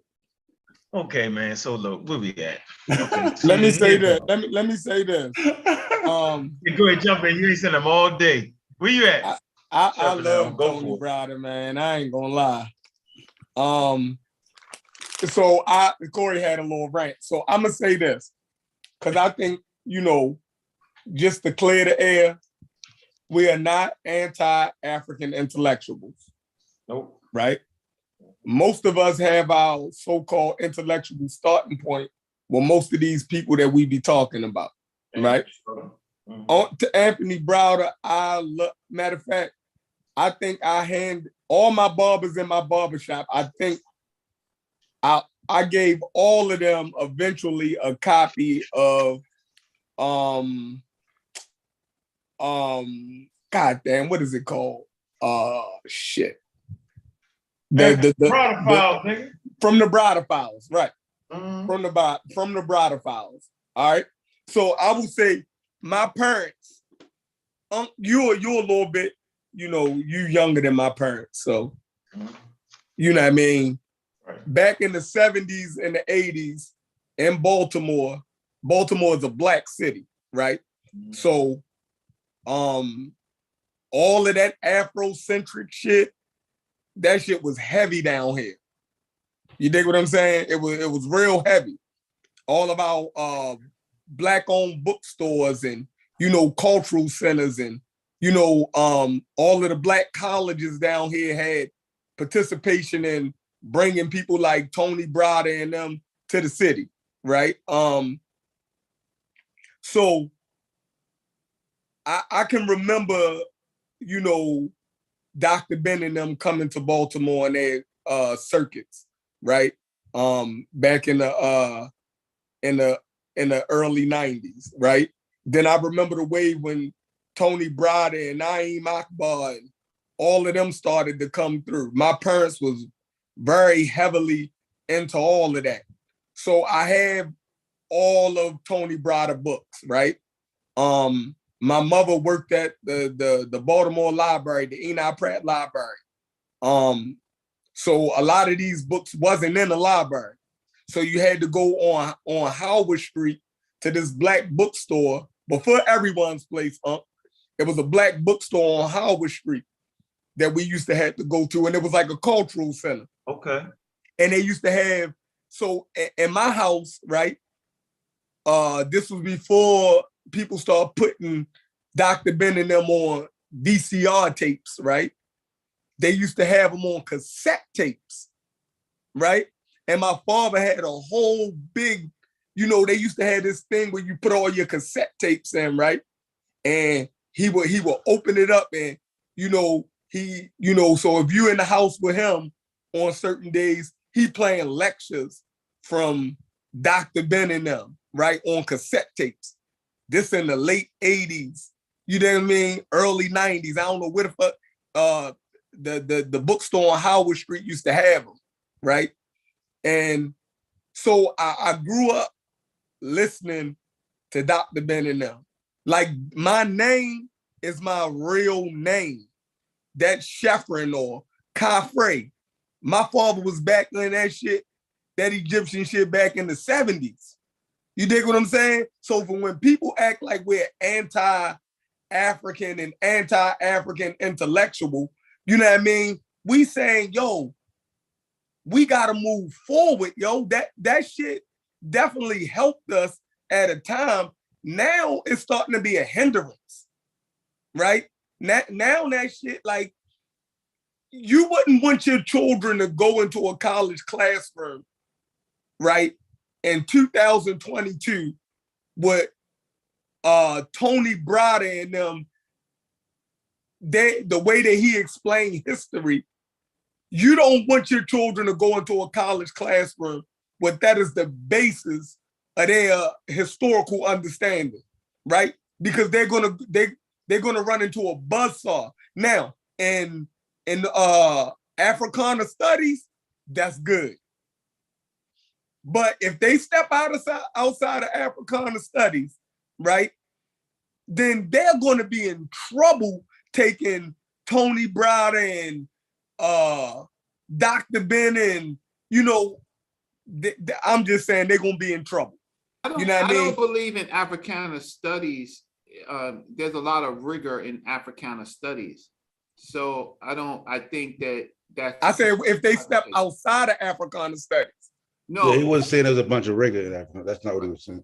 Right, but in Africana studies is a safe space for somebody like no, it's not. Yeah. It's not. Africana studies is actually very critical in the university.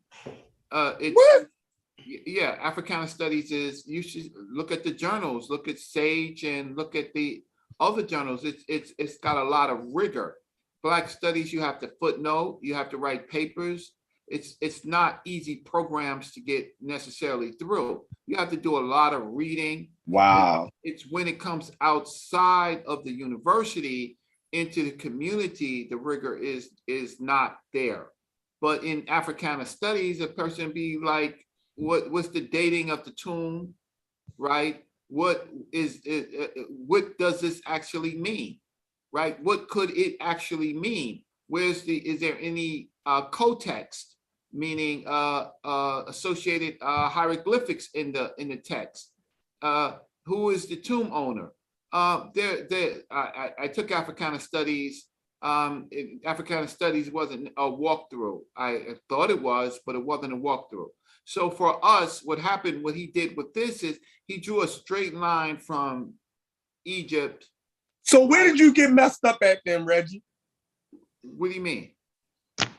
What if you took Africana studies and if you saying that it was on par with regular collegiate historical study, how did you get so twisted? What do you mean? So when you left Africana studies, that's when you got messed up. No, no. Actually in the classrooms, we critiqued. I remember critiquing Afrocentricity, and Afrocentricity when it first came out. It's about 4 editions, right? So we critiqued that book. We actually ended up arguing with Dr. Molefe Asante about the book. Did y'all tear it down? He made a number of editings. We critiqued Ivan Van Sertima's work before Columbus. They came before Columbus. But see right there, Ray, that's a good point. How did you get past Van Sertima and Tony Browder ain't got past him yet, and y'all in the same damn Africa? We're in the same what? Yeah, Jabari took Africana studies, and he's not past all of that yet, but you are. So, and he took it at Cornell, he said. So, where did you take your Africana studies at? Because he went to Cornell. Yeah. Wait, hold on. Hey, Reggie, stop. Watch this. Take it from the eyes. You chipped out. Yeah, you've been going straight. Yeah, you been going straight. You hit us with the hezzy. No. Yeah, the hezzy. Watch this. I'm trying to tell you that. No, I'm trying to say that what Jabari and them doing is not Africana studies. It's not. It's the outside shit, yo. What about Tony Browder? He's still. No. He didn't. No, he's not. No, he don't got no degree in that, bro. He not doctor. Are you serious? You ain't know that? What is he a doctor? He got a degree in art. Not Africana studies. If we getting it confused, like Reggie said, yo. Yeah. Like I figured it out. Like, hold on, Jabari has a degree in Africana studies. Yeah, but he not public. Yeah, if you ever seen, is it Frozen? Yeah. Yeah. Reggie don't have a degree in Africana studies. Reggie has a degree in computer science or something. Right, but I have an honors in Black Studies. I've taken about 9 Black Studies courses. All right, but I'm saying the dudes that have a degree in Africana studies goes along with all of the bullshit. No, see, that's the problem. See, that's the problem. Many of the students of Africana studies, you know, they use that as a launch pad to go on and do things like law and other things and other materials. Instead of taking English, they took Africana studies. So they use it as a launch pad. I think the question, what happens in Africana studies, have you ever seen Dr. John Henry Clark's course outline? Like, so I'm gonna have to see if I can pull up his course outline. He different though. He different. Yeah. We don't got an issue with Clark, so let's just. Yeah, we don't have an issue with Dr. Clark. And Dr. Ben's course outlines, right? These are real curriculum course outlines. What happens in the community is different than what happens in the departments of Africana studies. You have to write, you have to read. It's so now when you come out and you have a degree in Africana studies, and then you don't show any rigor, you make real general points without any footnotes, without any sources, you're devaluing the degree of Africana studies. Okay, now what about the 2 doctors that's studying in Nubia right now. Faraji and Faraji and them. So where did I seen you on Dr. the panel Issa. with them? Dr. Issa, yeah. Dr. Issa and Faraji. And right. So Dr. Faraji. That was the nastiest conversation I ever heard. And you told me and Corey that you was going on Sinetta and you was going to kick us off a cliff, but you sat on the panel with them two nubiologists, right? And let them talk crazy. Yeah, motherfucker, tomorrow they seen pyramids in Ghana and shit. No, that's crazy. Real crazy. No, they act okay. So there is tumuli, right? Yeah, they talking about the tumuli, yo. They do good work. There's tumuli, and so there's tumuli, and then there's megaliths, right? So the issue is Dr. Salim Faraji, his book, The Last Pharaoh, right? King Siko is actually a vetted work, right? Where so I have to actually review what I said when I said it, but these two are actually experts. No, I didn't say you said anything wrong. I said that they was on there being reckless and you sat by and chill. Now, I understand you could be in hostile territory, right? And I understand that Sinetta didn't want nobody to attack them, right? Or to critique them. Because when Garfield came on, they gave Garfield, they threw Garfield off. So but you never made a video or did anything, behind that crazy conversation when they was talking about that West Africans was from Egypt to India, all the way across to the Americas, Australia to America, and the culture is contiguous. That's right. And you're sitting right there. That's Africana studies gone mad, yo. Well, maybe I am listening, but you went deaf. Because I'm go deaf a lot too. You know what I mean? Maybe I'm listening. The difference is that I actually end up having having conversations with them and agreements and disagreements, right? So I was on a conference with the head of Ankh Online and a number of African scholars. Soy Kite was on it, Shamaka Kite was on it, and it was positive. And then there was critiques. So I do have critiques.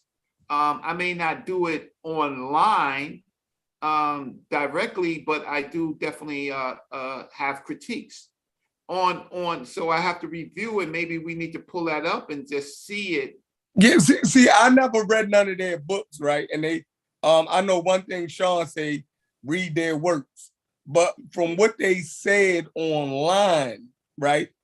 Like, back in the day, what you say online is recorded now, right? So it's damn near the same as writing. We have your words recorded. You said that. So yeah. Why I gotta read your book? Do you stand by your statements that you made out of your mouth? So is it a difference between what you say and what you write? Like, what type of? That's what be getting me with a song. Like, read my book. Like, so you gonna say in the book? Do it say some shit different than what you saying now? Like, what the fuck? Like, exactly. Like when you pick up a book, it have the premise on the summary of the book when you look at the back of the shit. Like, come on, now. Well, you're correct. And that what makes you determine whether or not you want to read the book.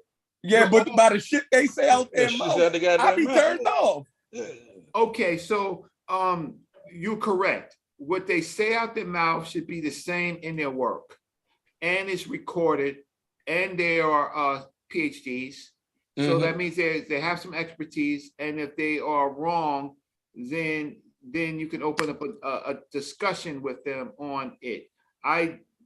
don't have an agreement with them on Amen. The Amen is a word that is in the Nile Valley, and you find that word in West Africa.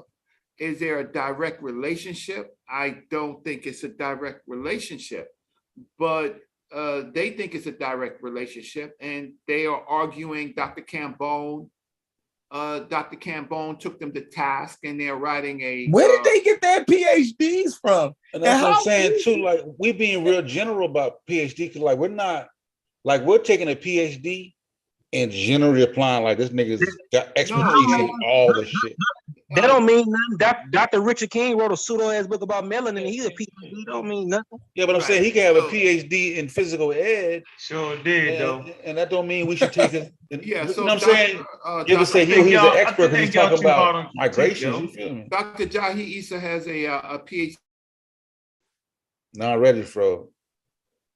Yeah, I think y'all being too What hard. about Dr. Richard King? Y'all remember Dr. Richard King wrote the melanin book?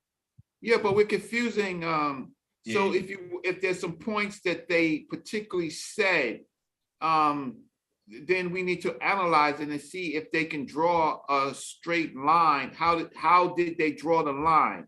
But I think that's a little bit different. What they did may be certainly different than what Anthony Browder did, right? And so we have to analyze it. We know that the Nubian civilization, after Egypt fell, they continued a pharaonic tradition. So how do we fix this, Reggie? Because this is what I'm saying. Yeah, y'all not listening, yo. It's easy fix. White people do the same thing. Hold on. This is where Saw and them is trying to check us on, right? No, you can't even use a Saw. See, you. I know. This is who we actually are in arguments with. Like, all right, go ahead. So they in the conversation, right? They on our level. They act like they not. So, but come on, we know who they really having the conversation with. They having the conversations with us, right? All right. Now they're saying that we don't take a look at African scholars, or we don't put the same reverence on African Senate scholars and African, scholars, right? He said this the other day. So, are we being Eurocentric? Like, do we give Dr. Issa and them, right, the same gravitas that we give, say, Christopher Earl, who has, degrees in African history and stuff, and the level, that these white universities, like we be getting the Cambridge books, right? Now we get the Cambridge books and we read the Cambridge books. The Cambridge books, right, which is your thing, don't say the same thing that Dr. Issa and them is saying. So if we saying we supposed to go with the scholars, right, Dr. Issa and them, according to us and what we hold and what we put on this pedestal, they scholars too, right? So, break this down. Like, what scholars do we go with? Because Assad and them about to turn this shit right back around on us. No. See what you do. Now, let me say, whoa, come on, Reggie. Listen, man. It's not, yo, and this I learned. And I'm just being devil's advocate. When a person make a wild ass claim, yo, I done seen white scholars make wild ass claims. But remember, y'all ever heard me say, yo, you got scholars that are write, white boys that write pseudo books for the pseudo crowds and write academic books for the academic crowds. Yeah, absolutely. Mm-hmm. Yeah, absolutely. You froze, bro. They do it all the time, bro. I'm gonna say, they do broadcast Ancient Aliens on History Channel. I mean, shit. Yeah, they're right. Yeah, so I think that's why it's important for us to know that, right? So it's and that's why science is so critical here, because science is the great equalizer. You can say what the hell you want to say, you write the hell you want to say, but can it get through? Can it get supported? That's the point. So you can say the nigga walked from Egypt all the way to motherfucking North America if you want, and you can be a scholar. You can be all above, but when you write it down, promote it and you put it in, how many people support that? That's what's important. So already, like Farazi, he did some great work on the Tumbalai. I see him do lectures in Cambridge, but he wasn't talking that shit in Cambridge. It's the same thing Assad do, yo. When Assad bring Samataki out on the show, he don't say none of that wild ass shit. Yeah, in no, front of that straightforward. man, when he bring straightforward, when he bring Elijah Wan, the astrophysicist, he don't say none of that Egyptian shit, bro. Not one lick. He be peep, peep, peep, peep. When he around us, it's all over wow.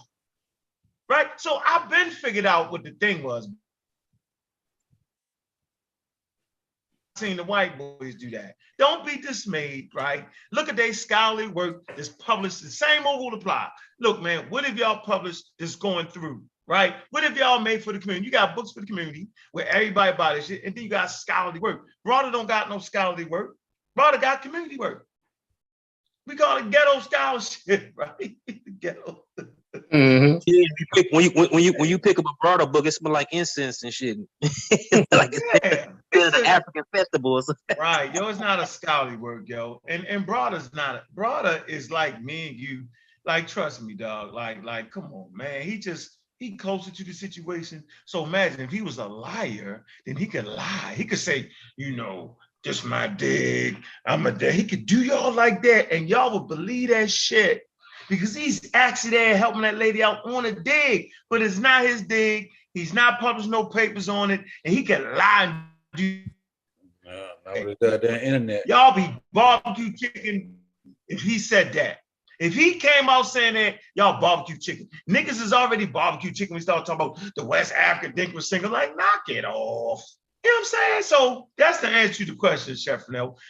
People got to make money to survive, yo. And they scholarly work all the time, ain't getting that kind of money, yo. So I'm going to write a pseudo work, yo. That's what they doing, bro.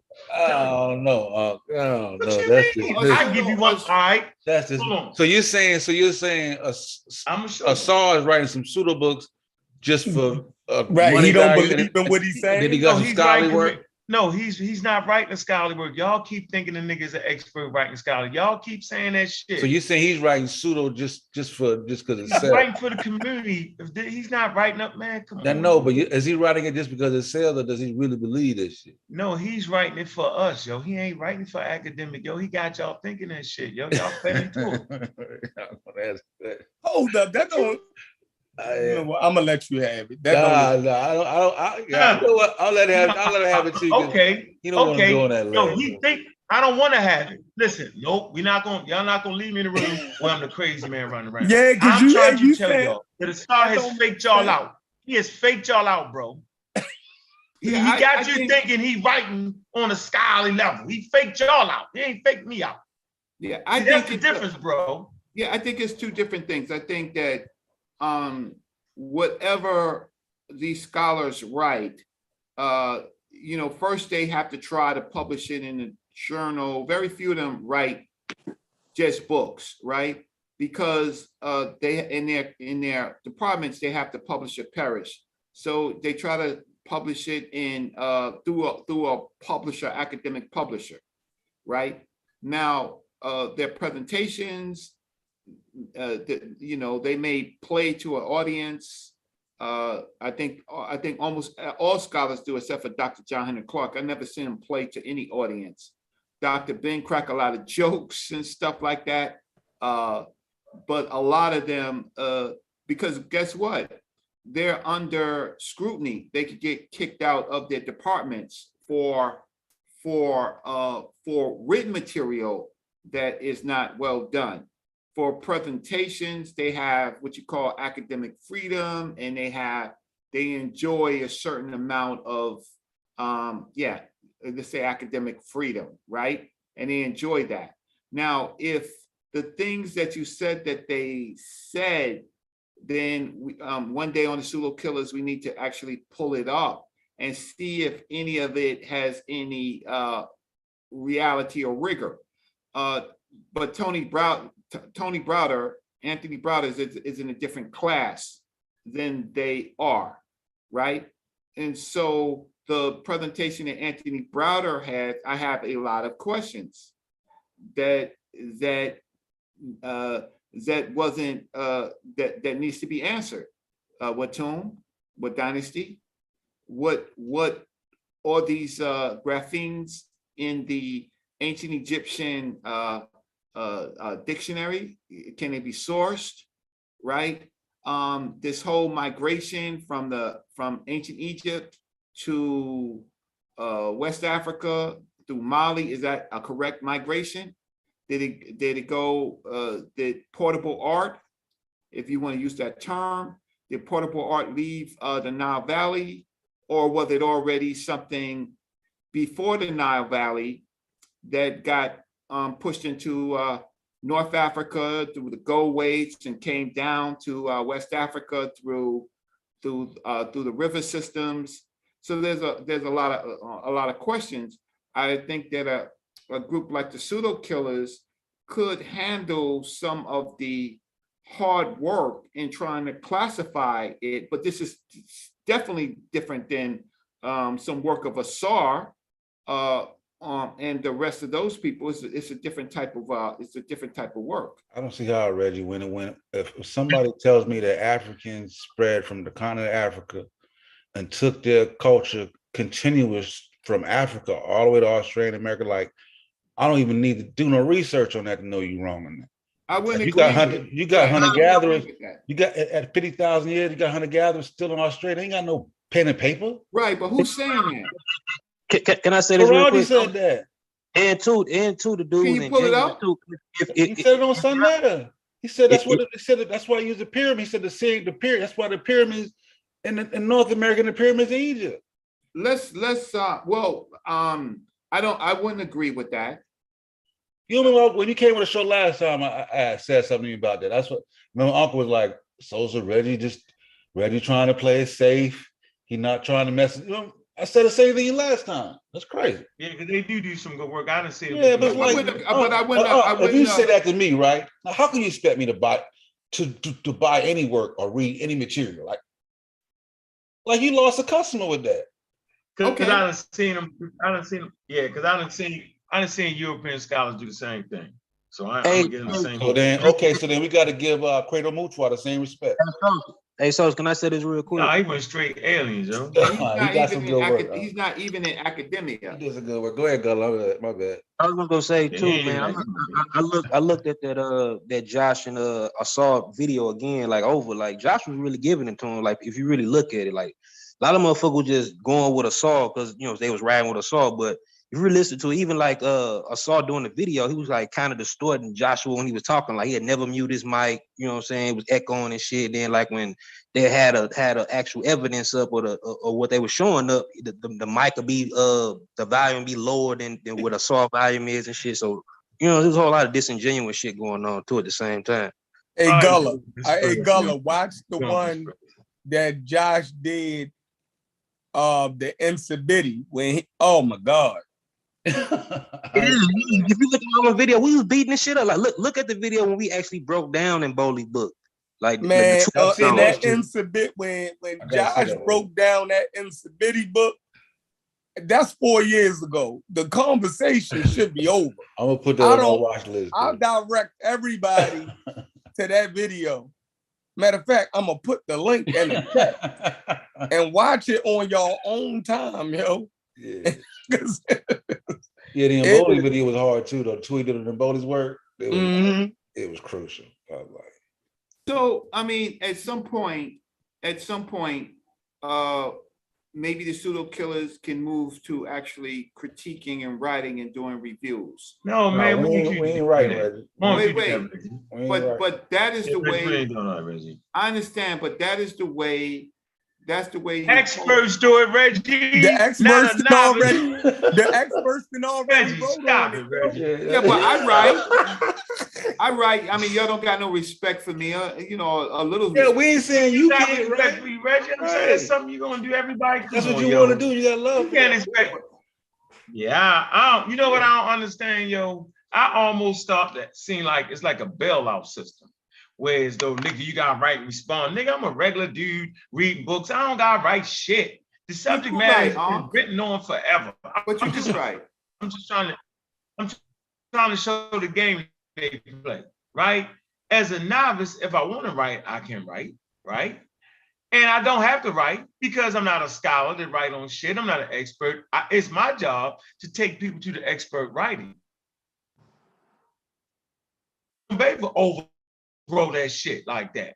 I don't goddamn feeling around a touchdown against the motherfucking Ravens on Sunday. See, that's what niggas actually think they're doing right now. I don't think that, right? I think it would take too much out of my time, right, to learn how to write that way like that.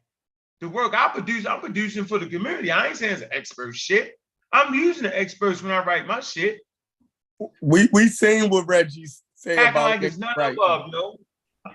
Look, I don't know what Reggie's saying about that. No, we seen I know Reggie, you need to keep when writing Sean books. and them wrote their book, what Reggie called that shit book reports. Yeah, glorified book report. So Marco Chiesa ain't even got no book out. You know, he barely got journals out. You know what I'm saying? He's an expert. I mean, Yeah, if you read yo, something he's is in, wrong and you can verify it's wrong now. before you, why you need to write a book? Like you can already verify this shit is incorrect. Like I need to answer in writing too now. Well, that's part of the process. So don't be scared. No, it's part of the process for who? I'm listening. Expert. Huh? Oh, you're not saying write a book, so you got like that's part something where we can write and then people in a written response to like a form or something. I wouldn't mind doing that. So what happens is, okay, so but I'm not trying to over these conversations write a book and have people buy that shit. That's fucking crazy to me. No. What it is part of the process. It could be long or short. You can do a short review on points that you disagree with, right?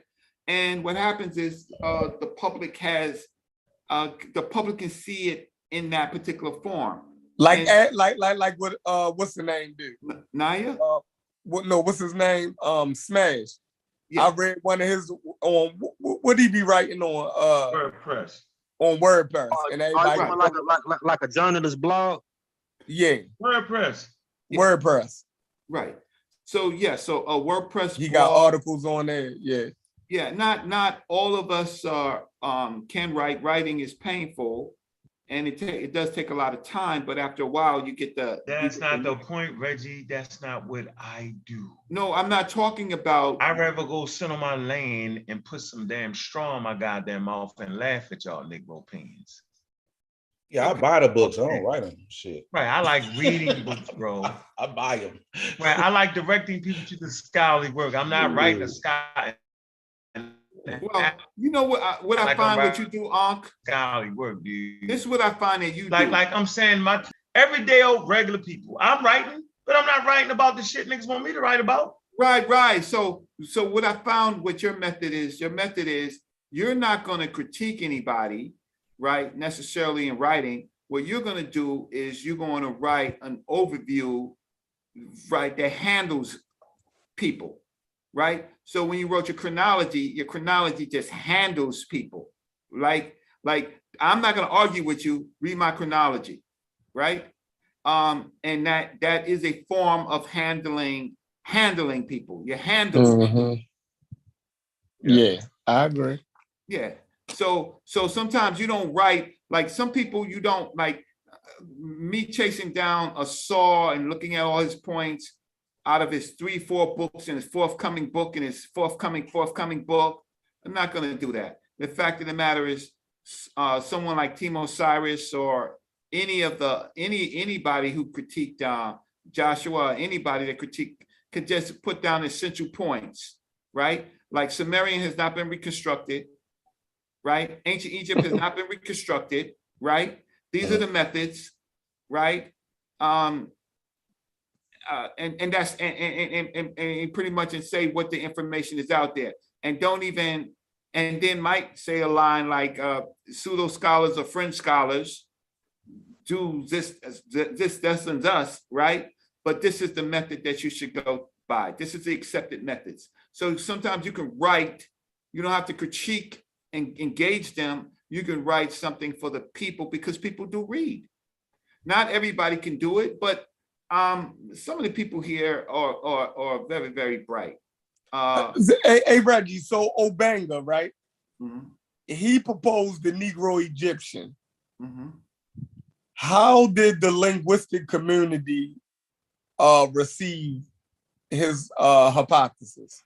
Well, it didn't start with Obanga and Diop. I think it started with Lillian Hamburger, and she, I think it was her. How was her work right?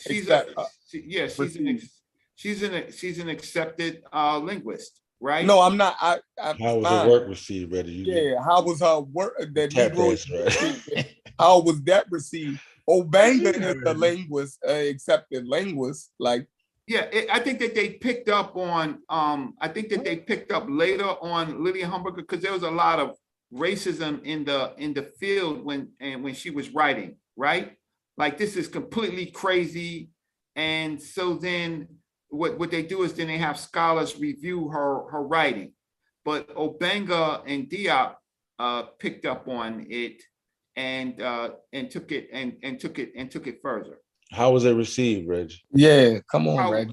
How was the Obanga's linguistic work on Negro Egyptian received? It's controversial. Nah, Reggie. Yes, it's controversial to Reggie for governor, y'all. Reggie for governor. Reggie for the governor. It's controversial. It's controversial. So tempers flared. There are, but in the realm of the experts, they're still battling it out. It's a battle. It's a battle. It's a battle, Reggie. You gotta stop, yo. Hey, unlike y'all, I end up. Look, they still fight. They still fight to this day. So much to this very day. Yeah. So look. I'm 13 to 12 Negro Egyptian right now. I'm gonna say fucking with you. Down by 100 and the game is over with, and they still battling. They trying to petition for another game. All right, so listen. That's the point I want to make right here. Reggie, hilarious. Yeah. Reggie, I can actually close out with this point. Since you admit that it's very controversial, that they still battling, right? So no one should make it work after that and claim that the battle was won, because the first stage ain't even get through, right? You would have to show that you changed all that up and added to the body of work of linguistics, yo, that can start to move the ball forward. Yo, they keep doing the same thing over and over again. Now the great Assad Hotep has a new work, right? And he changed to how you say it, chum. Chiluba, Chientu. Right. So he dove again. So I don't know, bro. Like, it must be a hell of a battle somewhere. We can't even smell the battle. Is there any way we can watch this battle? So hold on. If Negro Egyptian, what journals, right? nigga? Hey, Reggie, hold on, yo. Where's that journal at where they fighting? I think on Uncle Online. Oh man, I don't want to hear no word. Hold on. So check this out. So listen. Wait, yo. All right. These are things that the pseudo killers then already went over, right? Now, if something is the consensus and propose and is established, right? Like Afro-Asiatic. Now, if you propose a new column, right, called Negro Egyptian will have to explain everything that Afro-Asiatic explained and then add something to it. Right? Now, so since Negro Egyptian wasn't explained well enough to explain everything that Afro-Asiatic explained, right? Yeah. And it wasn't able to add to it. See, we already didn't learn this.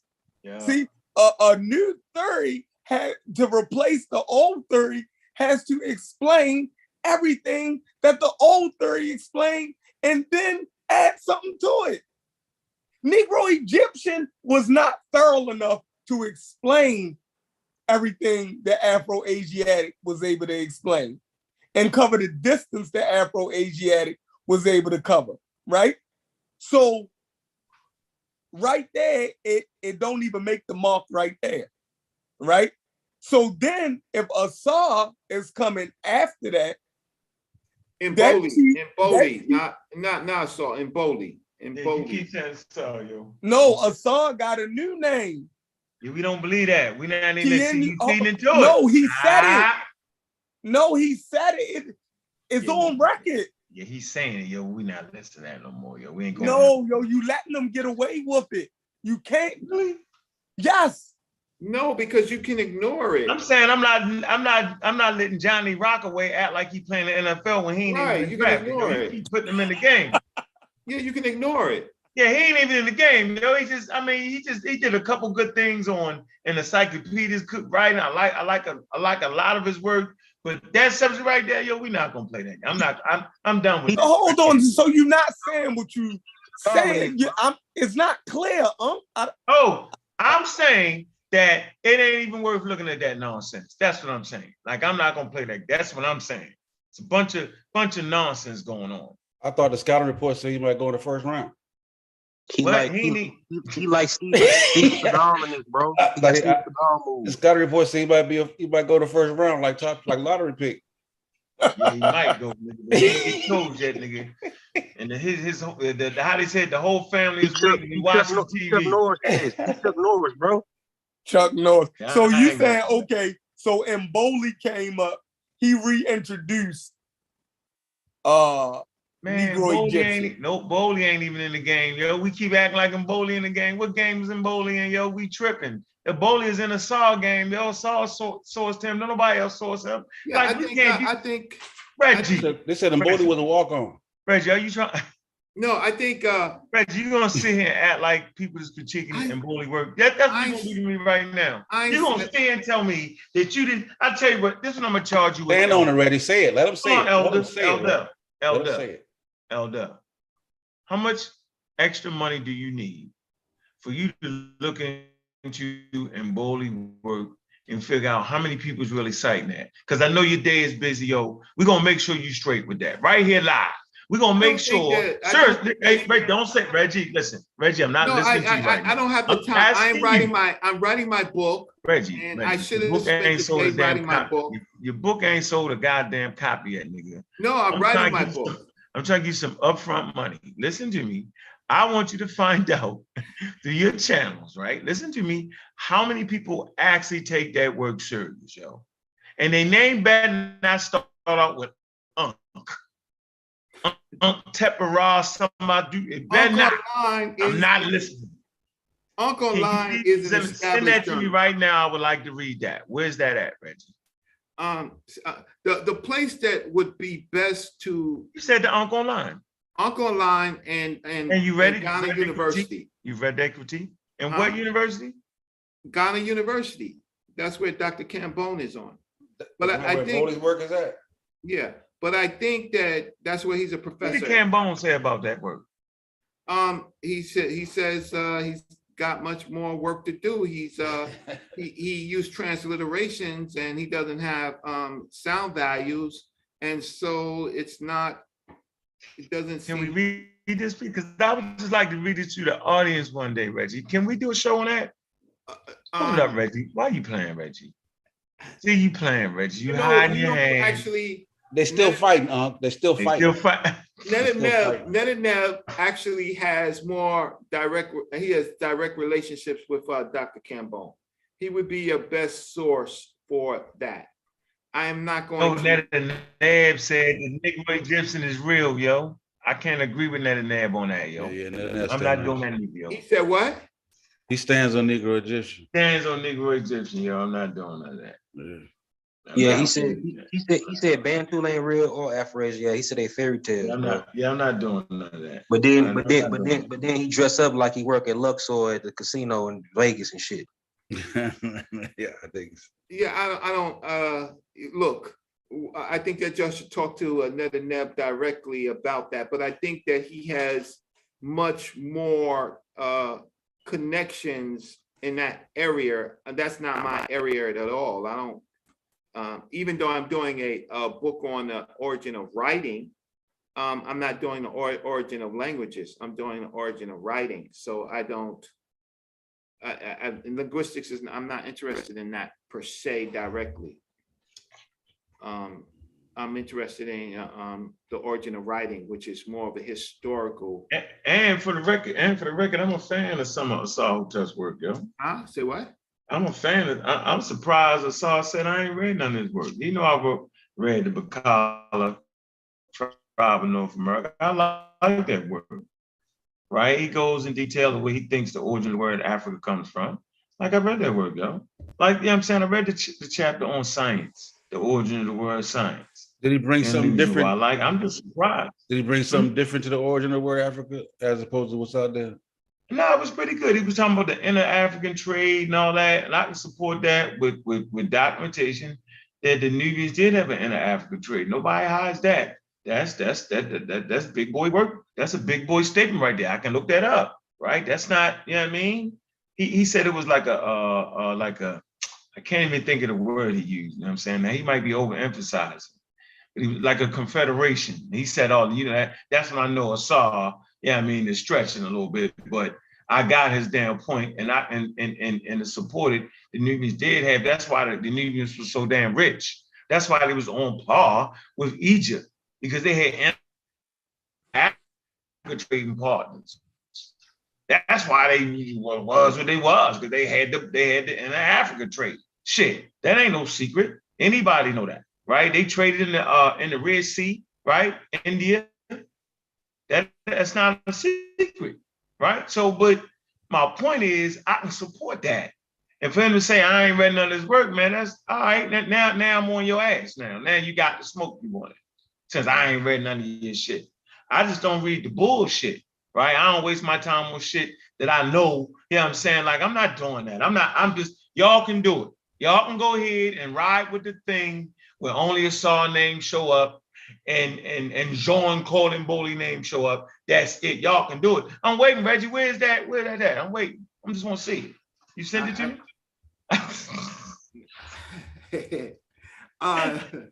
Just grab it for the Uncle Online for us real quick, Reggie. We know what's at the Uncle Online. Pull it up. What? You want me to pull up what? You said in Bowley's work in the Uncle Online? No, not in Bowley's work. Banga, the place that where it would be worked on would be on Uncle Online. It would be from what let me just see. Let me go to Uncle Online. Do you have anywhere where Mboli's working? Hold on. No. That's when not did Obanga propose that Negro Egyptian? Yeah. When did he propose it to the linguistic community? How can I say? Well, since he's a professor and he is respected as a linguist, facts. He can write scholarly works. Okay, I know that. He would propose it in his paper. So sometimes you propose it in a paper. He asked for a date, Reggie. When did he do it, Reggie? I don't know. Time period. It was in 91. Let's see. He spoke about it at the Cairo Museum Symposium, and he put out a definitive work in 91. And it was rejected. So from 91 to 2022, right? He could have revised it. Yes. He's a real scholar. He accepted that his work didn't make it. And he said, all right, I failed. It wasn't. So and Bowley and them is trying to revise the shit. Obanga understands that, I put forth something, it was rejected. Obviously, you know what I mean? I was wrong. Right. You know what happens is when you're rejected and then you don't continue and you count and you don't counter, right? Exactly. So then that's what happens. That's the beautiful thing that happens. So he's not pseudo to me. I respect him. He put forth a claim, right? He did his due diligence, right? It didn't go through. And he accepted it the same way. If somebody proposed something and he a part of a body, he gonna look at it and he might reject it too. Correct. So then what happens is now is you have someone else picking up the torch. Exactly. Yeah, but I got to give Mboli his credit, because see, what Mboli did was that he understood and he stripped all of it down. He started from root zero and built it all back up.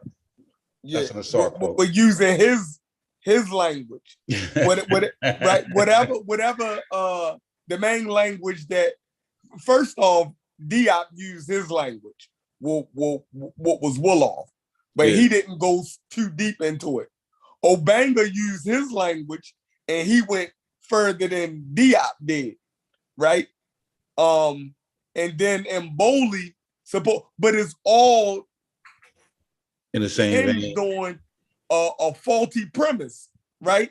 And Assad is picking up on that, like I keep saying, it will have to explain everything that Afro-Asiatic explains. And then they not doing that. They just picking one or two languages, right, that they familiar with, and they using cognates and all of these to try to make a connection where Afro-Asiatic, and they keep saying, Assad and them, that Afro-Asiatic doesn't have a genetic foundation or whatever they saying. So and that in there. Yeah, that it doesn't have a genetic relationship to make that.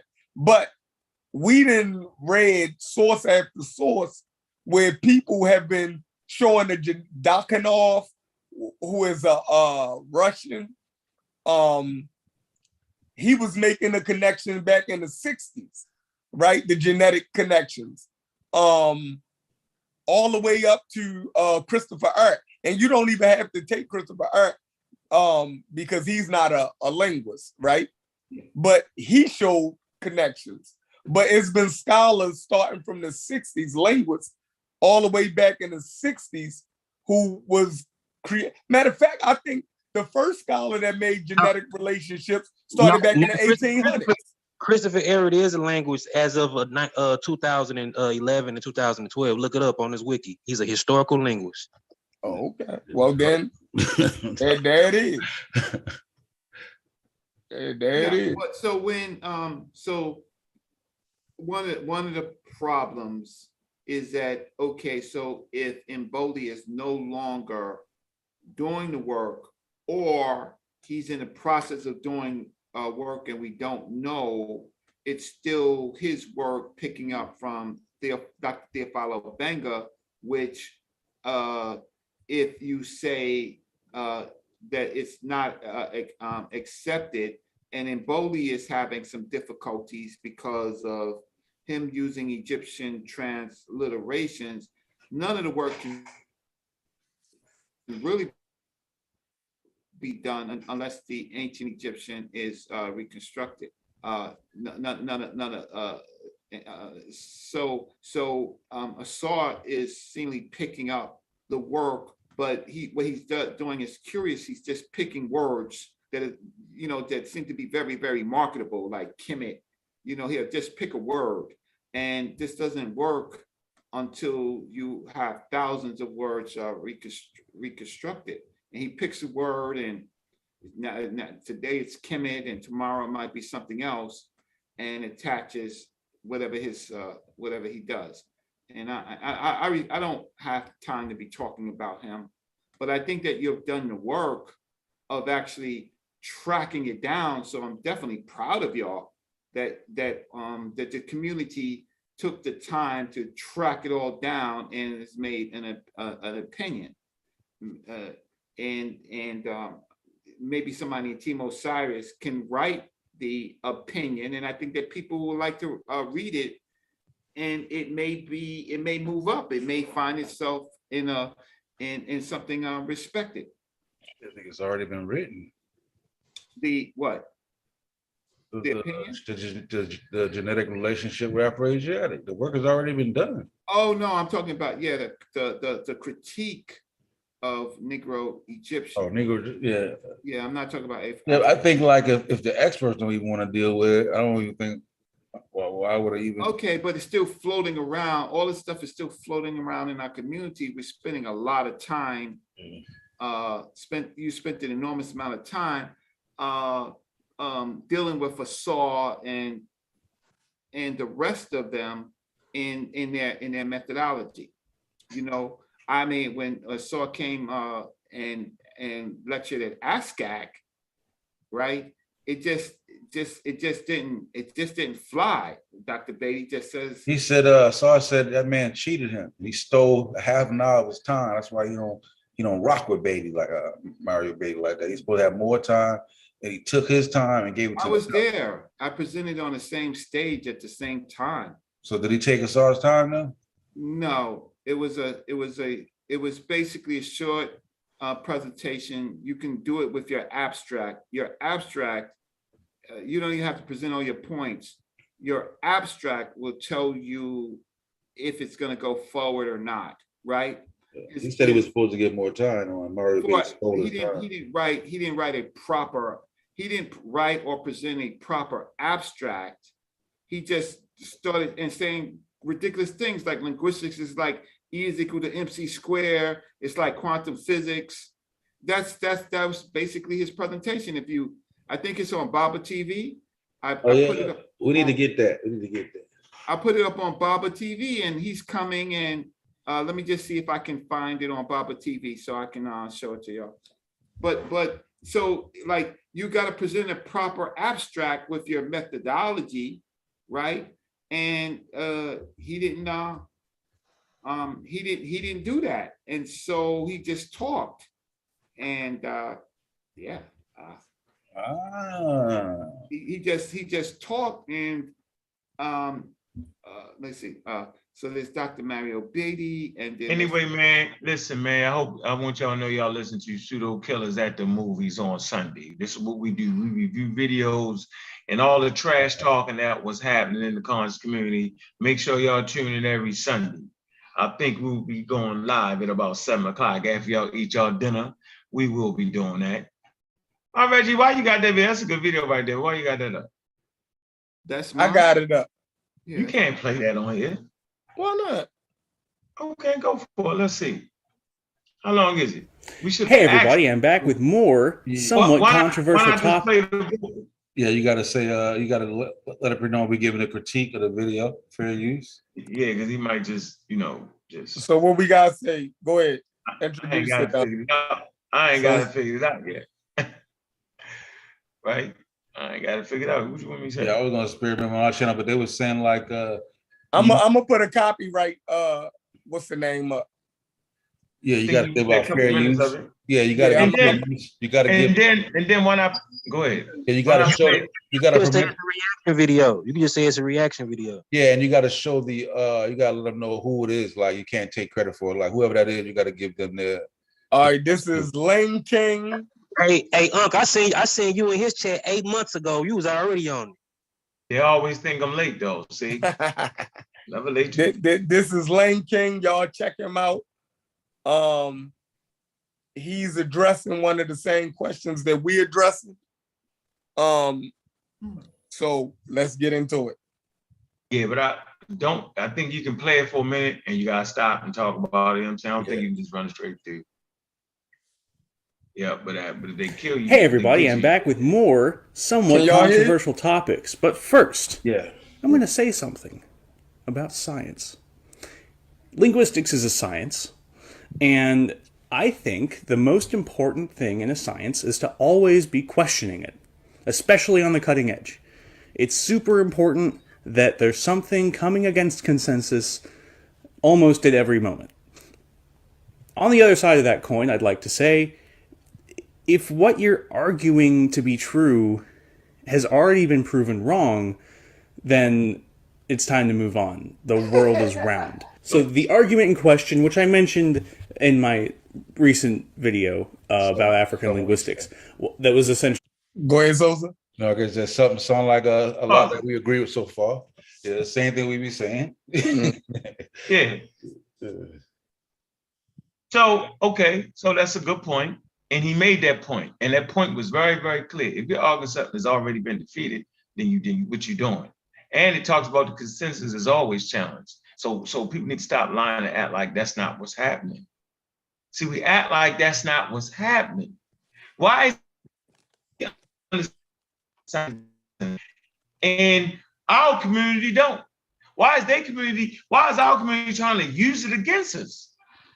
It's hogwash. He's absolutely right in what he's saying. Yeah, the consensus is always up against it.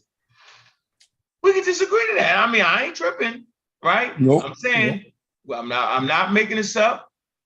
And y'all got to just knock it off. Let's finish hearing what he's saying. All right. Really just consensus against, non-consensus.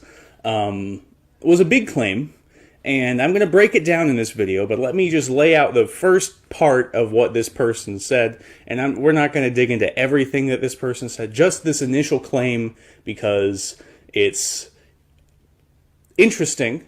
I'd never heard anything like it, and I was very excited to look into it. So let me read it. Ancient Egyptian is definitely not an Afro-Asiatic language. Ancient Egyptian clusters with Old Nubian, possibly in the Sudanic languages, or Bantu phylum. Now, what I find most interesting about this claim is Old Nubian and the Sudanic languages and the Bantu phylum are currently in two separate boxes linguistically. Old Nubian and the Sudanic languages are in the Nilo-Saharan box, and Bantu is in the Niger-Congo box. So they already aren't said to be related to each other. So that's another part of consensus that's being messed with.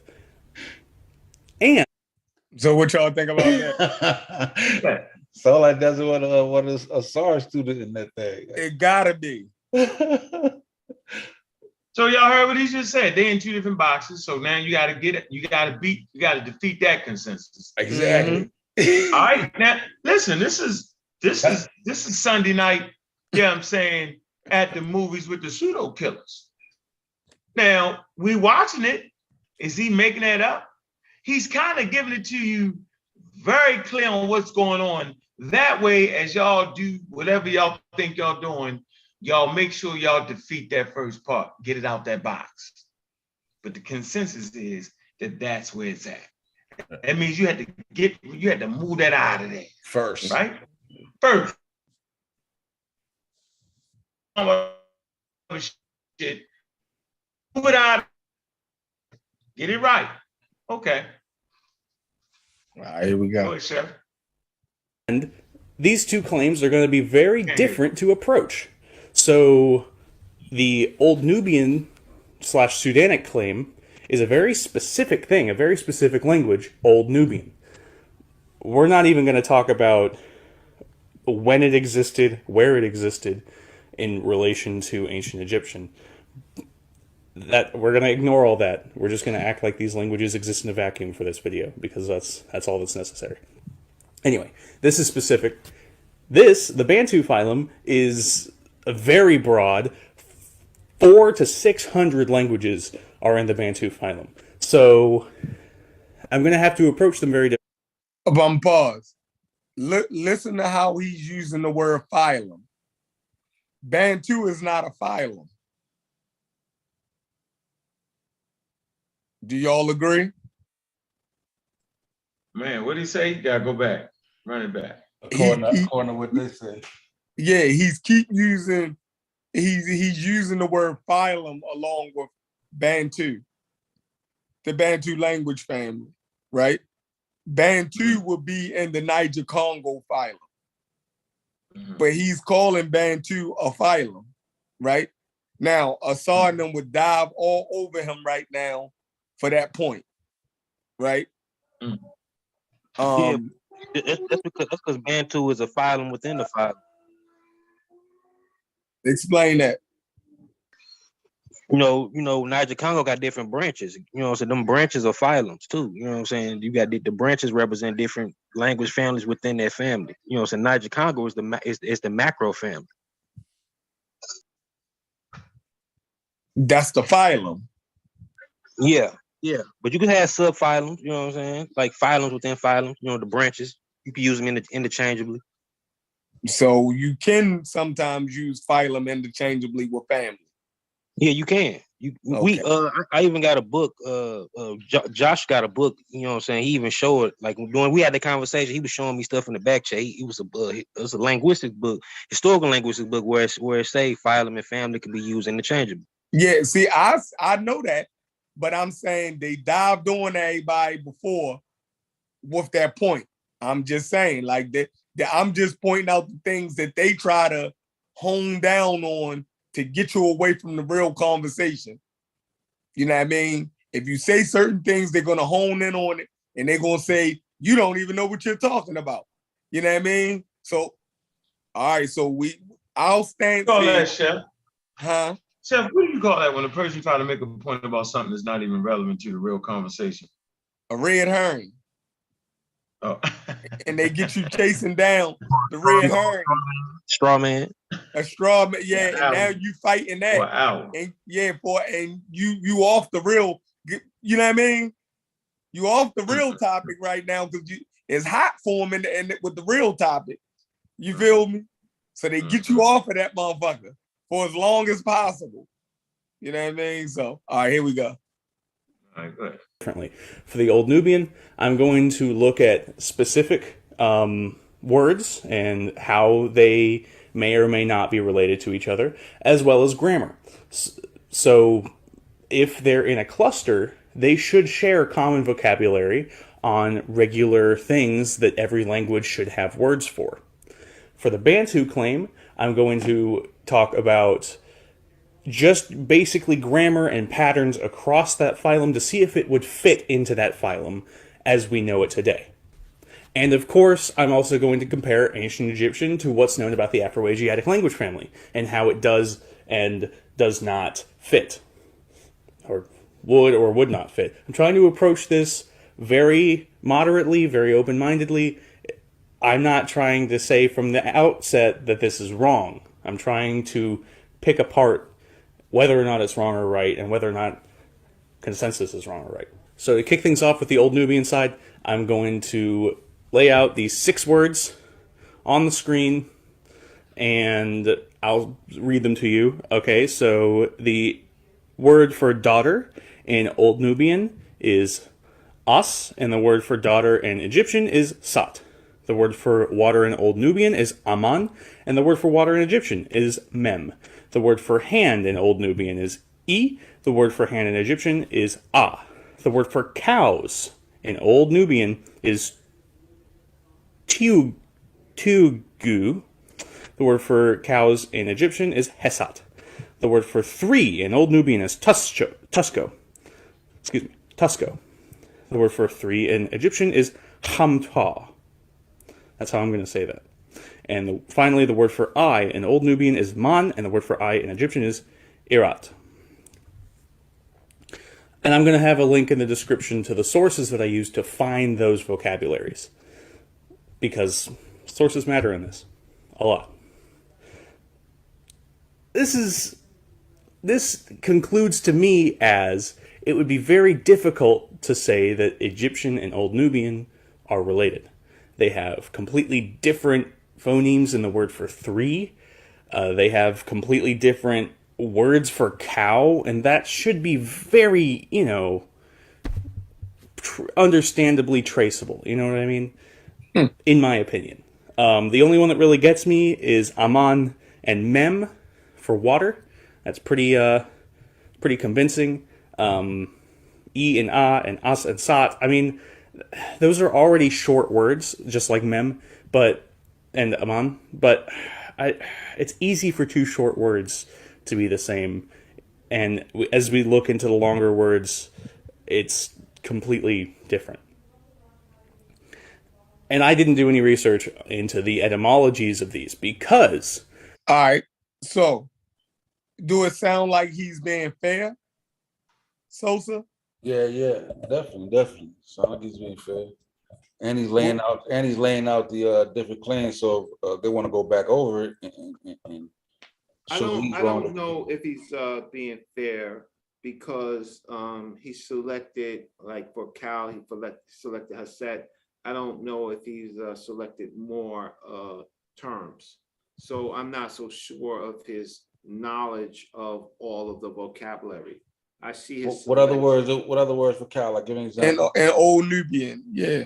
Yeah, well, I don't know Old Nubian and So what are you talking about? Egyptian. I'll take a look.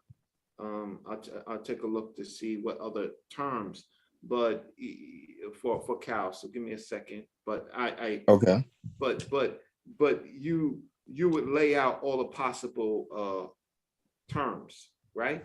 And I don't think he's done that. So let me just look, see what we got for cow. Sound like he don't know what he's talking about. Yeah. So I think that's poor. I mean, so let me. I'm looking at Vegas right now just to see what I got for cow. Hey, I said it is connection because even when you're dealing with water, that's even before, like when people speak about water in terms like that, that's even before agriculture and pastoralism. So that connection alone, you know what I'm saying, is a morphology connection. You know what I'm saying? Okay. But he said that. He said he could see the connection with the word water, which was mem. He said he could, you know. So I asked, was he being fair? Yeah, cow can be a little bit more tricky because that's doing, you know, pastoralism and agricultural period. And a lot of people, you know what I'm saying, the term for cow can get borrowed, you know what I'm saying? Like you can find Afro-Asiatic term for cow with certain Nilo-Saharan speakers, you know, using that term because it was borrowed, you know what I'm saying, by right. them, you know, and it was something that they traded amongst each other. So they would have to know the common word between each other. So yeah, that makes sense. And I think that's the point that he was making about why the cow kind of. That's why he used cow. Right. What, and he used the number system like 3 that, you know, people close to each other is going to be trading. So their number system should kind of match up, you know what I mean? Yeah. So he's been, for me, I've seen it as it being fair. But go ahead, Reggie, find what you. So let me share my screen. All right, let me stop. We're gonna pay him to debate Assad. So I can't share my screen because this is on. All right, let me stop. See, I come up. How you think that'll work out? So okay, so no, I don't think that. I think Assad will whip him up. He's and which and this is old Egyptian, middle. What stage are we in? This is Middle Egyptian for the most part. Is he using Middle Egyptian in his the word that he uses for cow? What period is he using? Well, Middle Egyptian is hey, not. So how you give me battery control? So yeah. Huh? You want the control back? No, I don't. You who got the controls? You? Yeah. All right. Make sure. So Middle Egyptian is what's in Middle Egyptian, but it doesn't mean that it excludes Old Egyptian words. Okay. So I'm just being frozen, but y'all can see my screen. So let me just wait till it gets unfrozen. So there's about 96 words that have cow in it, right? So if and for water's move. One of the words for water is move. So he said what, mem? Yeah. Yeah. Yeah. So let me I'm just sorry, this is freezing on me or not coming up. But so I don't think he's taken enough of vocabulary words. And if he's not done that for Egyptian, he's not done that for Old Nubian. If he's not done it for that. So I don't know why this is freezing up, and I'm sorry. What I'll do is I'll stop sharing my screen and then I'll see if I can get it working and I'll come back in. All right. Sorry, I don't want to waste your time, but he's not done. It's not fair. He's not done enough. I don't think he's done enough. Well, I mean, we know you can't do the whole guy. There's where they judge pigs at, man. Get out of here. You can't do a whole damn 1,000. Right, but he's just selected. And so you could, that's confirmation bias. It don't work. So I'm going to choose some words that don't work. No, choose words that work. Like don't do the words that don't work. Show us what works. That we can. Right. If he's trying to make the point that it don't work, he's going to choose Yeah, words. so find the words that work and then show us why they work. Well, I don't, how can I say, okay, I'm gonna share my screen again. Yeah, Hold up, because if you bring up other words that don't work, that's only just confirming Okay, the fact so that for shit don't work. example, okay, so I'm gonna just go through, you see my screen, I'm just gonna go through cow, right? So here's this word, renete, right? Is a type of cow, right? Ren is a bull cow, right? Renete cow again. Some of it is just words with cow in it, like someone like said cowardice. Cot, yeah, is a female cow. And so how can I say, so he's choosing, what he choose? He choose Hesed. No, he didn't. Hesed. Is that right? But the word, is any of those words close to tagu? Right. Because the old Nubian word is tagu. Right. For cows. Yeah, so I would have to. Old Nubian would be Nilo-Saharan anyway. Right, that was his point. So I'm trying to figure out what. So he would have to show. Okay, so my point Reggie is. don't have no damn point. Reggie's just mixing up. No, my point is. Man, no. My point is, what fucking dictionary did he get it from? Where's his fucking footnote? But we just going through some of his arguments. Name all of the words. He's trying to help you against he's white.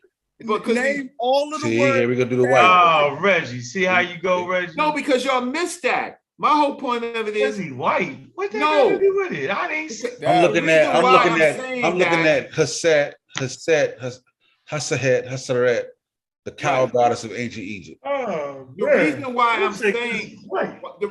I'm saying that is that isn't that a basic question? What dictionary is he using for old Nubian? Man, it was a 10-minute video, yo. He ain't had time for all that.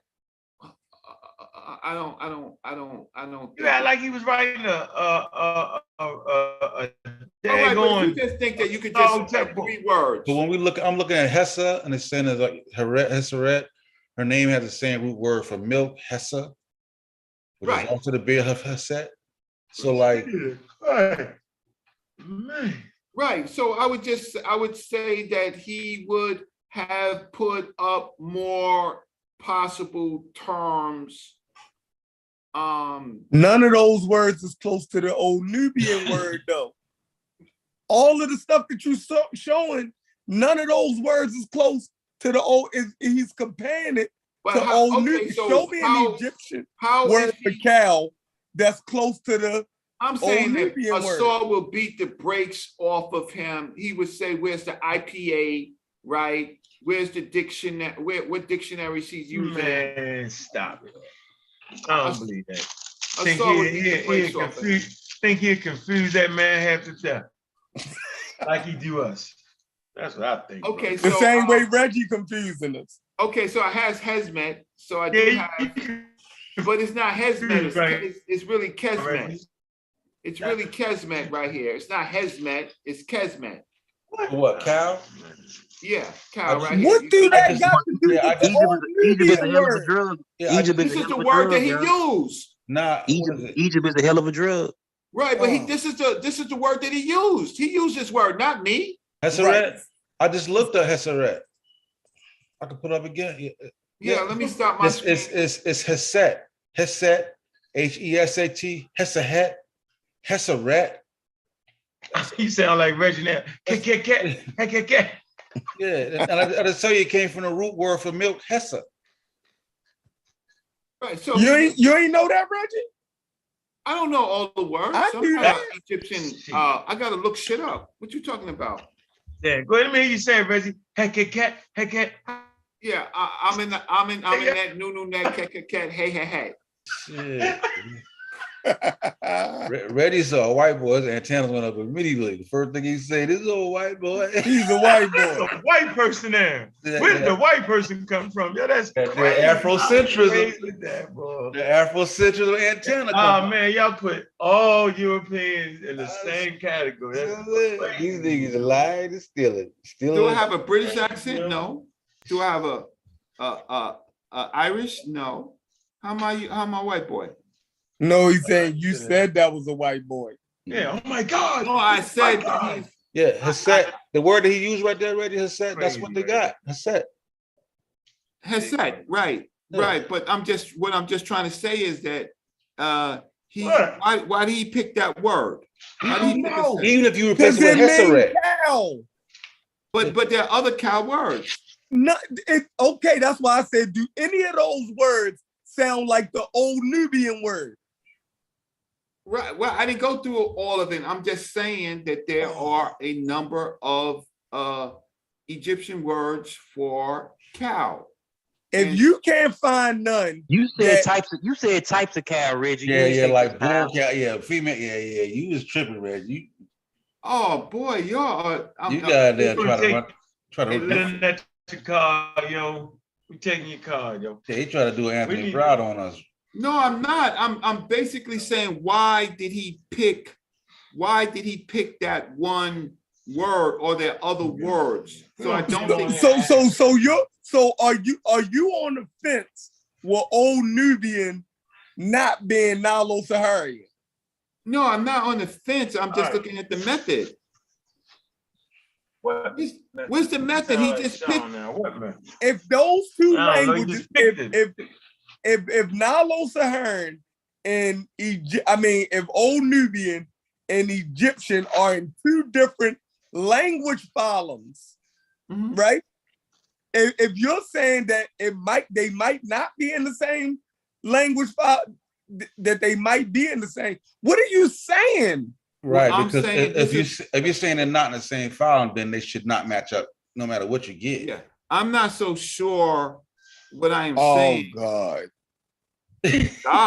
God ain't gonna help you. God, it need to help you. You right.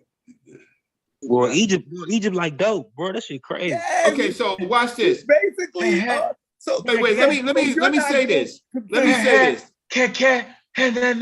No, let me say this. Stop playing. I know it's getting late.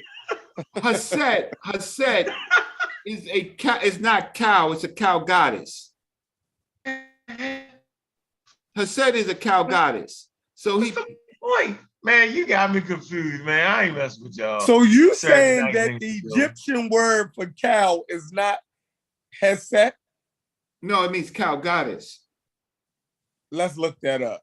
Yeah, I got it on my screen. Here it goes. But Hassad means cow goddess. Yeah, I'm gonna share my screen. It means cow goddess. And so when y'all was saying to me about I was bringing types of cows, here it is right here. What? That ain't it. I'm bringing it up high, right? So here it goes right here. Cow goddess. That's the same word. That's the same word. Yeah. Yes. So he's using a type of cow. What? Put the word cow. What's the word cow? Right there. Trickery. Right here. EOI is a cow, right? Just without being a cow goddess, right? So I have to go through cow offering. Yeah, I'm seeing a whole bunch of. There's a breeding I'm just cow. looking for basic cow, yo. Right, but that's the breeding cow. What's the basic word for cow? Here we go, boy. If the root word comes from milk, which is hessa. Oh man. Milk cow, but this is a milk cow right here, a mirret, right? Yeah, milk cow. What he's doing, he chose a type of cow. And we just can't get the basic word for cow. Just get cow ready. Stop the bullshit. What a cow? Cot. You can say that's as basic as you can get. Cot. Where is that?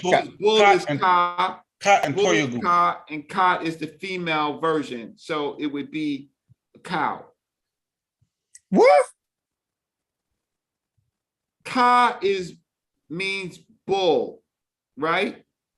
Cot would be the female version, which would be a cow. Cot. Feminine now. So let's smash that. Yeah, you messing up, Reggie. Stop it. Stop it, Reggie. No. I know you messing up. All right, this is how they did. Here's another one. Ren, right? It could be a bull or a cow. So what I'm just trying to say is that he chose. Okay, hold on. They're making a distinction between a bull and a cow. Saw Wuja shoot Reggie for this one. You just said that it can be used for a bull. They're gonna shoot you up for this, Reggie. Reggie, I can see you getting shot up, Reggie. That's how they muddy the water. Renette. So it's good. Renette is cow. So I would look more for the feminine T on it to make it feminine. So the other one was feminine T. Now we're not back to the feminine T. Okay, it's getting his methodology is wrong. Assad would chew his ass up. And then what dictionary is he getting old? Somebody look up old Nubian and cow and see if that comes up. So you're basically saying that Egyptian and old Nubian is really related. I'm not getting shot up with y'all. Y'all gonna get shot up Monday morning. Who's y'all gonna have y'all laughing? Can I ask a question if y'all man? Google Scholar, what up? Go ahead. Reggie, yeah, sorry. Water, we can't do it no more. You won, Reg. Good job, Reg. They ain't let us get to that video. Nah, I'm saving you. Soon as Reggie seen Medu words up there, he went off. Because either way, the words he picked, cat, that shit don't got nothing. What was it, Toyagu? Can I ask Reggie a question if you don't mind? Galileo, he just debunked the video with one word, yo. Yeah, no, that's. And he couldn't even find it. Hold on. Methodology's bad. Get out of here. 1 second, Scholar. I would like to say this. I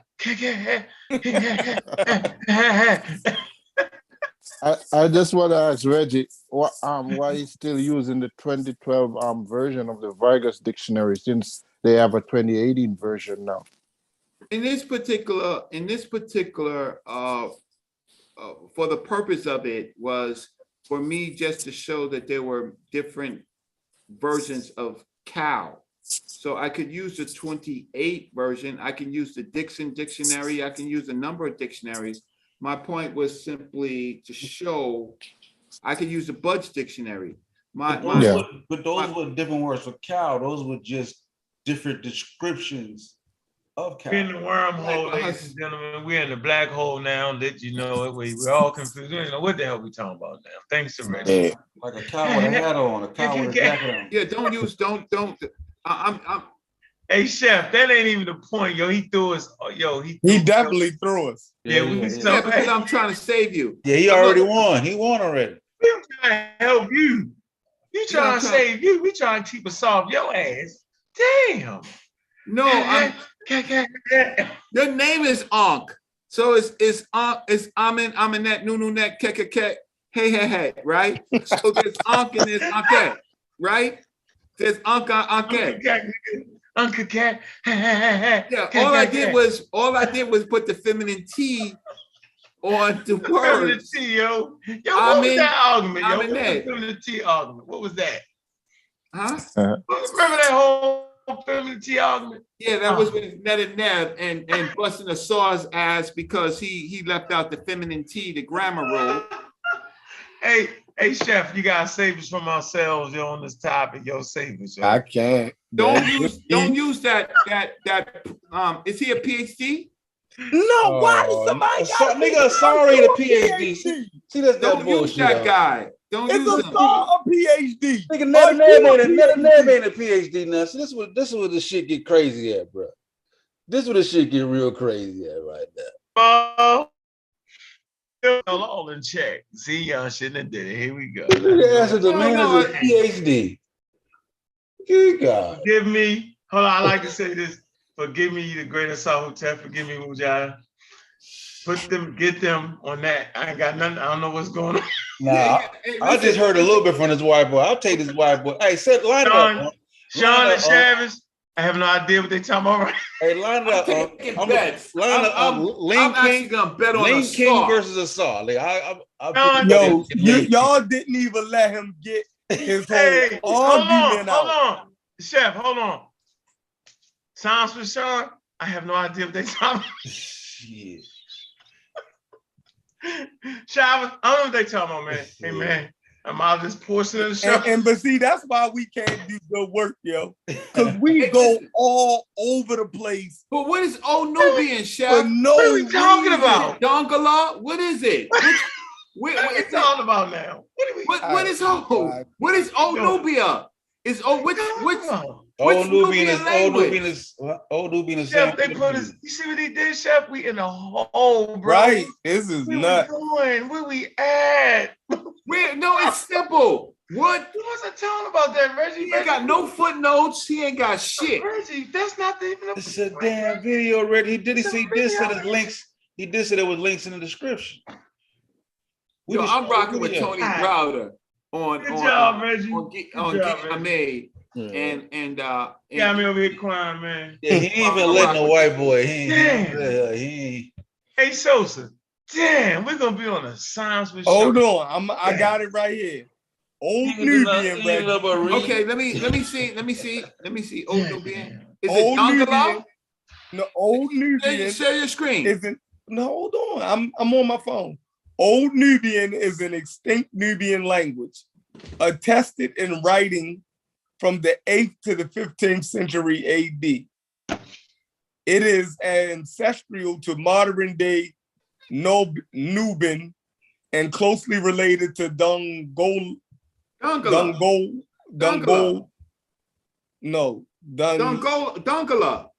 Dongalawi. Okay. And Kinsey. Right there. They say don't smoke no weed. What is it say? See right there? The language is preserved. The more that's what I'm reading. Documents and descriptions. Don't smoke no weed. That's what it said. Man, let me get out of it, man. That's where he got the word from, yo. Reggie, do you have from Old Nubian? Yeah, I'm looking. But you said from the 8th, so the 8th to the 15th century. They didn't have writing into that time, yo. What do you want from these people? They ain't got no writing, yo. So it's gonna be. Come on, yo. Man, you funny as hell, yo. Reggie, you see what you did, yo? We had him. You threw us right up. No, I'm trying to help you, bro. Okay, see what's gonna happen. I'm gonna mute my mic. Reggie, let's at least hear him out. We like this on the track. You know how you hit the curve on the track coming down the stretch? Yo, took us right out the game. We don't know where we at right now. Yo, we thinking the music was writing. Oh, man. Because Assad would laugh his ass off on this. No, I don't think so. Are you sure? Soon as he get taking them blows on him, soon as he get taking them blows, Reggie gonna spit the mouthpiece out and shit. But nigga, look at he ain't got no mouthpiece in. He can take these blows, nigga. Yo, you spit the mouthpiece out, yo. He heard the meta words, yo. He couldn't take it. Yeah, because he's comparing transliteration. He's going in Boli. Are you sure? But if he's using word like tugu, right, which is like a multi-syllable word, like doesn't he have to compare it with a similar? Tugu, he got to use. But he's doing. He can't use cat. You understand what he's doing? No, but I'm saying that he couldn't use the other word, cow. The cat word he used for cow. His said tugu or whatever it was, toyugu, whatever. Right, but see, one is an attested language, right? And the other one, the transliterations, we don't. That's what Dr. Ben says. We don't know how it sounds. So you so then Assad them is debunked even by you even saying that. No, Emboli is, because that's what Emboli's method is. So how would you say Assad would tear yo up if he don't even have real word correspondence of how the shit would actually sound? Sound correspondence, you're correct. It sounds like you're saying to me also, Reddy. It sounds like he's saying like you can't even do no linguistic work, right? Not yet, not like that, no. What are we doing? What world are we in? Have we? So I don't know. It shouldn't be. So ancient Egyptians should not be in the Afro-Asiatic family. There's no evidence. We don't have enough evidence to put them there. That's what you're saying, Reggie. There's hypothetically, hypothetically, but the best way to do the best way to do it is look at Old Nubian and Coptic. That's the best way to do it because We back at go. Every time we So, round the boat, we so right back you've at been go. on this panel the whole time, and Yeah. you agree with Assad now. I swear we No, can't. I don't agree with Assad. Why y'all doing that? You I don't Listen know to what what you you just said. You do, Reggie. because you can't do transliterations Hey, against a living you language. see what you got on this panel, yo? Yeah. You, Yeah, he you- got us. He gonna have us on the science for Sean, yo. You had a Yeah. sleeper cell. You brought a sleeper cell in here with us.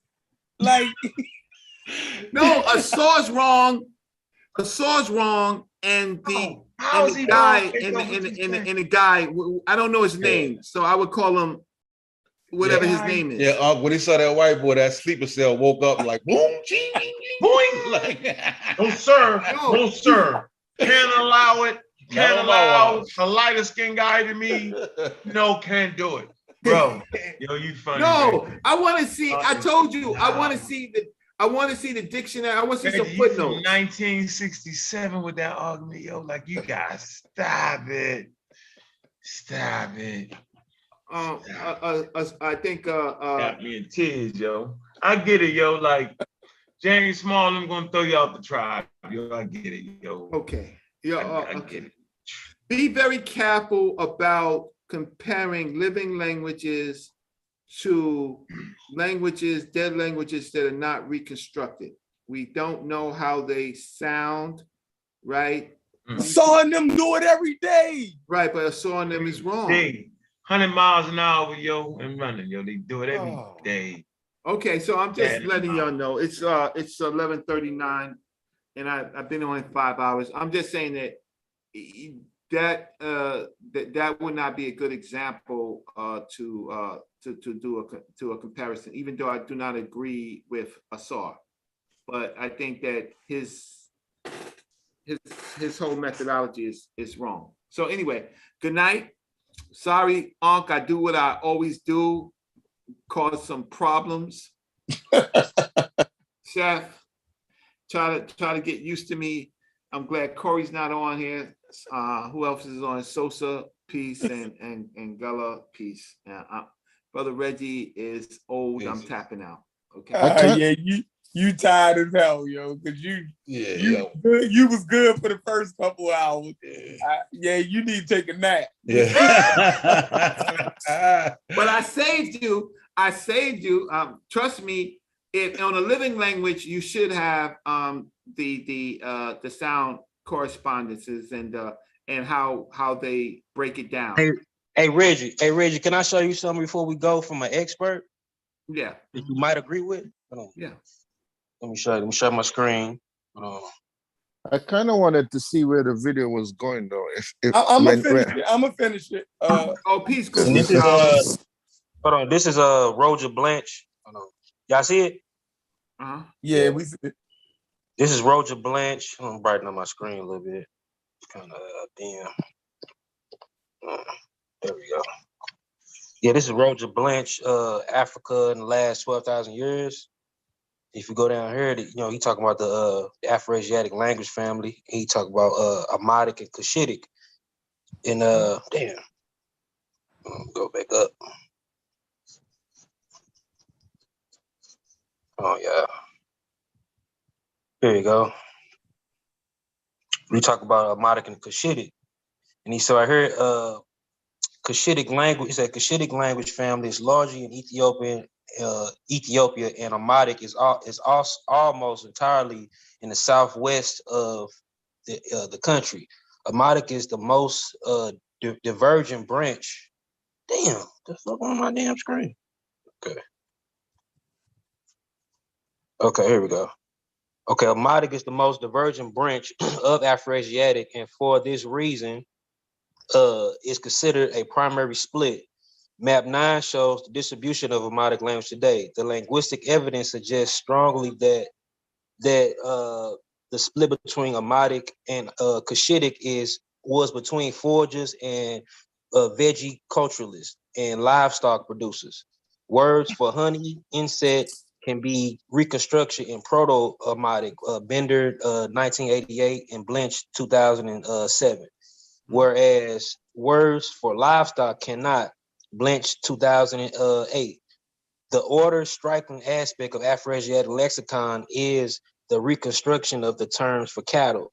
All branches except Amadic attest for a form similar to star la for cow, and a possible interpretation is that the early Afroasiatic speakers began the management of wild cattle in the Egyptian Sudanic borderline some 10,000 years ago. Mhm.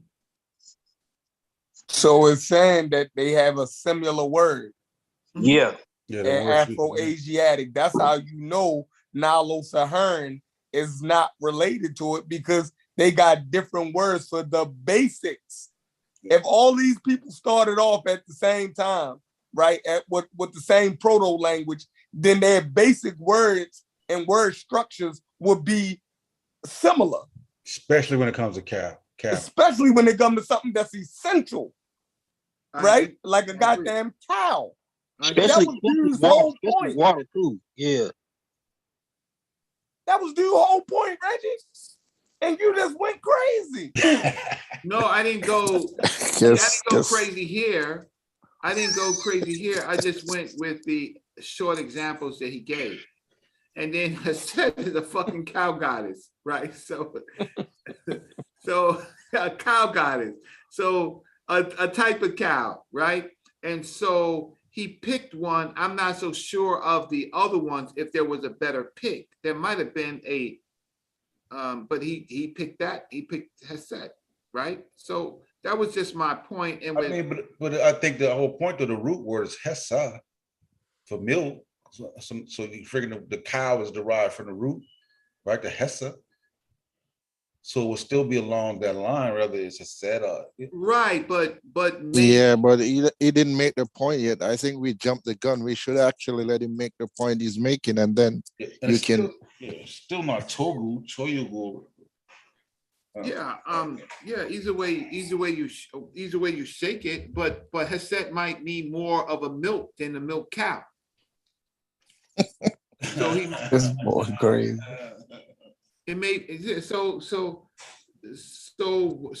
once I pulled up the possible definitions of cow, like cot, right? Or yeah, so then you see a problem. Why did he why? Because it was close enough. So he used something that was close enough. It's saying that in Afro-Asiatic languages, right, that all of those words, right, you know, the basics would damn near be similar. Yeah, he's showing you that in Old Nubian, it doesn't have that similarity to the Afro-Asiatic. That's what it's saying. But the Old Nubia is also okay. So you dated the Old Nubia, right? Yeah, and it's Nilo-Saharan, not Afro-Asiatic. Like Reggie, they're not supposed to even be like. They're not supposed to line up because he already said he's jumping a hoop, trying to compare two different. What the consensus already established, two different phylums. He said that. Well, listen. I'll say this. This is the only thing that this is what I'll try to say. He needed more examples. Okay. For either way. All right, Reggie, get sleep, bro. You look tired. Yeah, get some rest, man. To rule out or to confirm, he needed more data. Yes, it's still a fight. All right. Good night. Good night. I'm about to share my screen, Google. Thank you. All right, bro. God damn, Egyptian maniac. I was saying, like, everybody be acting like they agree, and then at the last minute, you like shock at the last minute, they can throw a foul. Like, hold on, what? Right. Is my screen changed? Yeah. Yeah, that's it. Finally, the word for eye in Old Nubian is man, is aman. And outset that this is wrong. I'm trying to pick apart whether or not it's wrong or right, and whether or not consensus is wrong or right. So to kick things off with the Old Nubian side, I'm going to lay out these 6 words on the screen, and I'll read them to you. Okay, so the word for daughter in Old Nubian is As, and the word for daughter in Egyptian is Sat. The word for water in Old Nubian is Aman, and the word for water in Egyptian is Mem. The word for hand in Old Nubian is I. The word for hand in Egyptian is A. The word for cows in Old Nubian is Tugu. The word for cows in Egyptian is Hesat. The word for three in Old Nubian is Tusko. The word for three in Egyptian is Hamta. That's how I'm going to say that. And finally, the word for I in Old Nubian is Man, and the word for I in Egyptian is Irat. And I'm going to have a link in the description to the sources that I used to find those vocabularies, because sources matter in this. And that's key. Mm-hmm. Reggie was asking for. Yeah, so if Reggie would just go to the source he used, then they wouldn't. Yeah. Go ahead, Google. No, I was saying if Reggie would just go to his source, then we wouldn't need have to go through this whole thing about what word he using. Right. Go ahead, sir. Play. Yeah. This concludes to me as it would be very difficult to say that Egyptian and Old Nubian are related. They have completely different phonemes in the word for three. They have completely different words for cow, and that should be very, understandably traceable. You know what I mean? In my opinion. The only one that really gets me is Aman and Mem for water. That's pretty convincing. E and A and As and Sat. I mean, those are already short words, just like Mem, and Aman. But it's easy for two short words to be the same. And as we look into the longer words, it's completely different. And I didn't do any research into the etymologies of these because the commenter said that they don't trust Western scholarship, and a lot of etymology is argued in Western scholarship. What I'm trying to do is look at the languages objectively and just look at what the words are and what happens in those languages to try to get to an answer. Another thing that's counting against Egyptian and Nubian is how they handle gender in their languages. I'm going to do this for all the languages, don't worry. The way that Egyptian handles gender is that there's two genders, and objects are gendered. We understand that in a lot of Indo-European languages, and I talked about it in my Afro-Asiatic video. In Old Nubian, there's no gendered words. They don't even have he and she. I mean, obviously they have mother and father and, words for people who are different genders, but they don't have he and she and no gendered nouns that are inanimate. So that's a big difference. That's a thing that would stay in a language. Oh, you mean I'm speaking a language right now that got rid of that? Look at the history. Okay, so if it's not Old Nubian or Sudanic, maybe it's Bantu. So let's look at the Bantu languages and ask ourselves, does Egyptian fit into them? So we're going to get...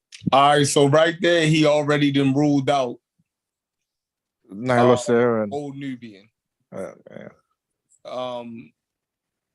So he ruled out the Nile Saharan Yeah. claim that the dude had made.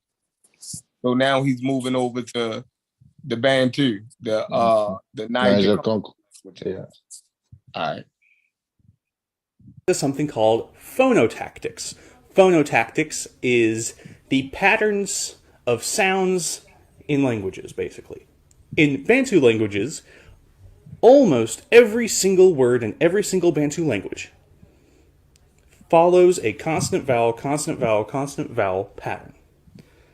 There's one exception. There's a language in the Democratic Republic of Congo where they have words that end in consonants, and the name of that language is Bushong. Another important thing to take into account with the phonotactics of Bantu languages is they never cluster consonants. They never cluster consonants. The only time that you will find two consonants together is if one of them is nasal, an M or an N. We can see that in words like bongo, jumbo, like the one I just said, bushong. Lingala is the name of a language in Congo. you get the gist. Every word, every language, except for one, consonant, vowel, consonant, vowel, consonant, vowel. Egyptian, while it does not write its vowels, is understood to not do that. It tends to follow a initial consonant, a vowel will be secondary, and then there will be a cluster. Or nothing. Or another consonant. It doesn't follow the same pattern at all. It has smaller words that have, in general, one vowel in them, and they will have consonant clusters at the ends of words. There are no Bantu languages that have consonant clusters at the ends of words. As far as genders go, Bantu has them. But they're completely handled differently than in Egyptian. And it's part of their 20-piece noun class system. And I know that probably just made some of your heads spin, so let me dig into what noun classes are in Bantu and hopefully try to explain how it differs from Egyptian and from English. So in English, the only time that we add something to our nouns to change them is to make them plural. You throw an S on the end of the word cat, plural cats.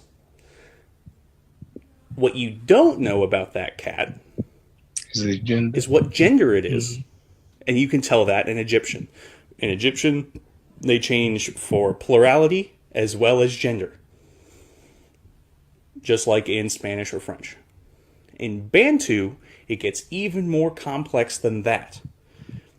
So, I'm going to make some crude examples to try to help you understand what the Bantu noun class system does. Okay, so suppose we just take the word cat and we throw the Bantu prefix pa on front of it. It means the cat near to me. If you take cat and put the prefix mu on front of it, it means inside the cat. There are other prefixes that change gender. They have specific prefixes for fruits and vegetables. They have specific prefixes for inanimate things. They have specific prefixes for other animals. It gets deep. Not every language has all 20 prefixes, but all of them have them. So the fact that Egyptian doesn't do that is another way to know that it's not Bantu. Now, finally, let's compare Egyptian with the other parts of the Afroasiatic family. Hey, pause that right there, Chef. I'd love to be able to. This is good. This is good. Assad need to just answer that right there. Because, like, that just destroyed the Bantu Egyptian claim. Mm-hmm. Like, like that's problematic. Like, Assad, he should just do a video, just answer that. And also, we could send that shit back to old Link King right there. Shout out to Link King for the video, too. Yeah, no, I understand now what he's saying about the differences and why it's not classified. So now I'm interested to see how he compares with a language that is classified. Right. He's about to do the other Afro-Asiatic languages and show how they know that they're genetically related. He's about to do that now. Okay. To give you a bunch of words that are literally the same between Arabic and Berber and Egyptian. But unfortunately, there really aren't any. The reason for that is you have to keep in mind that the Afroasiatic language family is supposed to be 12,000 years old. And ancient Egyptian is only 5,000 years old. That's old, but that means it had 7,000 years to move around and mutate and change from other Afroasiatic groups. Now, there are, in the proposed Proto-Afroasiatic, regular sound changes that would link words between Egyptian and Arabic. Now, that's part of Western scholarship, so I'm not going to use it. I'm not going to talk about that. I guess all I can really talk about is that in Arabic, they also have two genders, and objects are gendered, and they also follow a pattern of consonant, vowel, consonant, consonant for big words. That's not every word, but that's just the pattern. So the things that we looked at before that disproved Egypt's connection to those other languages apply to other proposed Afro-Asiatic languages. So my conclusion is that in these specific ways, Egyptian is closer related to Semitic languages than Bantu languages or Sudanic languages, or specifically Old Nubian. Now, I know this is a response that's not from a scholar, so if any of you are legitimately like educated linguists, go ahead, rip this apart. Tell me why my argument is lame. It probably is. I did my best with what I had. I know this is a long way to go to just respond to a commenter, but I thought it was such an interesting thing that there are people who think this about language, and I'm not going to get into the deeper reasons why I think that they have this claim, but I think it's always amusing to me how far people will go to try to question the status quo. And it's a good thing in most cases. It's a good thing, especially linguistics, because go ahead. What's going to change if you question linguistics? The words still mean the same thing in modern languages. It doesn't. Anyway, sorry. I'm rambling. I hope you all enjoyed this. Thank you for watching. Have a great day. Be sure to like, comment, subscribe. Bye-bye. Shout out to Lane King. For sure. Yeah, he's trying to build this shit up too. You know, light views. Mm-hmm. You should appreciate the shout out. Yeah, I like to see. That's a good. Like Assad should make a response to that dude right there. That'll be so we can see some back and forth. You know what I mean? Yeah, that's a good breakdown in my view. So let's see. What the hell is this description at? You have to click the down arrow right there. Yeah. All right, he got the come up.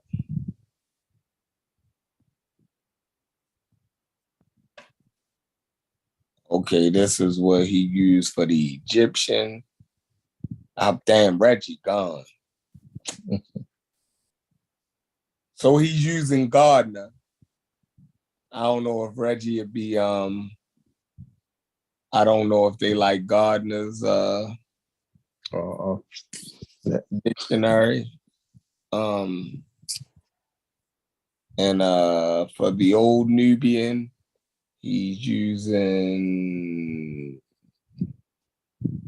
I'll go back to my supply.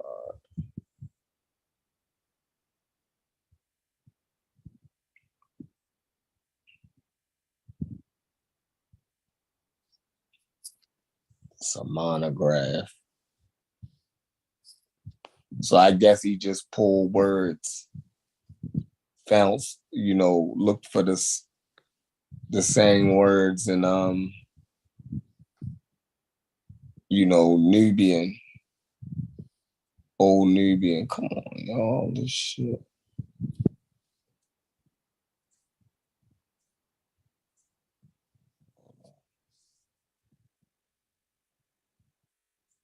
I don't know. I'll put these links in the put it in the description of the video too. In your video, put them in there so somebody can. So he did everything he said he was going to do. Yeah, and I understood him clearly what he meant by the connections he showed.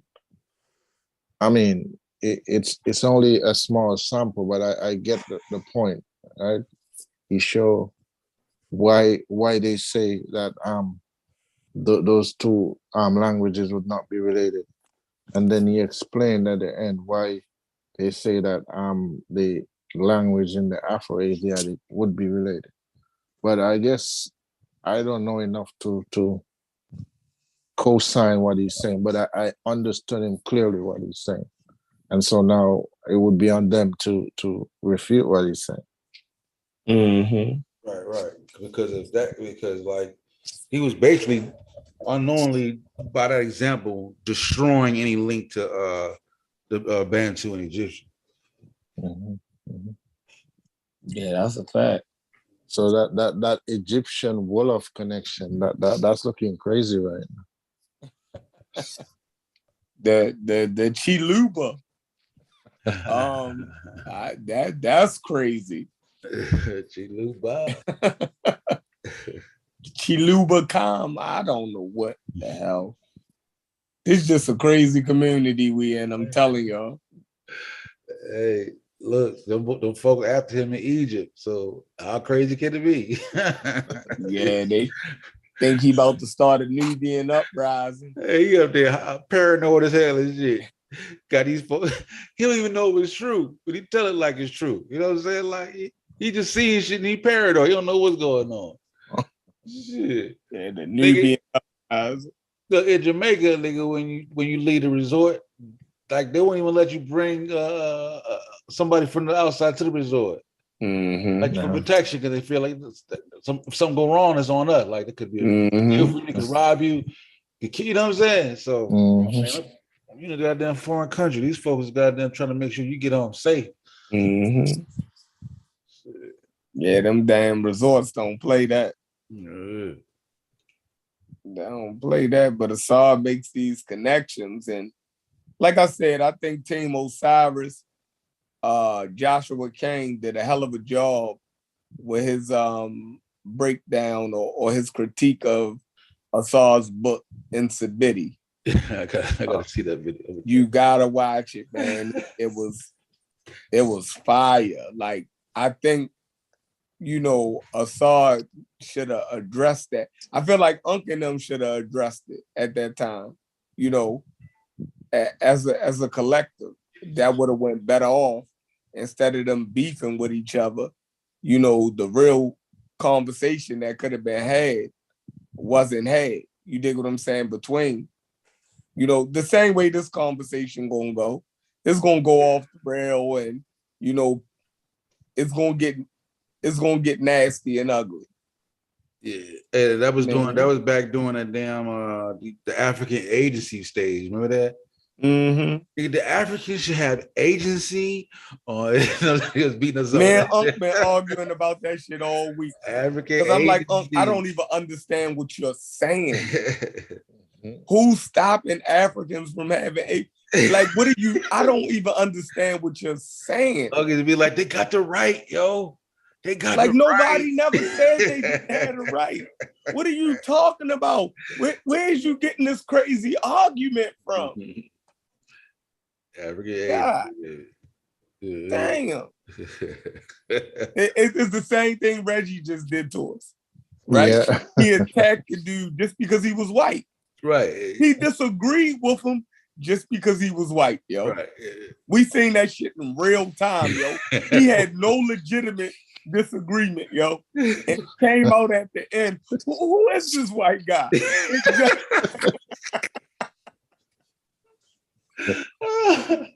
Yeah, I got the Afrocentric come right on about you, bro. Yeah, like, yo, these guys are rabbits, yo. Like,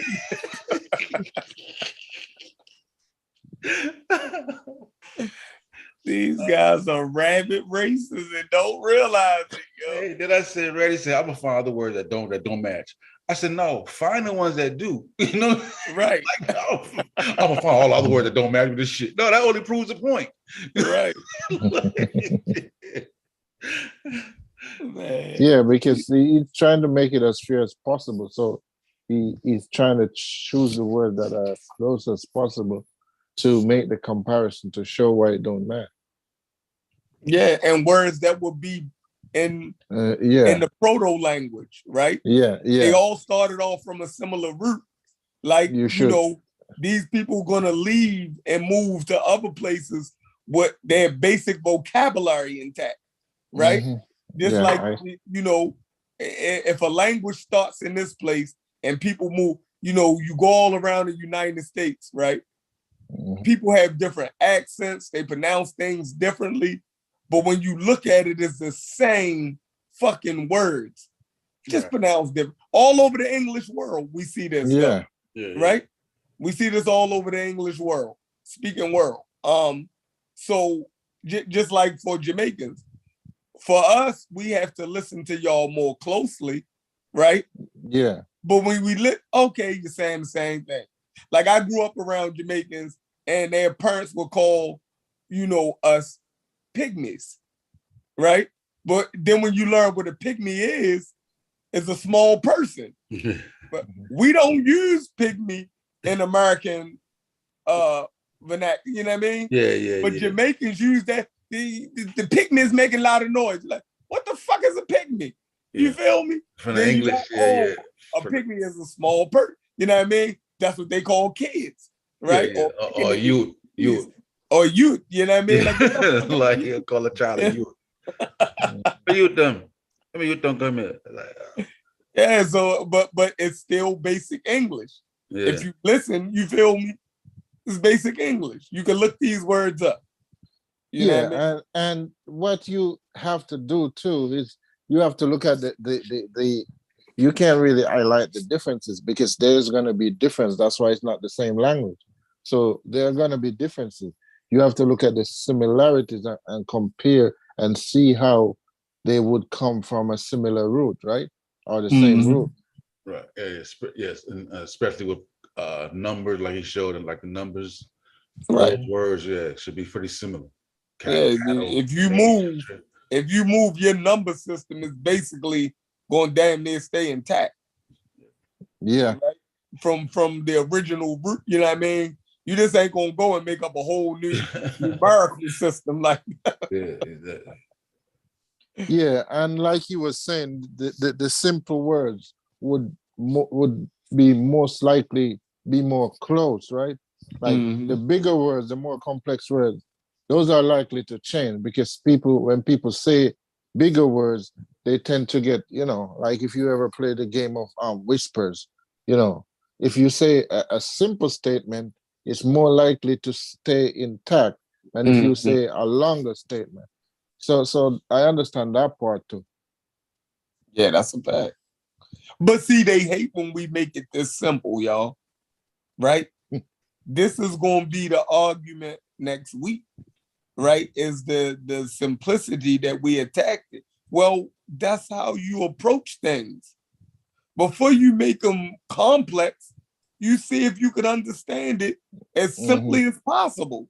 Yeah. And then you move from that point. But they like it. Oh man. That's why I like the way Smash do his meta. For some reason, when he talk about the shit, I get it. Yeah. He do a good job. Yeah. Make that shit real clear. I be like, okay, now I got it. Yeah.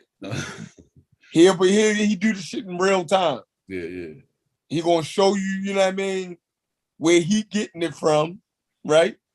And this is why it makes sense to him. Yeah.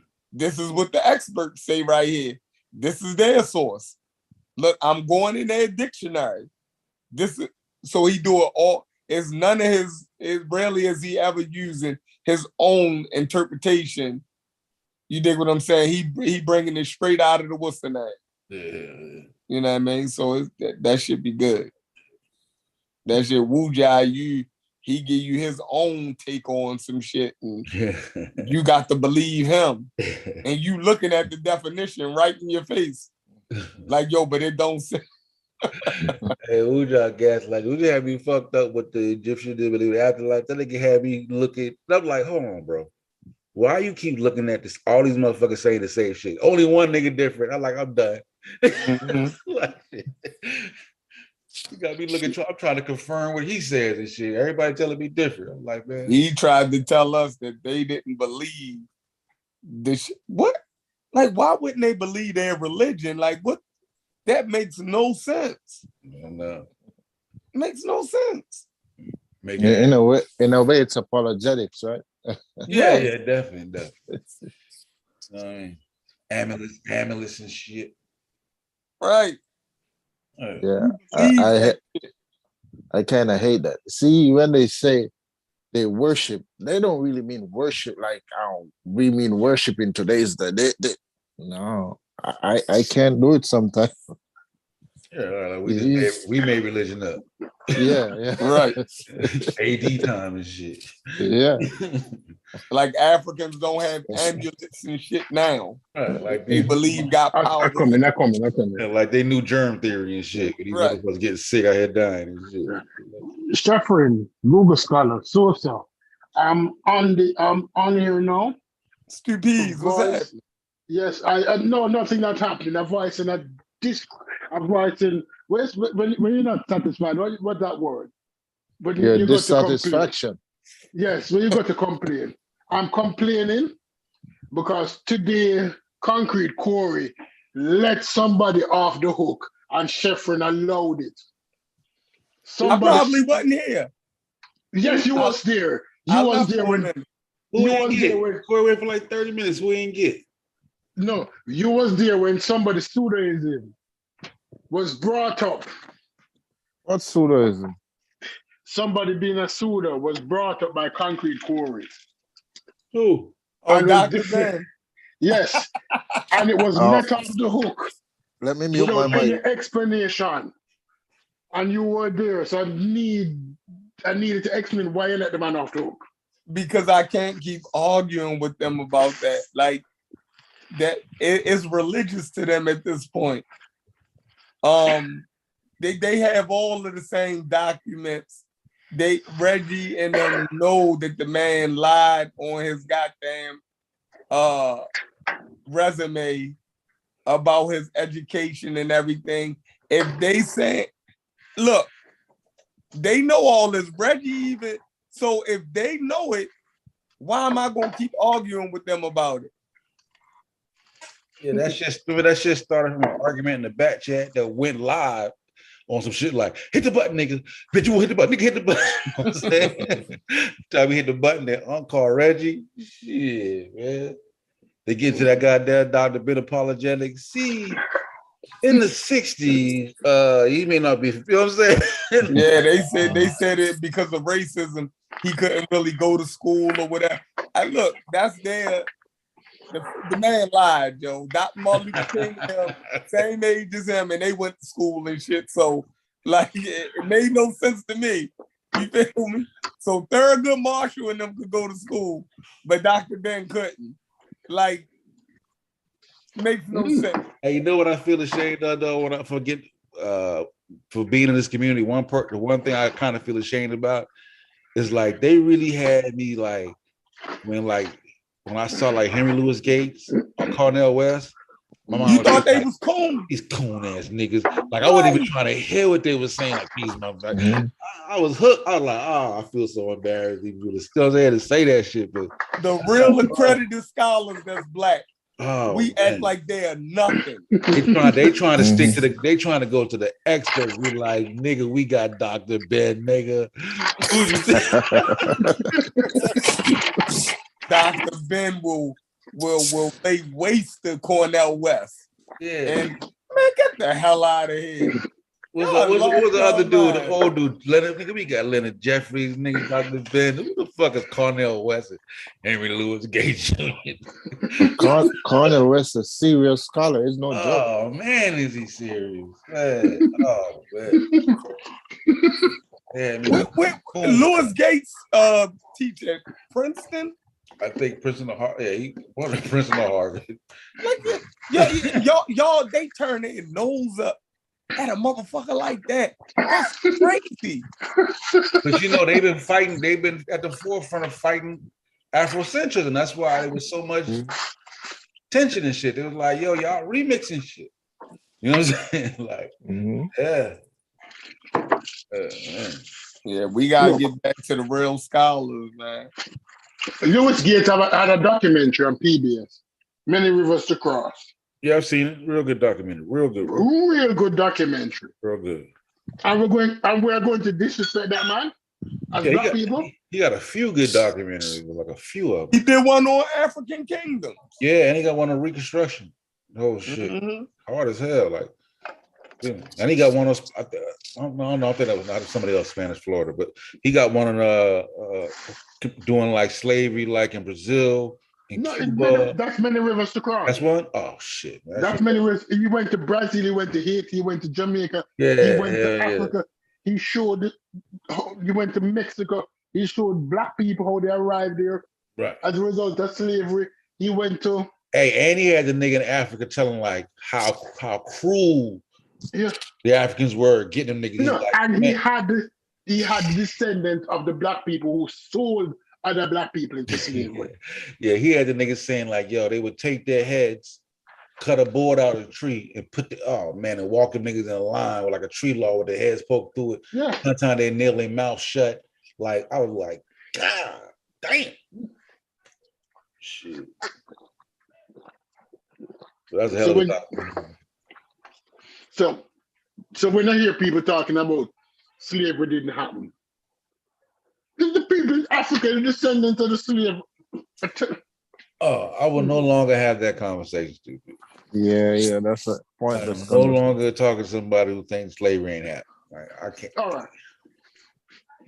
That white dude that you showed last, that simply could do was explaining the language and the commonalities. Yeah. Simple things like numbers. Sheffrin said it. You don't lose the way you count. Thousands of years has passed. And we're almost still counting the same way. The Chinese still count the same way they did. We don't lose that. But the dude showing that there's no similarity to the. But guess what? This impacted argument now we know that the Nubians and the Egyptians were interrelated because according to that dude, the language is totally different. Nah, they definitely had. I'm not saying a genetic relationship, but they did. They were definitely. Their kingdom was contemporary with them niggas. It's right there. It was contemporary, but it wasn't the same. Oh no. Couldn't have been. Remember, like they were writing in Egypt and they were illiterate at the time the Egyptians were writing. Well, yeah, the Nubians were illiterate, and the Egyptians were illiterate, but they had their own language structure. Right. Yeah. We gotta get Uncle to answer that one right there too. But the other question I'm going to ask you: when the Nubians took over Egypt, did they build pyramids? Shit, I'm not the one to ask for that one. Yeah. No, did they build pyramids? Did the Nubian kings build pyramids in Egypt? In Egypt? No. Let me look it up, though. I think they did have pyramids, though. Way later. They took over through Pianki, right? Right. Oh, yeah. Did they build pyramids? Or was the pyramids established before they took over? Because there are pyramids in Nubia, right? So they knew how to build pyramids, but I don't know if they built pyramids in Egypt. I don't know that. Yeah, when the Nubians were in Egypt, did they build pyramids? They've been there for a while. So we got a list. Let's see. I'm seeing 800 BC. Nubia was larger. Let's see. Heavy influence. Nubian style pyramid emulated form of Egyptian privately found. Yeah. They're definitely building pyramids like it's still like I said, 1,000 years. Heavily influenced by the Egyptian. Nubian kings built their own pyramid 1,000 years after the Egyptian burial methods had changed. So they didn't build pyramids. They built Nubian pyramids. They didn't build Egyptian pyramids. It was influenced It look a little different. Like if you go to the wiki, you can see it. It look a little different. So they didn't build Giza. They didn't build any of the ones. Not like what was in Giza. No. Nah. It's a lot smaller. So my question to you now, Google. That means that they weren't, when the Nubians took over Egypt, Can you see the screen? No, I can't see the screen. I can see it. Yeah, I see it now. They weren't the high. No, man, those aren't the pyramids. They are. They are pyramids, man. They are pyramids, but they're weathered. But basically, there are more pyramids in Nubia, but it's just that it's a different type of pyramid, and it's not the one that we're used to when we think about pyramid. Yeah, what, Indiana Jones? No, not Indiana Jones. Crocodile Dundee? Yeah. And the dude pulled a knife on Crocodile Dundee? Yeah. What Crocodile Dundee said to him? So that's not a knife. Yeah, they ain't Yeah, gonna be built. but Yeah, these are 'cause- clearly pyramids to me. These yeah, are yeah. Yeah, pyramids. but in the sense of a word, in the sense of comparing it to what is in Egypt. Yeah, because by the time they came, they wouldn't have. By the time they, yeah, by the time they started.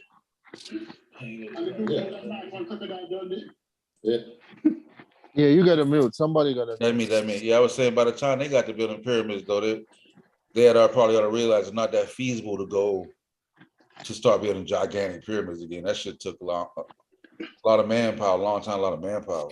Yeah, but think about it. We have buildings in China and we have buildings in Africa. They're just buildings. They're different, but they're buildings. Yeah. The Egyptians just choose to go big, but it's the same concept, right? Yeah, and look at they only went big. They went big, and they went smaller and smaller. Yeah. You know what I'm saying? Like this kept going big. Yeah. No, but let's be honest. What turned New York into New York? The skyscrapers. That's No, I mean, what they're known I get for. it. I get it, stupid. But there's more than goddamn three skyscrapers. So it ain't like they built one big skyscraper, the next skyscraper they built smaller, and there's none the rest of them just little buildings. So. Yeah, but that's exactly what I'm saying. What I'm saying is that what I'm asking is that what I'm comparing then is that when the Nubians went into Egypt, Egypt never returned to its great state it was as when, or Egypt never returned to its glory days. I wouldn't agree with that because after in the New Kingdom, I mean, like I would say from the 19th dynasty onward, they were doing pretty good. Yeah, when it took it back from the Ixos, yeah. They had a nice run. Yeah. Who took it back from the Ixos? The Nubians or the Egyptians? No, the Egyptians. So, Because the Nubians, and well, I don't know if they were allied, but the Nubians were trying to form some sort of an alliance with the Ixos, right? Yeah, smash letter. They had since they intercepted some letters. Yeah. All right. So basically, what you're saying to me, then, Google Scholar and so is that Egypt strive when Egyptians rule Egypt. I'm not saying that because I wouldn't say they were not striving when the Nubians were there. It's just that the Nubians would in fact be foreigners, so they would have different goals and different ways of doing things. So, you know, it was different, but they were still striving. Yeah. Agreed. But you're saying something totally different than what Uncle is saying now when I Google. What is Uncle saying? We got 97 likes today, man. If anybody that came to building and didn't hit that like button, man, hit it one time for you dip out. Subscribe, man. Tell a friend, man. Pseudo Killers. Try to go live every Sunday. What is Uncle saying, stupid? Remember, Uncle's implying that Egypt was a mixed population between both Egyptians and people like the Nubians.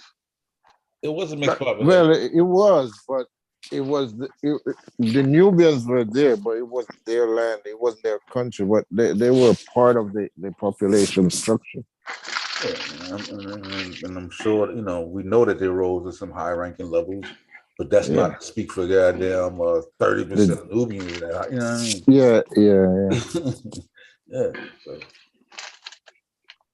So would you say then the Nubians were in Egypt at the same level that the African American is in the Americas, in the United States? That'd be hard to say, stupid, but it's not like the Nubians had good shit going in Nubia. It ain't like their shit was trash. You know what I'm saying? They were a competing civilization. Yeah, so it's just they weren't writing as much as the Egyptian. I think that's why the Egyptian stuff is more preserved. But the Nubians had a civilization there that was contemporary with the Egyptians. Yeah, I think all of them showed enough to show how they Right. how No, they the how reason much I'm riches, asking that they question. had and stuff, and what the riches Egypt was taking from Nubia. So they had a So, lot in terms of wealth. so all right. So let's use two nations now. Let's use the European and the Americans. Why Let's you call like it the American. yo? It switched to something.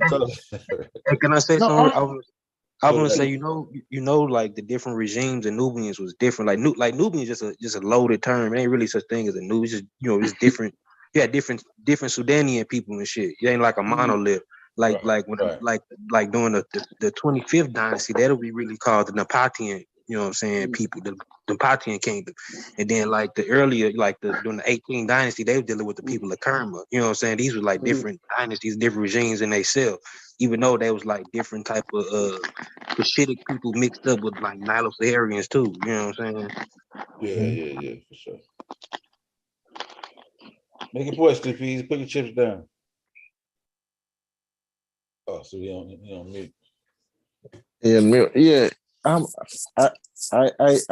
get the point where they say the Nubian is a mixed term, but people use it, and even the scholars I hear use it. So Some scholars still use the term pygmy, even though it's derogatory. Shit, it's just how they, you know what I'm saying. But still, like, just put that in your mind. Like, even the language that's called Nubian, it's not really Nubian. The actual language is called Maha. It's a Nilo-Saharian branch. You know what I'm saying? They just call it that because of, you know what I'm saying, because of popularity and all that shit. no, I get the point you're making. Yeah, because Nubian that's a Roman term. Ain't want nobody calling themselves Nubians until the Roman period. Mm-hmm. Yeah. I get it. Keep it in mind. Even the Nobian people that call themselves Nobian, the Romans called them that because when they took over I forgot what kingdom they took over.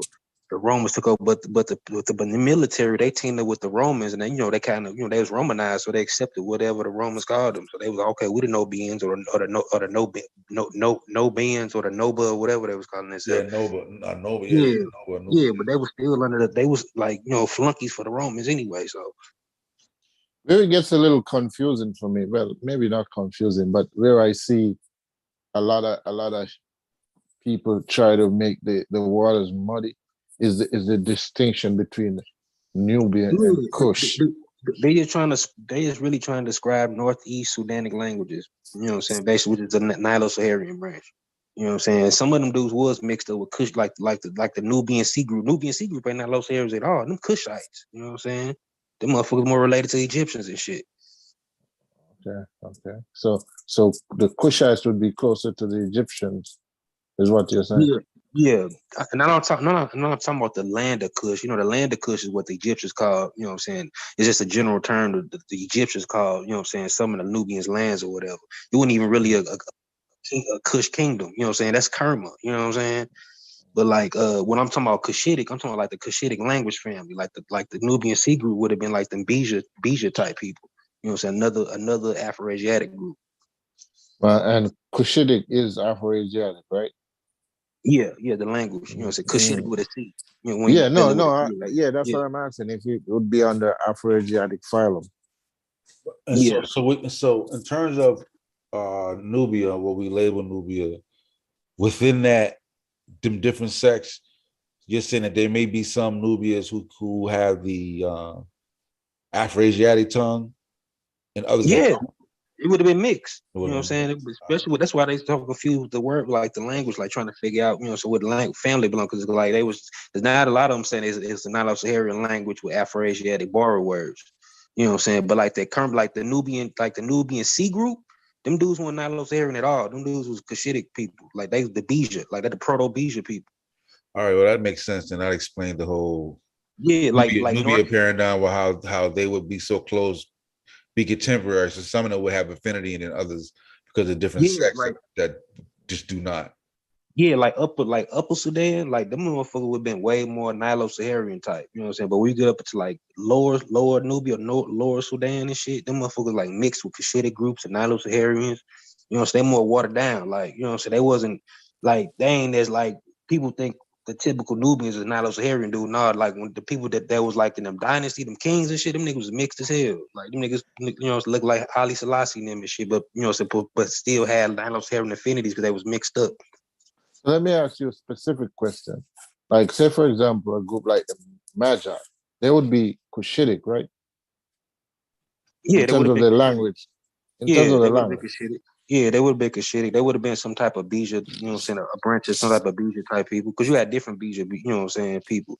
Sometimes they call them the Bellinis and all that shit, but you had different groups, you know what I'm saying? The Magi was just one of them groups. But they would have been related to that northern cousin. The only thing difference is, you know what I'm saying, further north, they has had a little bit more, you know what I'm saying, Asiatic, you know, mixture. You know what I'm saying? Even though the Cushitics, they were still mixed because they've been mixed for since 20,000 years ago, before even the light skin gene kicked in. Like when them first back migrations was coming in, and people was like probably look like vidoids and shit. Like people, you know what I'm saying, dark people would still had curly, wavy hair and shit. You know what I'm saying? The first Asian back migrations. And then later on, you know what I'm saying, as people kept migrating, they was, you know what I'm saying, bringing in the SLC gene and shit. But them people, they've been mixed, you know what I'm saying? Right, pale skin gene shit. Folks that don't know. Yeah. But it was mixed even before the pale skin gene. That's like I was saying, like the early, like them M markers and them U6s and all that shit. Them niggas would have been looking like vidoids, like Dravidians and shit, like people from India or something. They would have been dark, you know what I'm saying, before the with curly hair. Yeah, dark with curly hair and shit. Yeah. Yeah. On a side note, if I could, if Sosa don't mind me, taking. Yeah. I had this conversation with a dude. It was more in terms of genetics than language. He was talking about the L3 back migration into East Africa. Now, what is the point? I don't agree with him, but the point he was trying to make is that that L3 migration into East Africa is to what kickstarted civilization, and all the L3 markers, even the ones in that went west into West Africa, that comes from that L3 back migration. So I'm trying to ask how the L2 is older than L3. That don't make sense. L3 is the younger sibling of the L's. That's the mother of everybody else. L3 gives you mitochondria M and N and other different little branches that come out of L3. You know what I'm saying? That's more basal. But L3 is the youngest L marker out of Africa. Like you can't have a L2 coming from L3. L2 is more basal. No. We're not saying L2 is coming from L3. What he's saying is the L3 that you find in Arabia, it's the original L3. That's the one that went all the way to West Africa. No, the original L3 coming out of Horn of Africa, come out of East Africa. Yeah, that's what the experts say. But you know, he was look trying at to it argue. again. That's one claim. But look at they updated it again. Look at it again. Now they saying East Africa again. Look it up. No, I just wanted to 2019, now they saying, you know what I'm saying, it's East African. But early, you're right, early like 2018, 17, they was saying, you know, they could possibly Arabia or whatever, but you know what I'm saying, now they saying East Africa again. You know what I'm saying? Depending on what expert you talk about. Because you don't get different arguments and shit. Yeah, but the L3 in Arabia is a different L3 than what's in West Africa, right? That's the main point I want to be clear on. Because the L3 that's in West Africa, they've traveled through the Sahel by way of Chad, you know what I'm saying, and came in through that way. That's why you got a lot of them Chadic, you know, the Chadic speakers and the Afro-Asiatic, you know, speakers there around the lake area, and they mixed up with them Nilo-Saharans, you know what I'm saying, like the people that would be related to the Kanem and the Kanari and the Sankai, you know what I'm saying, that lived around the Chad basin, and they mixed with them Nilo people and formed the Chadic languages. Yeah, and then you got Nataplier, right? Nataplier is not wouldn't be. How old is Nataplier, Gullah? 8,000 BC. You know what I'm saying? But they would have been like a mixture, Nilos and Cushitics too. You know what I'm saying? Gullah, could you explain something to me? Like when those people migrated from Africa and they came back into Africa, under what conditions did they come back into Africa? Under peaceful conditions, or did they help to displace people who was there prior to their return? No, they just came back. They just came back, migrating. It wasn't always conflict. You know what I'm saying? People came back trading sometimes. Shit. It wasn't always conflict. So No. and once that come back, what can we look at the genetics and say like how many people came back? Nah, I don't think you could do that. It ain't gonna work like that. It ain't just no one migration. They come in waves, bro. You know what I'm saying? People don't move like that. People just come in waves. You know what I'm saying? Different periods and phases. Yeah, especially talking like, you talking like 10, 20,000 BC, like folks ain't traveling in large groups like that. They're small groups migrated in slowly, over 1,000 years. Them 1,000 years, we kind of look at them like days, but it's over fucking thousands of years. So people remigrated. And then you got people living in the Sinai. You know what I'm saying? Like living there. You know what I'm saying? All you gotta do is, go. They move in little small spurts, and then it's kind of probably hard to put your head around it. But shit, 1,000 years, that's a long fucking time. You know what I'm saying? 100 years is a long fucking time. Yeah. All right. So let me ask you another question then. Based on you said people moving, when the people came back to Africa, when they immigrated to Africa, like what was the population of the average settlement at that time? What that town would look like? We're talking about how much thousand years ago? Like how many thousand years ago? You talking about a town? Like did we have towns or villages? No, settlements. Nah, you talking about or settlements? Yeah, when you get to the point, most could be hunter gatherers to a particular stage, then you can get chiefdoms set up, but it's not going to be like large towns. But chiefdoms can range about 1,000, 1,500 once you get the chiefdom stage before you get to the before you get to agriculture full blown. I don't think not even 1,000. I think you're talking about a couple hundred at most. Nah, you get some of them chiefdoms were big. You get No, 1,000, 1,500, but that's not going to be like for everywhere like that.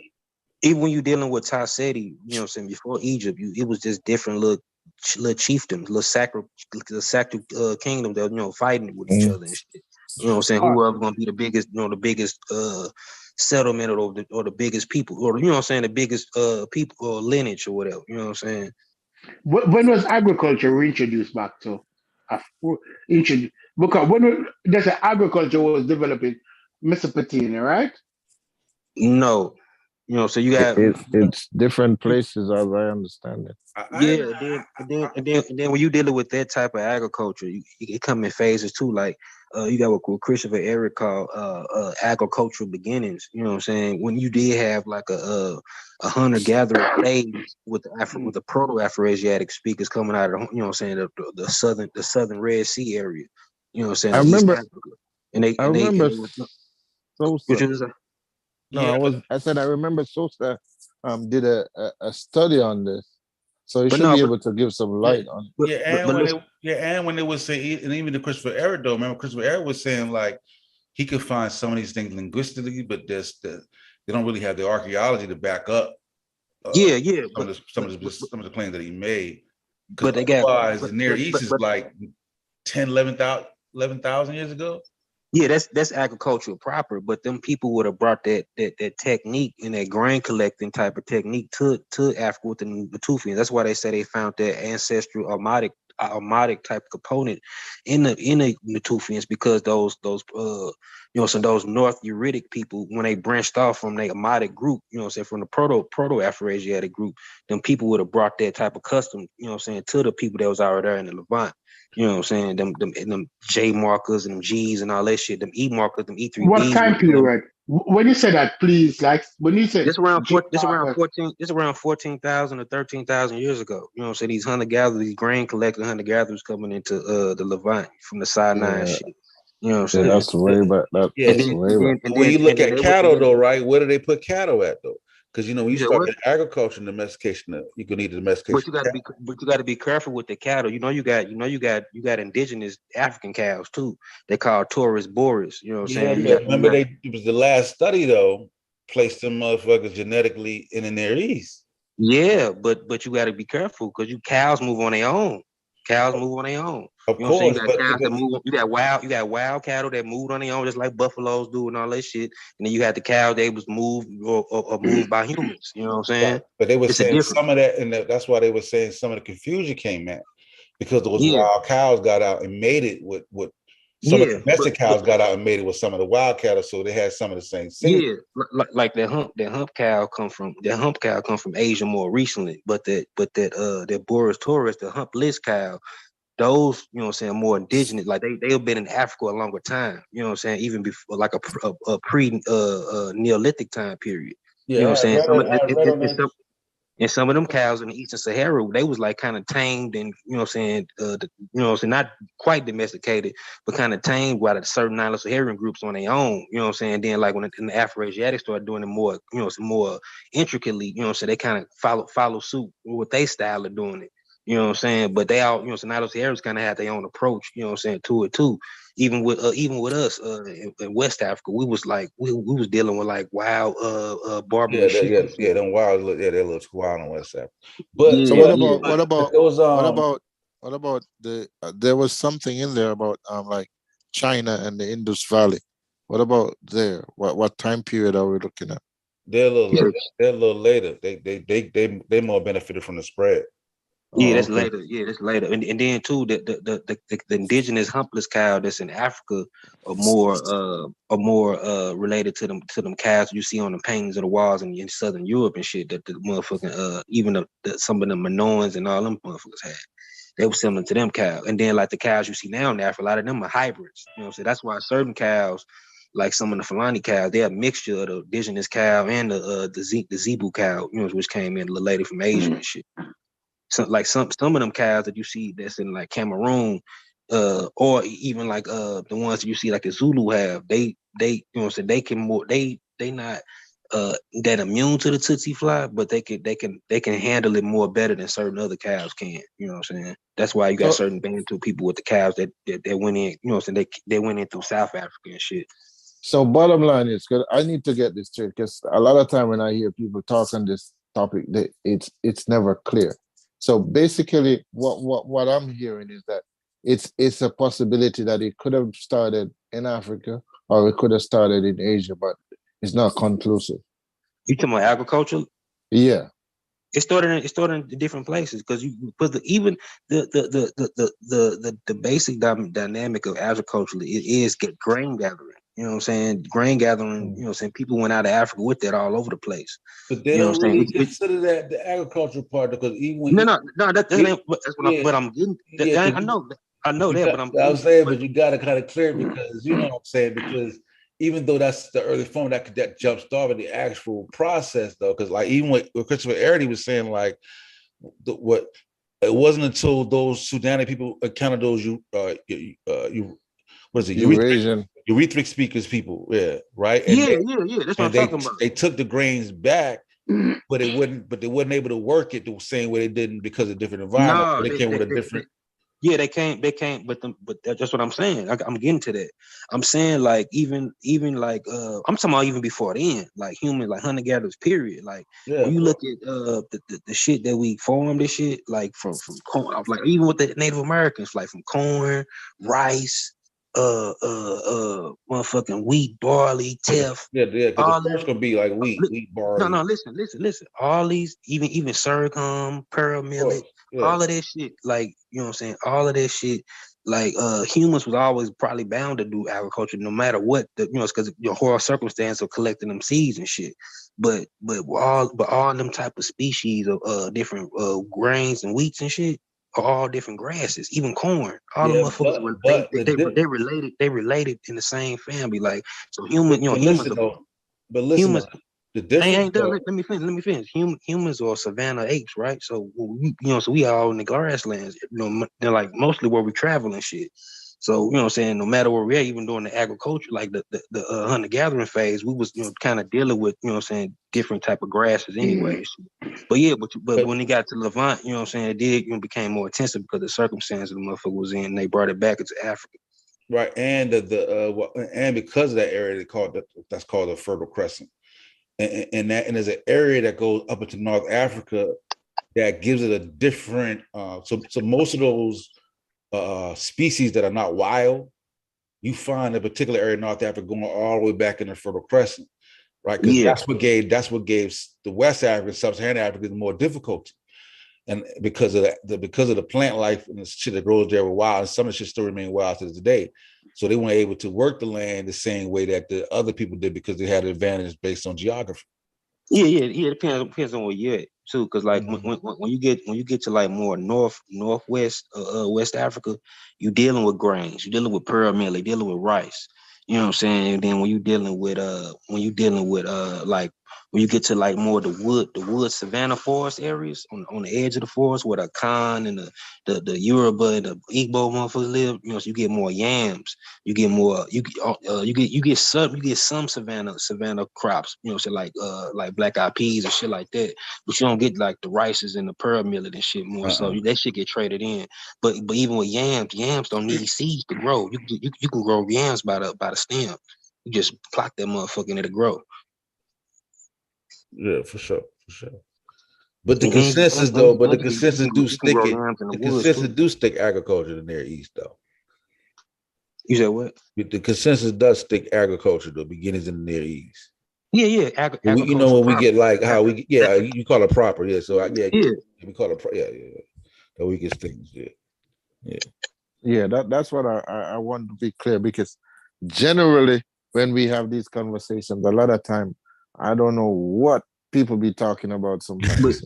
I'm lost. But then too, got to remember too, partially part of the technique of the Middle Eastern agriculture, came from a East African technique that infused with, them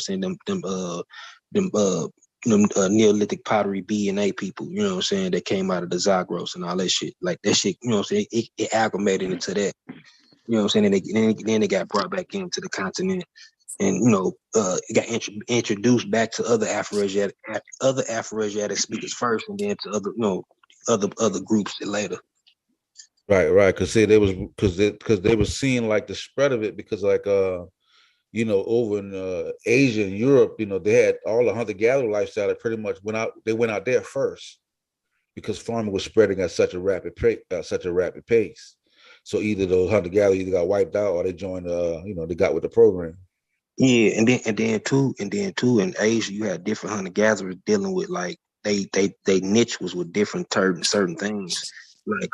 Like my ancestors, like the G market that I got, the people with G2, a lot of them motherfuckers that was like in the Trans-Caucasus, Trans-Jordan area and shit, like or Southern Caucasus, a lot of them people was dealing with goats and shit. You know what I'm saying? Yeah, but once farming came in, the hunter-gatherer population would have succumbed, right? Because the farming allows the population to get bigger, because hunter-gatherer groups would be small groups, right?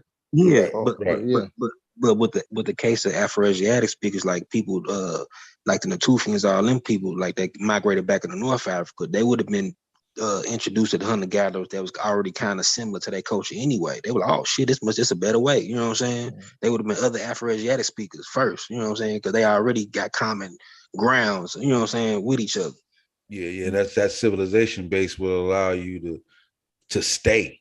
Yeah, now you ain't moving. Yeah, you ain't moving increase around. the population.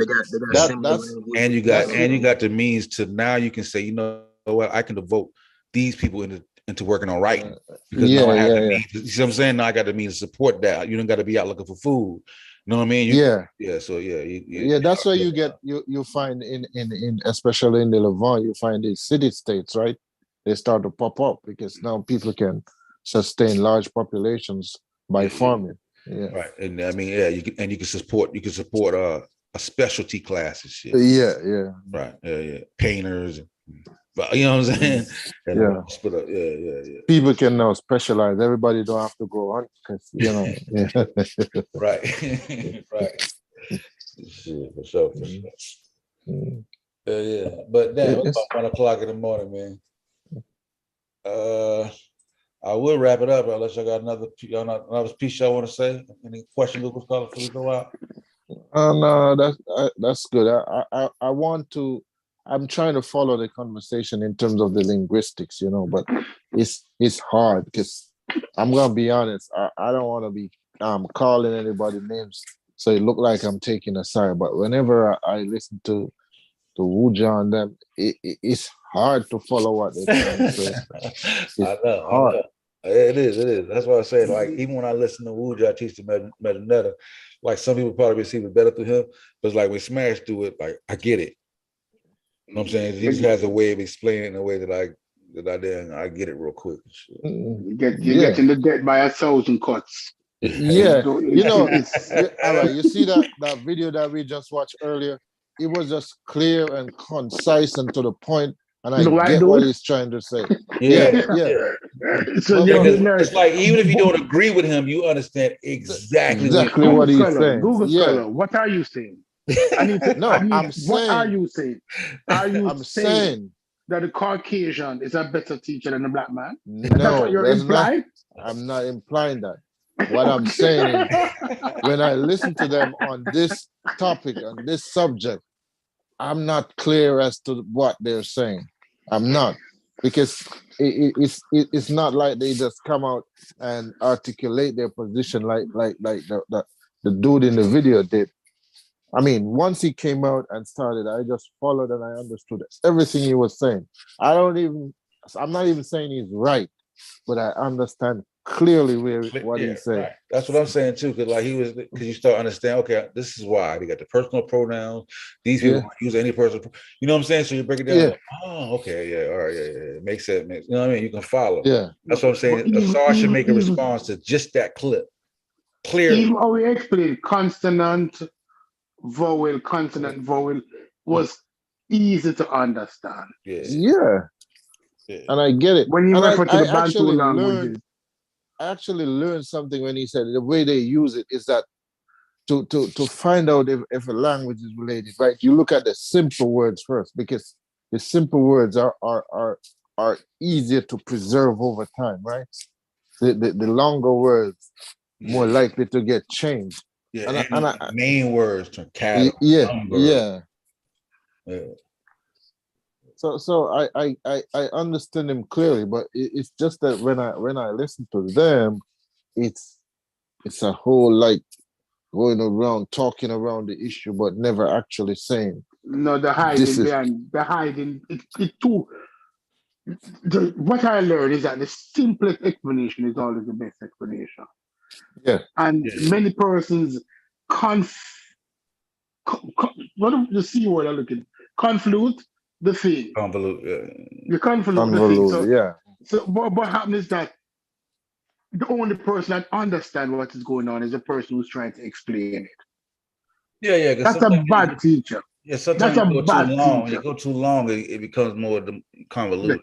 Too long. And then when they're trying to slow it down and draw it out, so when you get the beginning, by the time you get the end, it's been like 15, 20 minutes. It's not even a matter of slowing it down. It's just that, like, all right. So basically, when I listen to them talk, the feeling I get is that they tell you, in order for you to understand the argument or both sides of the argument that's being had, is that you have to become an expert. But when I listen to this guy, he doesn't even take a cursory. You didn't have to be familiar with the subject to understand what he was saying. You get my point? Right. Like I said, even if he was wrong, I understood the point he was trying to make clearly. Yeah, clear. So if you wanted to dispute it, it wouldn't be hard. Yeah, you would just say, all right, what is he saying? What is his premise? Let's dispute this premise and see if he's wrong on that premise. Other people, you ask them the premise and they can't even give you the premise. What do you think? What do you get from it? It's like the dancing. Yeah, It's and constant dancing.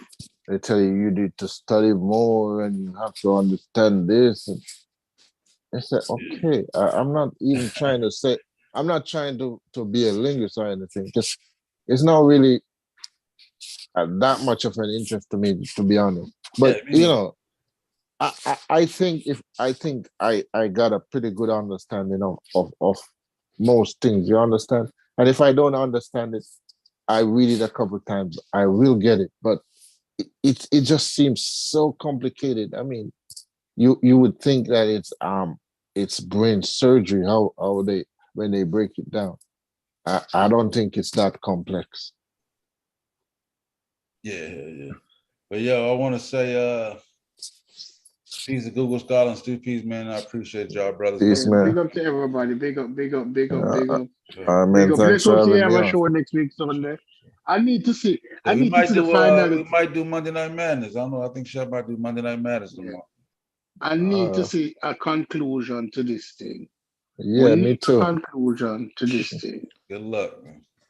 Yeah, we need a conclusion. We need the parties to come on, and we need a linguist.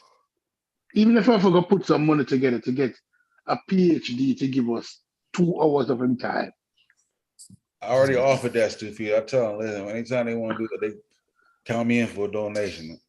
Yeah, I'll be on that too. I'll be willing. Yeah, how to much do would a that too. PhD cost for 2 hours of its time? I don't know. As a learning thing. I'm to the point to where, listen, just beat this white boy. Shit, let's just start simple. Spar with this white boy real quick, beat him up, and just send his movies up the ranks. See if I could reach out to old Lean King and see if he'll come on. Yeah, no, then you're gonna hear, oh, you gotta put it in writing and stuff like that. I'm telling you, I've been down this path. Which white boy? The same white boy who did that? In the video, yeah. Let's start off with a little amateur. Somebody have contact with him? He got a YouTube page. He got a YouTube, so I'm sure you could contact him if you wanted to. He getting like 10,000 views. He get little Yeah, well, the video was responding to a comment on his video, so you can reach him if you want to. Yeah. For sure. But look, man, I'm gonna go ahead and wrap it up, man. All right, man. Peace, Sosa. See y'all in the next one. So, man, catch us tomorrow, probably, man. I think So's gonna do. I think Chef gonna do Monday Night Madness, man. Yeah, we need a Monday Night Madness. We can't come off for them head with this. But this needs to be circled. This needs to be circled. Peace, everybody, man. Good night. Peace.